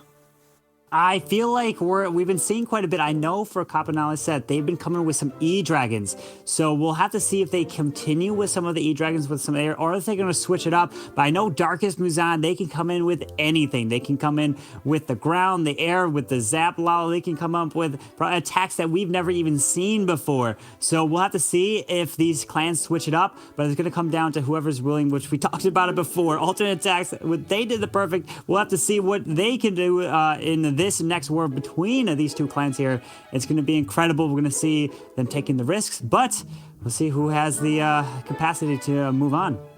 Yes, I agree. I think that the level of interest in these attacks and the level of variety has been amazing to witness today, with all these different styles of attacks, the different troops to use. Obviously, we have all the new troops that we can use, and we've seen a little bit of an introduction of the super troops. But you know what? Cap and Alicet, even though they were up against a really tough team, they still came out swinging and opened up with a triple when they played in their first match today. If they manage to do that now, do you think that'll be able to carry them through, Woody? No, I don't think it will be. Just one 3-star is not going to be enough to shut down Darkest Muzan. This is a team that I think is very likely to get at least 12 stars, if not 13, in this last war. We're going to have one team walking away, eliminated at the end of 10 more attacks. So let's see how things play out here. Big lightning strike to start things off here for Wei. He's bringing in the Lava Loon Army Comp with 4 Sneaky Goblins in the bottom to help provide a little bit more pathing coverage for this attack. Yeah, Wei's looking to come in first. We saw Wei come in at the very end for Darkest Muzan in the last war, and he's like, nope, I'm going to set the tone here in this war, and I'm going to try to get this triple with the Zap Lalo. Took out that clan castle, took out the enemy queen. Look at all that value. Now he can charge this queen right into this town hall. Does not need a poison spell because of all the value in that CC going down. And then he's got a blimp, maybe switches up to a Stone Slammer with an Ice Golem and 2 Headhunters. But look at this, the World Champion, she's all the way on the top side of this base here, which means you could drop the Ice Golem and Headhunters and pick her off really easily, and then Lalo around. I'm loving this attack so far, and the Queen can take out a Scatter Shot. Oh, the value is absolutely incredible here. Hero Dive by Wei is getting off a great start to this raid, especially if he's able to take down that Scatter Shot. Oh, just a little bit short, but still got a lot of damage off of it, and this is a good beginning for the raid. Stone Slammer going to provide some additional protection on top of these Lava Hounds coming out in front, but it looks like a single target Inferno is going to burn up one of them, and 2 more in the backside could cause some problems if there are any more Lava Hounds left. Yeah, he pops that Grand War Internal Tome perfectly. The scatter finally goes down there. Look at this Royal Champion getting a beautiful value through the splash and the Tesla farm that ended up popping up. And here are the Headhunters taking out the enemy Royal Champion up top with that Ice Golem tanking. Wow, what a beautiful job there. Some ground skellies do pop, which are going to slow the Royal Champion down. She is going to go down here to the skellies. Oh, she's barely hanging on, and finally she goes down. But Wei's got so many balloons. This is looking like a 3-star to kick off this war, Woody. So many balloons, Carbon Fin. There's no way that they will deny the 3-star from this hit for Wei. The balloons are getting pathed in a kind of weird spot. Looks like they're going down to maybe a Tesla in the bottom corner or something. Oh, wow. Yeah, a Dragon found a Tesla down over there. All right, they're going to move back onto the buildings. And with 45 seconds left, that should be plenty of time to wipe out the remaining structures here. We even have a little bit of a spread here from our balloons, which is going to be helpful to ensure that these buildings go down in time. Just a great hit from Wei here. Super valuable early hero dive onto the town hall. Really eased his conscience and made it a lot easier to just focus on the rest of the raid, building up to a huge hit. So many balloons left. So many, Carbon. I'm blown away. Yeah, it's just incredible. Wei coming in, showing the caliber, the player that he is. He was the MVP of the World Championship last year after winning it. And we're just looking at his attack, the beautiful Grand Warden Internal Tome through the core, the Zap Lalo, which I think is definitely going to be here to stay. So everyone watching, make sure you move those high value defenses and those heroes away from each other so that so they cannot be zapped. And just like that in that example, which we've seen a handful of triples now, we're going to be jumping into the next attack, which is going to be Will Hayen, and he's coming in with Mass E-Dregs. I believe he did Mass E-Dregs as well in his very first attack, Woody. Interesting. All right. Well, it's an army comp that he's used to playing. It got a 3-star for him once before. Can he pull it off again? I'm looking at the shape of this base and noticing that there's pretty significant spread out here. It's going to be really important to make sure that the Electro Dragons get lightning bounce damage if he's going to get the value out of them that he needs, aiming for that 3-star here, Carbon. Yeah, look at that. That Tesla was beautifully placed to stop an E-Drag chain value so that it chained to the left and had to have the E-Drag kind of move its way around and finds a Seeking Your Mind. Down it goes, which means that that single target Inferno is going to stay up just barely. And now he has the King, and then the Queen are going to come down with the E-Drags charging their way straight into the Town Hall here. There is the Rage spell. Get ready for the Grand Warden. He fuses the freeze, and he has the World Champion still to get the Warden ability, and no, now he finally just drops it. Out comes a ton of archers, a Headhunter, which 2 Headhunters, watch out. They're going to go for this Grand Warden. He's going to be picked off really quick. Inferno Dragon's kind of struggling to keep pace with his Stone Slammer. It locks on every once in a while, but it loses the lock, and with that, the damage boost is gone. Will Halen's attack is looking really powerful now, with still so many Electro Dragons left, and like, where did the defenses go? They've just been evaporated by a massive assault. Will Halen is the Electro Dragon master, shouting Fusro Da straight into the depths of this base. They're still swarming strong. Absolutely incredible. These E-Drags are charging the way through. The Queen still has her ability. The Royal Champion is staying up. He knows exactly how to use these E-Dragons, and he's getting it done. Beautiful job with a minute and a half. Plenty of time, and that's going to be a 3-star here with the mass E-Drags. These heroes aren't too healthy, but they've made it to the other side of this raid with plenty of time left to go in for the cleanup. They even have a swag Archer Queen ability that he can use any time that he wants. Oh, Will Halen's going to lose one of his heroes to that Seeking Air Mine, but these other two should be able to get the job done. 6 buildings left, and they're all concentrated on the top side of this base. Wow, I don't think that I know a single other player who has had this great of a hit rate with Electro Dragons, Carbon. Yeah, 2 for 2 with the E-Drags. Really nice job right there, showing everybody how the E-Drags can actually be used with that new lightning spell. Man, Banks, it is all tied up, a triple apiece. Neither one of these clans want to go home. Will Halen came flying into that base. Will, like a man possessed, absolutely tore his way through and put that 100% 3-star on the board, you know? So they're both tied up, these teams. It's still anyone's game. And we're just hoping to see if Cap and Elisat can keep that momentum moving forward. And the same from Darkest Muzan.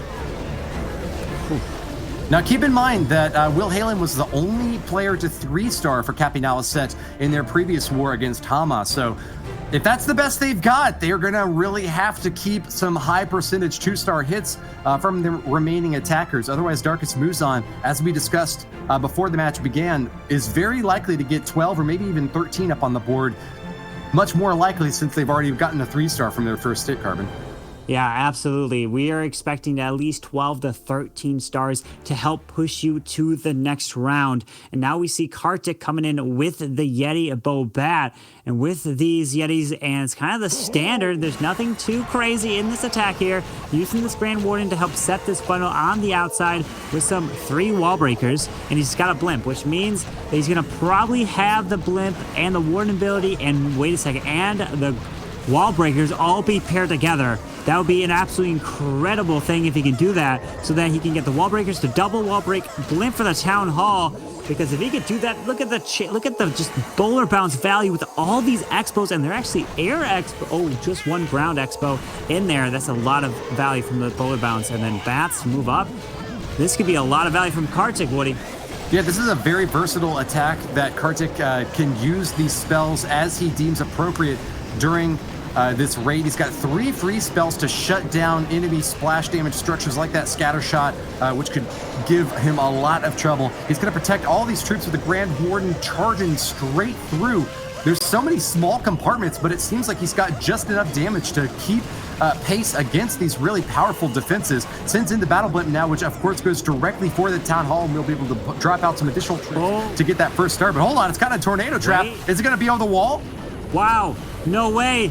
The tornado trap coming up clutch to be used to pull the blimp away from the town hall. He still is a Raw champion, which he can use it. He does send it down south. That tornado trap denied the blimp from taking the town hall down there. But wait a second, he still has a good chance of potential to pull this 3-star off. Okay, he's got the Royal Champion moving in toward the Town Hall, drops the freeze, and with that ability, she'll throw her shield and get the Town Hall finished. The rest of the attack will continue along the top side of the space, but we've only got 1:19 left to finish off the other half, and we've lost a big chunk of this attacking force. There's a relatively well-protected Dark Elixir storage behind several layers of walls along the backside of the base. So it's a question now whether or not these bats will be able to finish off enough defensive structures that they can continue their path over the walls and eliminate the remaining defensive. Nice job on the freeze there. Keeps the bats right on target, Carbon. Yep, he needs... Oh, that wizard tower in the back end is distracted. And Kartik gonna come in with a 3-star as well. Beautiful job for Darkest Muzan. Wow, look at this. Even though the blimp did not take that town hall down, still he did not panic, saved the Raw champion to make sure he could take the town hall and secured it for another 3-star. Beautiful hit. Every action has an equal and opposite reaction. Newton's third law holds true in this final war of the day. 3-star, 3-star, 3-star, back and forth like a seesaw. Kartik has kept pace for Darkest Muzan, a team that is looking crazy good right now, Carbon. Absolutely incredible. It's been the perfect attacks so far in this war. No one has yet to fail, but it's going to come down to the small things. If you make one tiny mistake, it can cost everything. And we're jumping into the next one. Oh, and he's going to come in with the Super Witches, 5 of them. And can these Super Witches with the Quad Quake overwhelm this base? We have one multi-target Inferno in the very middle next to the Eagle Artillery, and there are the Quad Quake on the outside. And he's just going to charge his way through. Does have a Siege Barracks, and he's going to try to get his way to overwhelm to the Town Hall all the way in the core there, Woody. It's like as soon as we saw alternate attacks put up a super war or a perfect war, all the rest of these clans are like, oh, so that's how it's done. All right, yeah. Let's try to do that, and oh man, maybe see if we can keep the hype and excitement up for a little bit longer here. In this Elim round, Sir Keduzin is the next attacker for Capinalisa, needing that 3-star once again to keep pace against Darkest Muzan. This Super Witch comp, it feels risky to me, but I know how reliable it's been in past attacks, and with the big boys well spread out in front to block shots for these witches, this could be the big brain move that Capinalisa needs for another 3-star. Yeah, indeed, and they're going all out. They're taking the risk and using the free spell. Now the Queen's charging their way right into the core, drops the jump right over this Town Hall here. Those Super Witches are making their way and finally pulls out the Clan Castle, uses the free spell, but watch out, the Lava Hound Archers are going to slow everything down, and he lost a bunch of these Super Witches to the top side, and he does not have a huge push into the core. He needs to use this Grand Warden ability to protect them, and here, there it is, finally pop, but this Queen's going to get slowed down with the Lava Pups here, have Yetis outside and saving onto this Royal Champion. With almost any army composition, one troop wandering off to the edge isn't really going to matter a whole lot, but when that one troop is a 40 housing space Super Witch that you needed to have that big boy out in front to protect for the rest of the push, I don't know if Sir Keduzin can justify the way that this army is shaping up. The witches spreading out to the edges, Yeti's not really concentrating firepower in the center. They do get the Town Hall down, and those Super Witches are still alive, firing away at the Clan Castle now. 3 stars is still within reach, but it's not looking like UZP is going to make it easy for him, Carbon. Unfortunately, look at what we have down south. We have all the heroes. We have the Royal Champion, the Queen, the Grand Warden, the King. They're all standing down here at 6 o'clock. And unfortunately, this Grand Warden is going to go down with that Super Witch. And these Yetis are not going to have this push. It's going to be in the high, or is it going to be, it's in the 90% range here. But it's just not going to be enough. Look at the Yeti might try to take down the single there. Oh, it does! It does! It takes the cannon what? down, too! The defenses all go down except the King and the... Oh, so close. Very nice try. Banks has just been such high scores so far. It's just unbelievable. A 93% 2-star, amazingly, is our lowest score yet in this particular matchup. I mean, Sir Keduzin really putting in that effort, but not quite making it to the end. Let's have a look at this replay, Woody. What do we got? We've got a lot of Super Witches that are kind of spreading out a bit sooner than Sir Keduzin was really hoping for here. Great use of the Grand Warden Eternal Tome, but not as many troops as I think he was hoping to keep on path there. He actually dropped it a little bit early, so we wound up soaking damage from that big blast coming out from the Town Hall when it went down. But man, hats off to him. I didn't think the Capinalisa were going to even come close to the 3-star that time, but Sir Keduzin came just a hair's breadth away from keeping Darkest Muzan in their sights. Yeah, we're jumping in with the next attack coming in from B of Darkest Muzan. Can he keep that momentum going and add another 3-star for Darkest Muzan? And this is going to be the Yeti Smash. 7 Yetis, 8 boulders. Grand Warden's taking his time. Some of the minions are being dropped early hand and Archer to help grab some of these buildings that are not being protected at all. And this is the big thing. With these Warden Walks, it takes time. You have to be patient. You have to get your value, because if you don't and you miss one building, it could cause your full army, especially bowlers, to walk the wrong way. Busy Bee is swarming these minions all around the base, getting some nice funneling set up here for the rest of the attack. He's got 4 balloons to provide a little bit of maybe Coconut Loon searching for seeking air mines to protect the healers, but the main force of the attack is going to be the Yetis and the boulders. I don't see any bat spells this time, so instead he's going to rely on those 2 jump spells to get the main force of the attack through that other side of the base. Barbarian King will be right out in front of this main attack, soaking shots for the rest of these guys. They're going a bit slow for my liking here, Carbon, but I guess that the CC pull is happening now and the main phase of the attack is underway.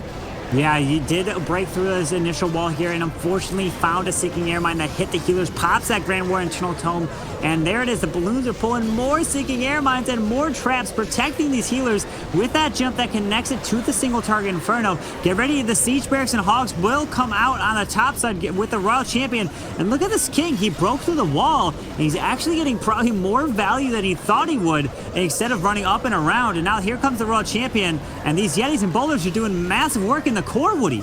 Yeah, this is a ton of firepower. He's going to lose that King to the Inferno Tower over on the right side. Oh, never mind. I spoke too soon. He drops a free spell right at the perfect last second to keep him alive. He's lost the Yetis and Boulders over on the left side, though, and I don't know if these Hogs are going to be enough to finish off this cleanup. He's got to worry about that scatter shot down in the bottom corner right next to a bomb tower. Hog Riders really don't like going up against either of those, Carbon.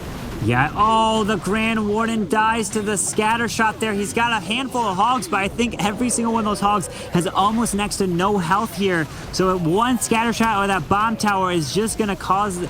Oh, wait, no, the scatter shot. The Hogs are trying to hang on, and down they go. And this is going to be a defense. Very nice try. The Hogs didn't have enough. They got hit by so much, and the Queen going down, and that scatter shot did a massive amount of work. It's going to be in the higher percent 2-stars, which we've been seeing all war. Like, these elimination matches, the teams have been bringing it. Unbelievable. Look at this. The King and the Wizards are going to try to grab a little bit more to give another advantage here to Darkest Muzan. Should be like one hit from these final defenses, and down goes the King. And it looks like it'll be just about a 93%. I don't think the Wizard has enough time for this elixir storage. No. 93% 2-star there, Woody, for Darkest Muzan.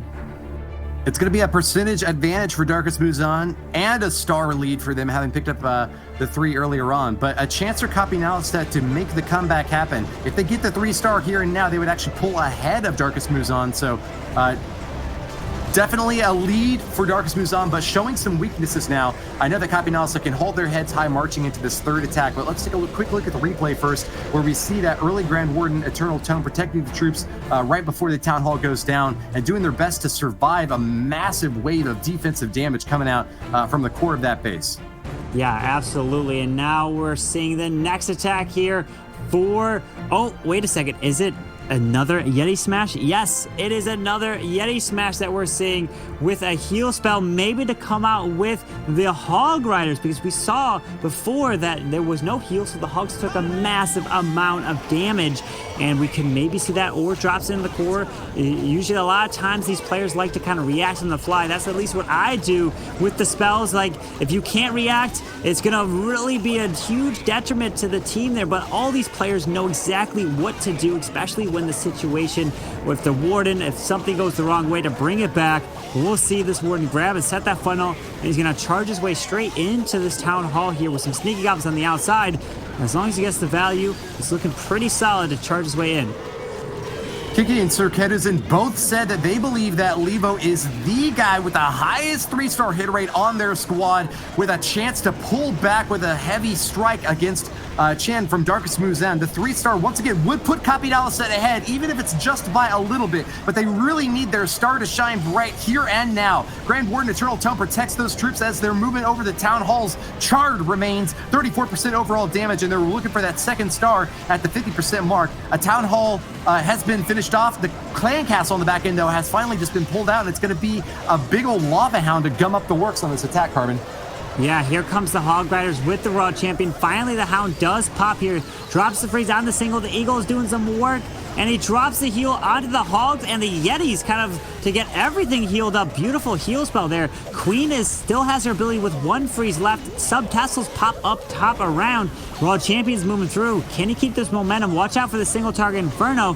The Yetis are split. The Queen's doing some work down south, but I just don't know if this World Champion has it in her.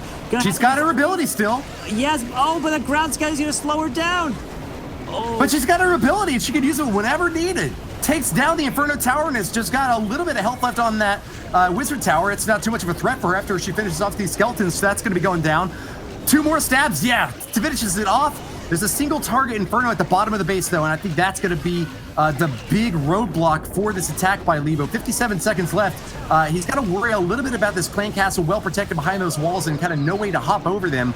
I don't know, Carbon. This is looking like a really high percentage 2-star to me. Yeah, these Yetis are going to be able to grab the percent on the outside, but unfortunately, with the poor scatter shot and that single target Inferno that he cannot reach with the Yetis unless they take their time to beat through the walls, and it's just the single target Inferno will do a massive amount of work. And this Grand Horn is taking an interesting path around that storage right there. The Wizard grabbing some percentage, trying to get as much. Can he reach into the 90% range? I think he should be able to get that. 87, and then there's a few more buildings here, but very nice try for this attack. Oh, man.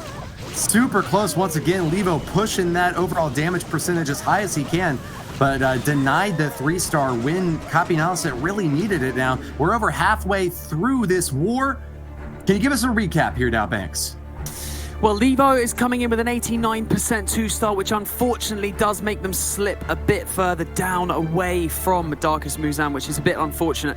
However, there's still some to play for. We have 2 attacks left per clan, and it kind of is looking like we're leaning towards Darkest Muzan. Obviously, they're coming in clutch.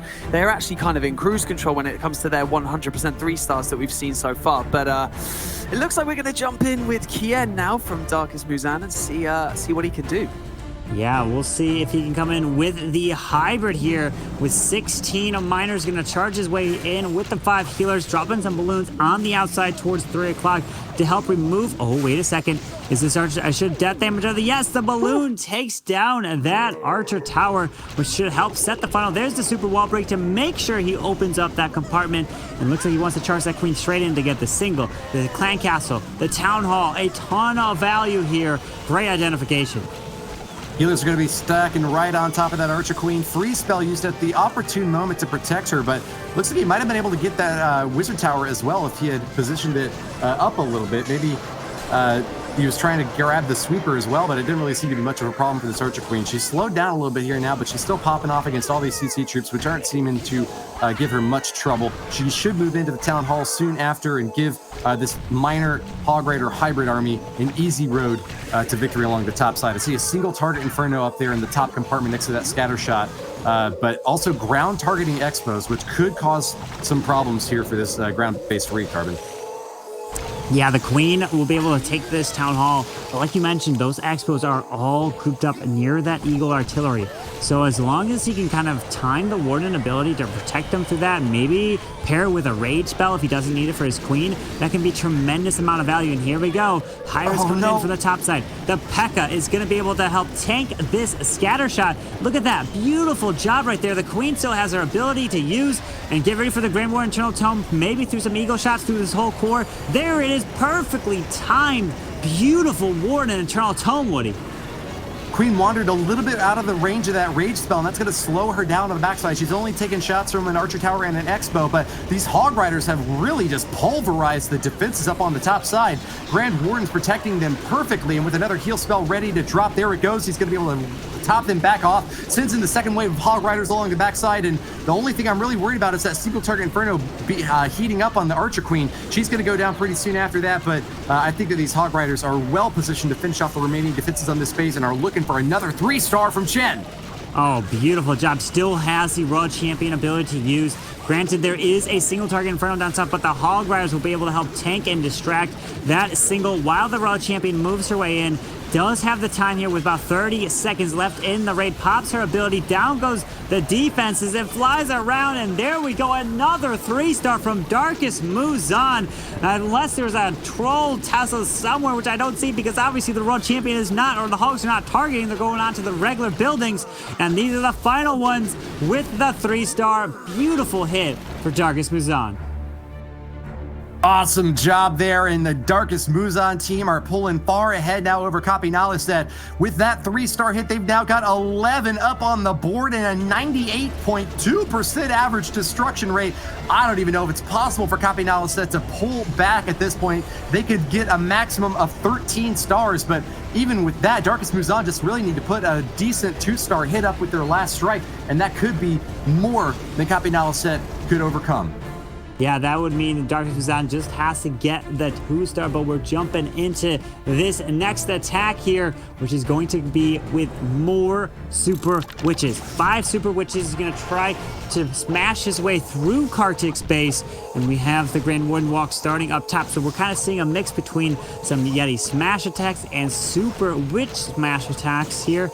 Remember, when you talked about it before, those Super Witches taking up 40 camp space, so much. You have to be precise on each one of them and make sure none of them gets targeted by that single target Inferno, and they keep spawning those big boys as they die off. And the King's gonna help loop up and around this base, and then he's gonna help charge in. It looks like straight to the town hall. He already chopped the jumps. He's like, I'm getting the jumps down. I'm making sure I need to get them to the core, and he's gonna focus on that. But watch out. Hopefully the wizard tower and the storage don't pull the queen and the witches up. That could be a problem. Boosted up super troops are a great new addition to the game, and it looks like KK is going to making another attempt to pull off 3 stars with them this time. 5 super witches brought to this attack, and an early use of the Grand Warden Eternal Tome, trying to protect against all the heroes firing away on defense. That royal champion sending in her spear as fast as she can, but it looks like that town hall survived the early stage of this attack and will be blowing up right on the big force of KK's army here. Yeah, absolutely. With his charging his way down here, but he did lose. I think one of the super witches up top ended up walking there, but there is the world champion finally coming in, and wizards, meaning maybe hogs, are going to come out of that siege barracks, but the queen going down south, and look at this, the queen unfortunately did not go into the core to help get that eagle artillery, the scatter, the queen. There was so much value in there, but she and a few super witches with the Grand Warden healers decided to go outside the base, and it really lost the momentum in the core there. Those witches are so beefy, though. They've got a ton of hit points, and if you've got healers anywhere near them, they're very likely to get topped back off again. KK is running out of offensive options here with only that queen ability left and a ton of firepower getting rained on down from the top. That eagle artillery is shooting big blasts at this attacking force, but he's still going to get a relatively high overall damage on here. He's at that 63% mark now and has almost a minute left to deal some more damage, but I think that coming short of the 3-star, there's kind of no way for Copy Nalistad to catch up against the monsters from Darkest Muzan. Yeah, unfortunately, with these witches still on the outside, Queen's got her ability. It's with not getting that value into the core, that eagle is just going to rain fire. There's the enemy queen going to pop her ability, take her down. It's going to be in the 80%. It's very nice trying to use these super witches, but it's come down to the funneling. It's come down to those buildings on the outside that pull that queen, pull those super witches and those big boys away from the core, and it ended up happening here. Very nice try. It's just sometimes it just doesn't go your way with these super witches. Yeah, stuck on the wall this time and depriving the rest of the attackers from those 3 healers that they could really use. Looks like Keke with an 84% 2-star has done his best, but missing out on that eagle artillery early on in the raid left him without much of a hope. Thanks. Nalistad unfortunately falling short yet again in their attacks, because something really dramatic does have to happen in order to keep them in this game, because they only have 1 attack left, and it really does look like all hope is lost, which is very unfortunate. So what's happening in this replay, Carbon?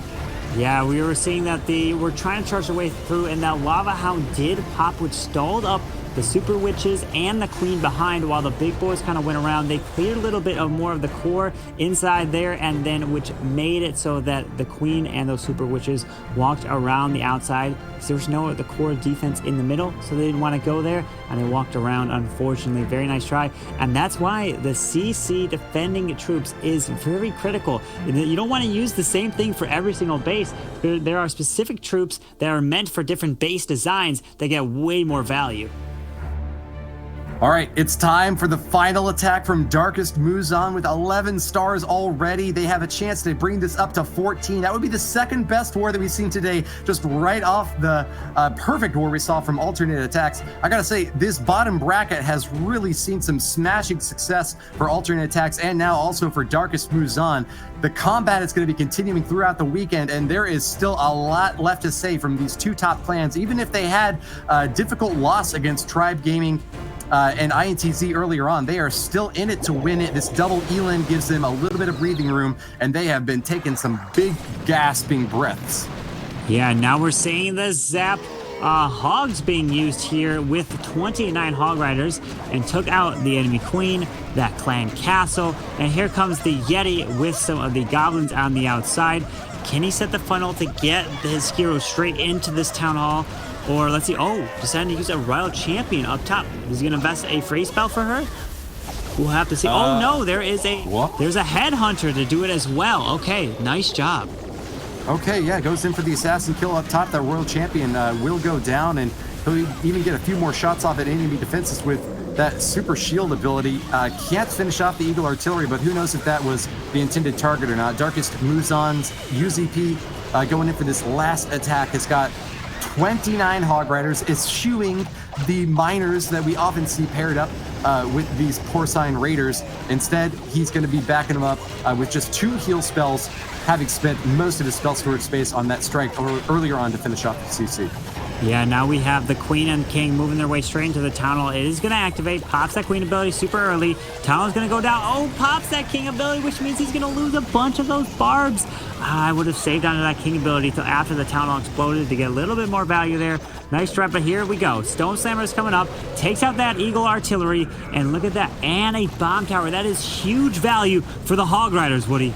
A triumphant spread of Hog Riders along the left side of the base will deny splash damage access to a lot of Will Halen's defenses here. You see those Wizard Towers getting nuked left and right. Hog Riders well protected by the Grand Warden's Eternal Tome, used just at the right moment to deny that Giant Bomb and a scatter shot that looked like it was about to get a lot of damage off. Defensive Barbarian King following around these Hog Riders, but doesn't really seem to be getting much of a lock or hardly any damage on them. It's going to be those 2 Headhunters that are targeting directly onto him to deny him access to the bulk of this raid. Scatter shot firing away. I think UZP might be getting the 3-star here, Carbon.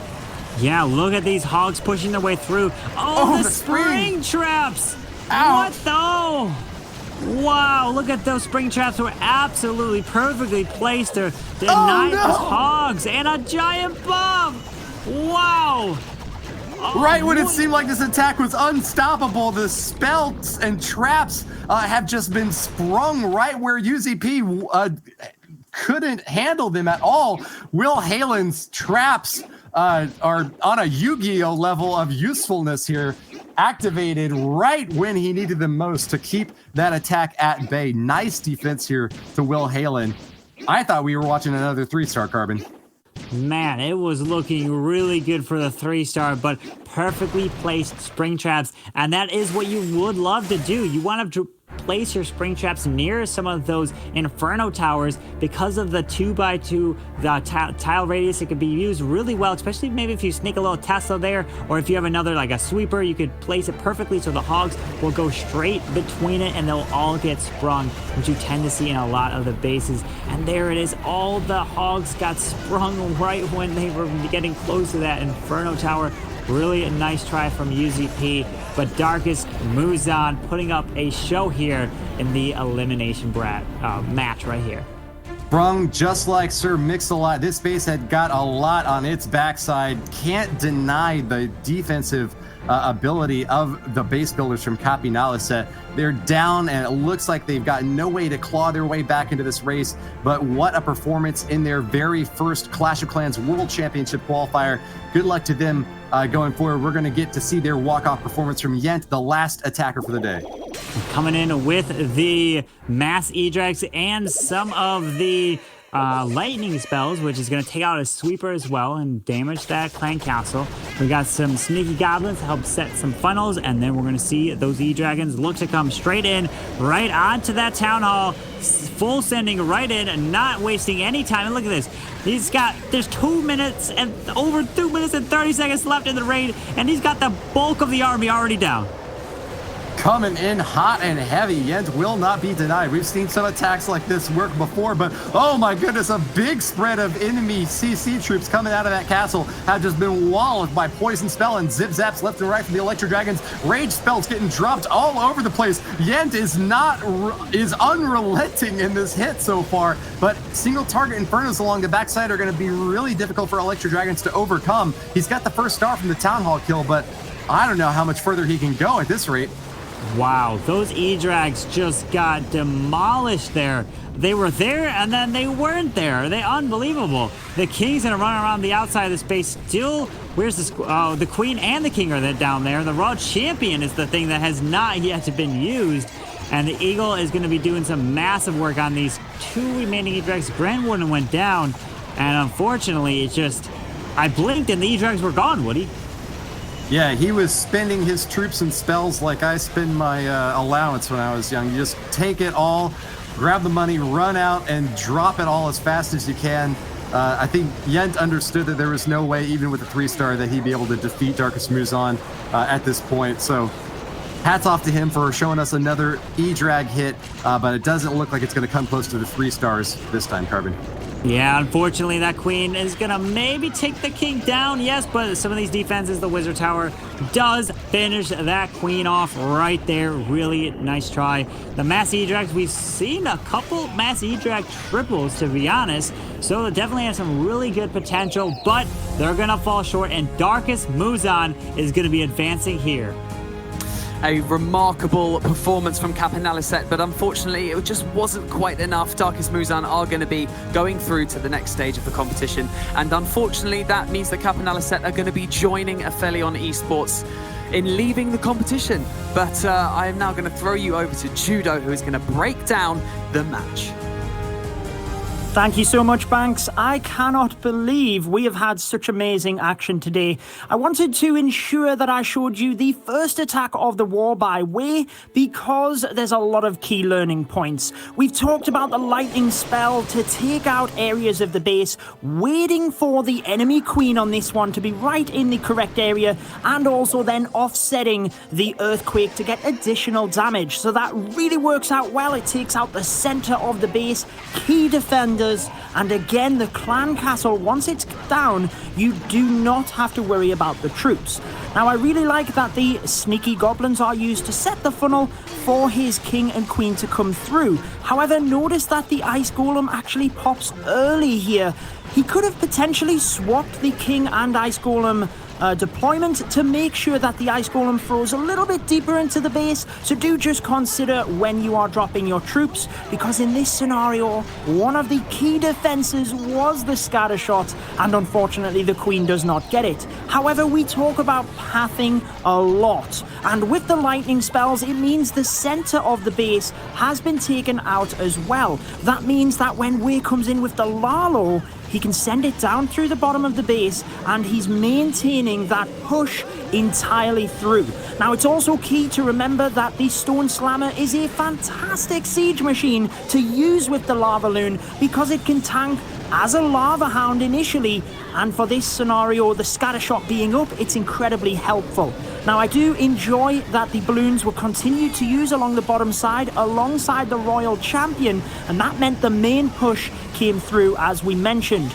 Now, the Grand Warden's ability, was used before the troops split, which is incredibly useful. However, check out the back-end Headhunters as well. So much action in this attack, it's difficult to keep up. But the Ice Golem and the Headhunters used to take down the back-end Royal Champion so that the balloons could come through and surround the Wizard Tower. Such an amazingly well-executed attack by Wei, and that is why Darkus Muzhan are moving forward to group the second day as well. And I cannot believe, Banks, that was only day one. We've seen such incredible action, and I am super excited for tomorrow.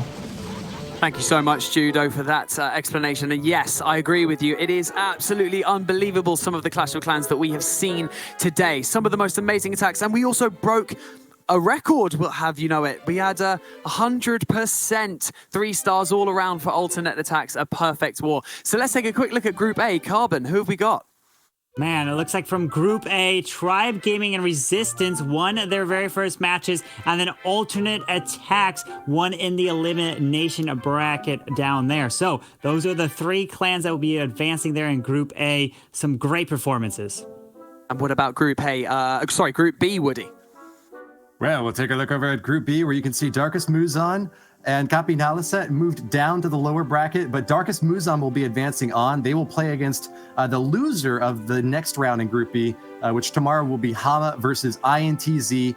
After we finish off the rest of the bottom bracket, we'll figure out who will advance to the playoffs. We will indeed. Some amazing upsets and some absolutely brilliant displays of accuracy and Clash of Clans esports, really. Need I say any more? And that is it for day one. We've had 6 teams go through to the next round. Unfortunately, 2 teams have had to go home, but their journey does not end there. So I would just like to say thank you so much to Carbon, to Judo, and to Woody. Clash of Clans esports would not be anything without you. You bring this game to life, and you have done such an amazing job today. Your hard work does not go unnoticed. And that's it. We are left with 6 teams progressing to the next stage. It is going to be truly a weekend to remember, this first live qualifier. So I would just like to end this by saying thank you so much for watching, and don't forget to rejoin us tomorrow at 4 p.m. CEST for more Clash of Clans esports. My name is Banks, and I'll see you tomorrow.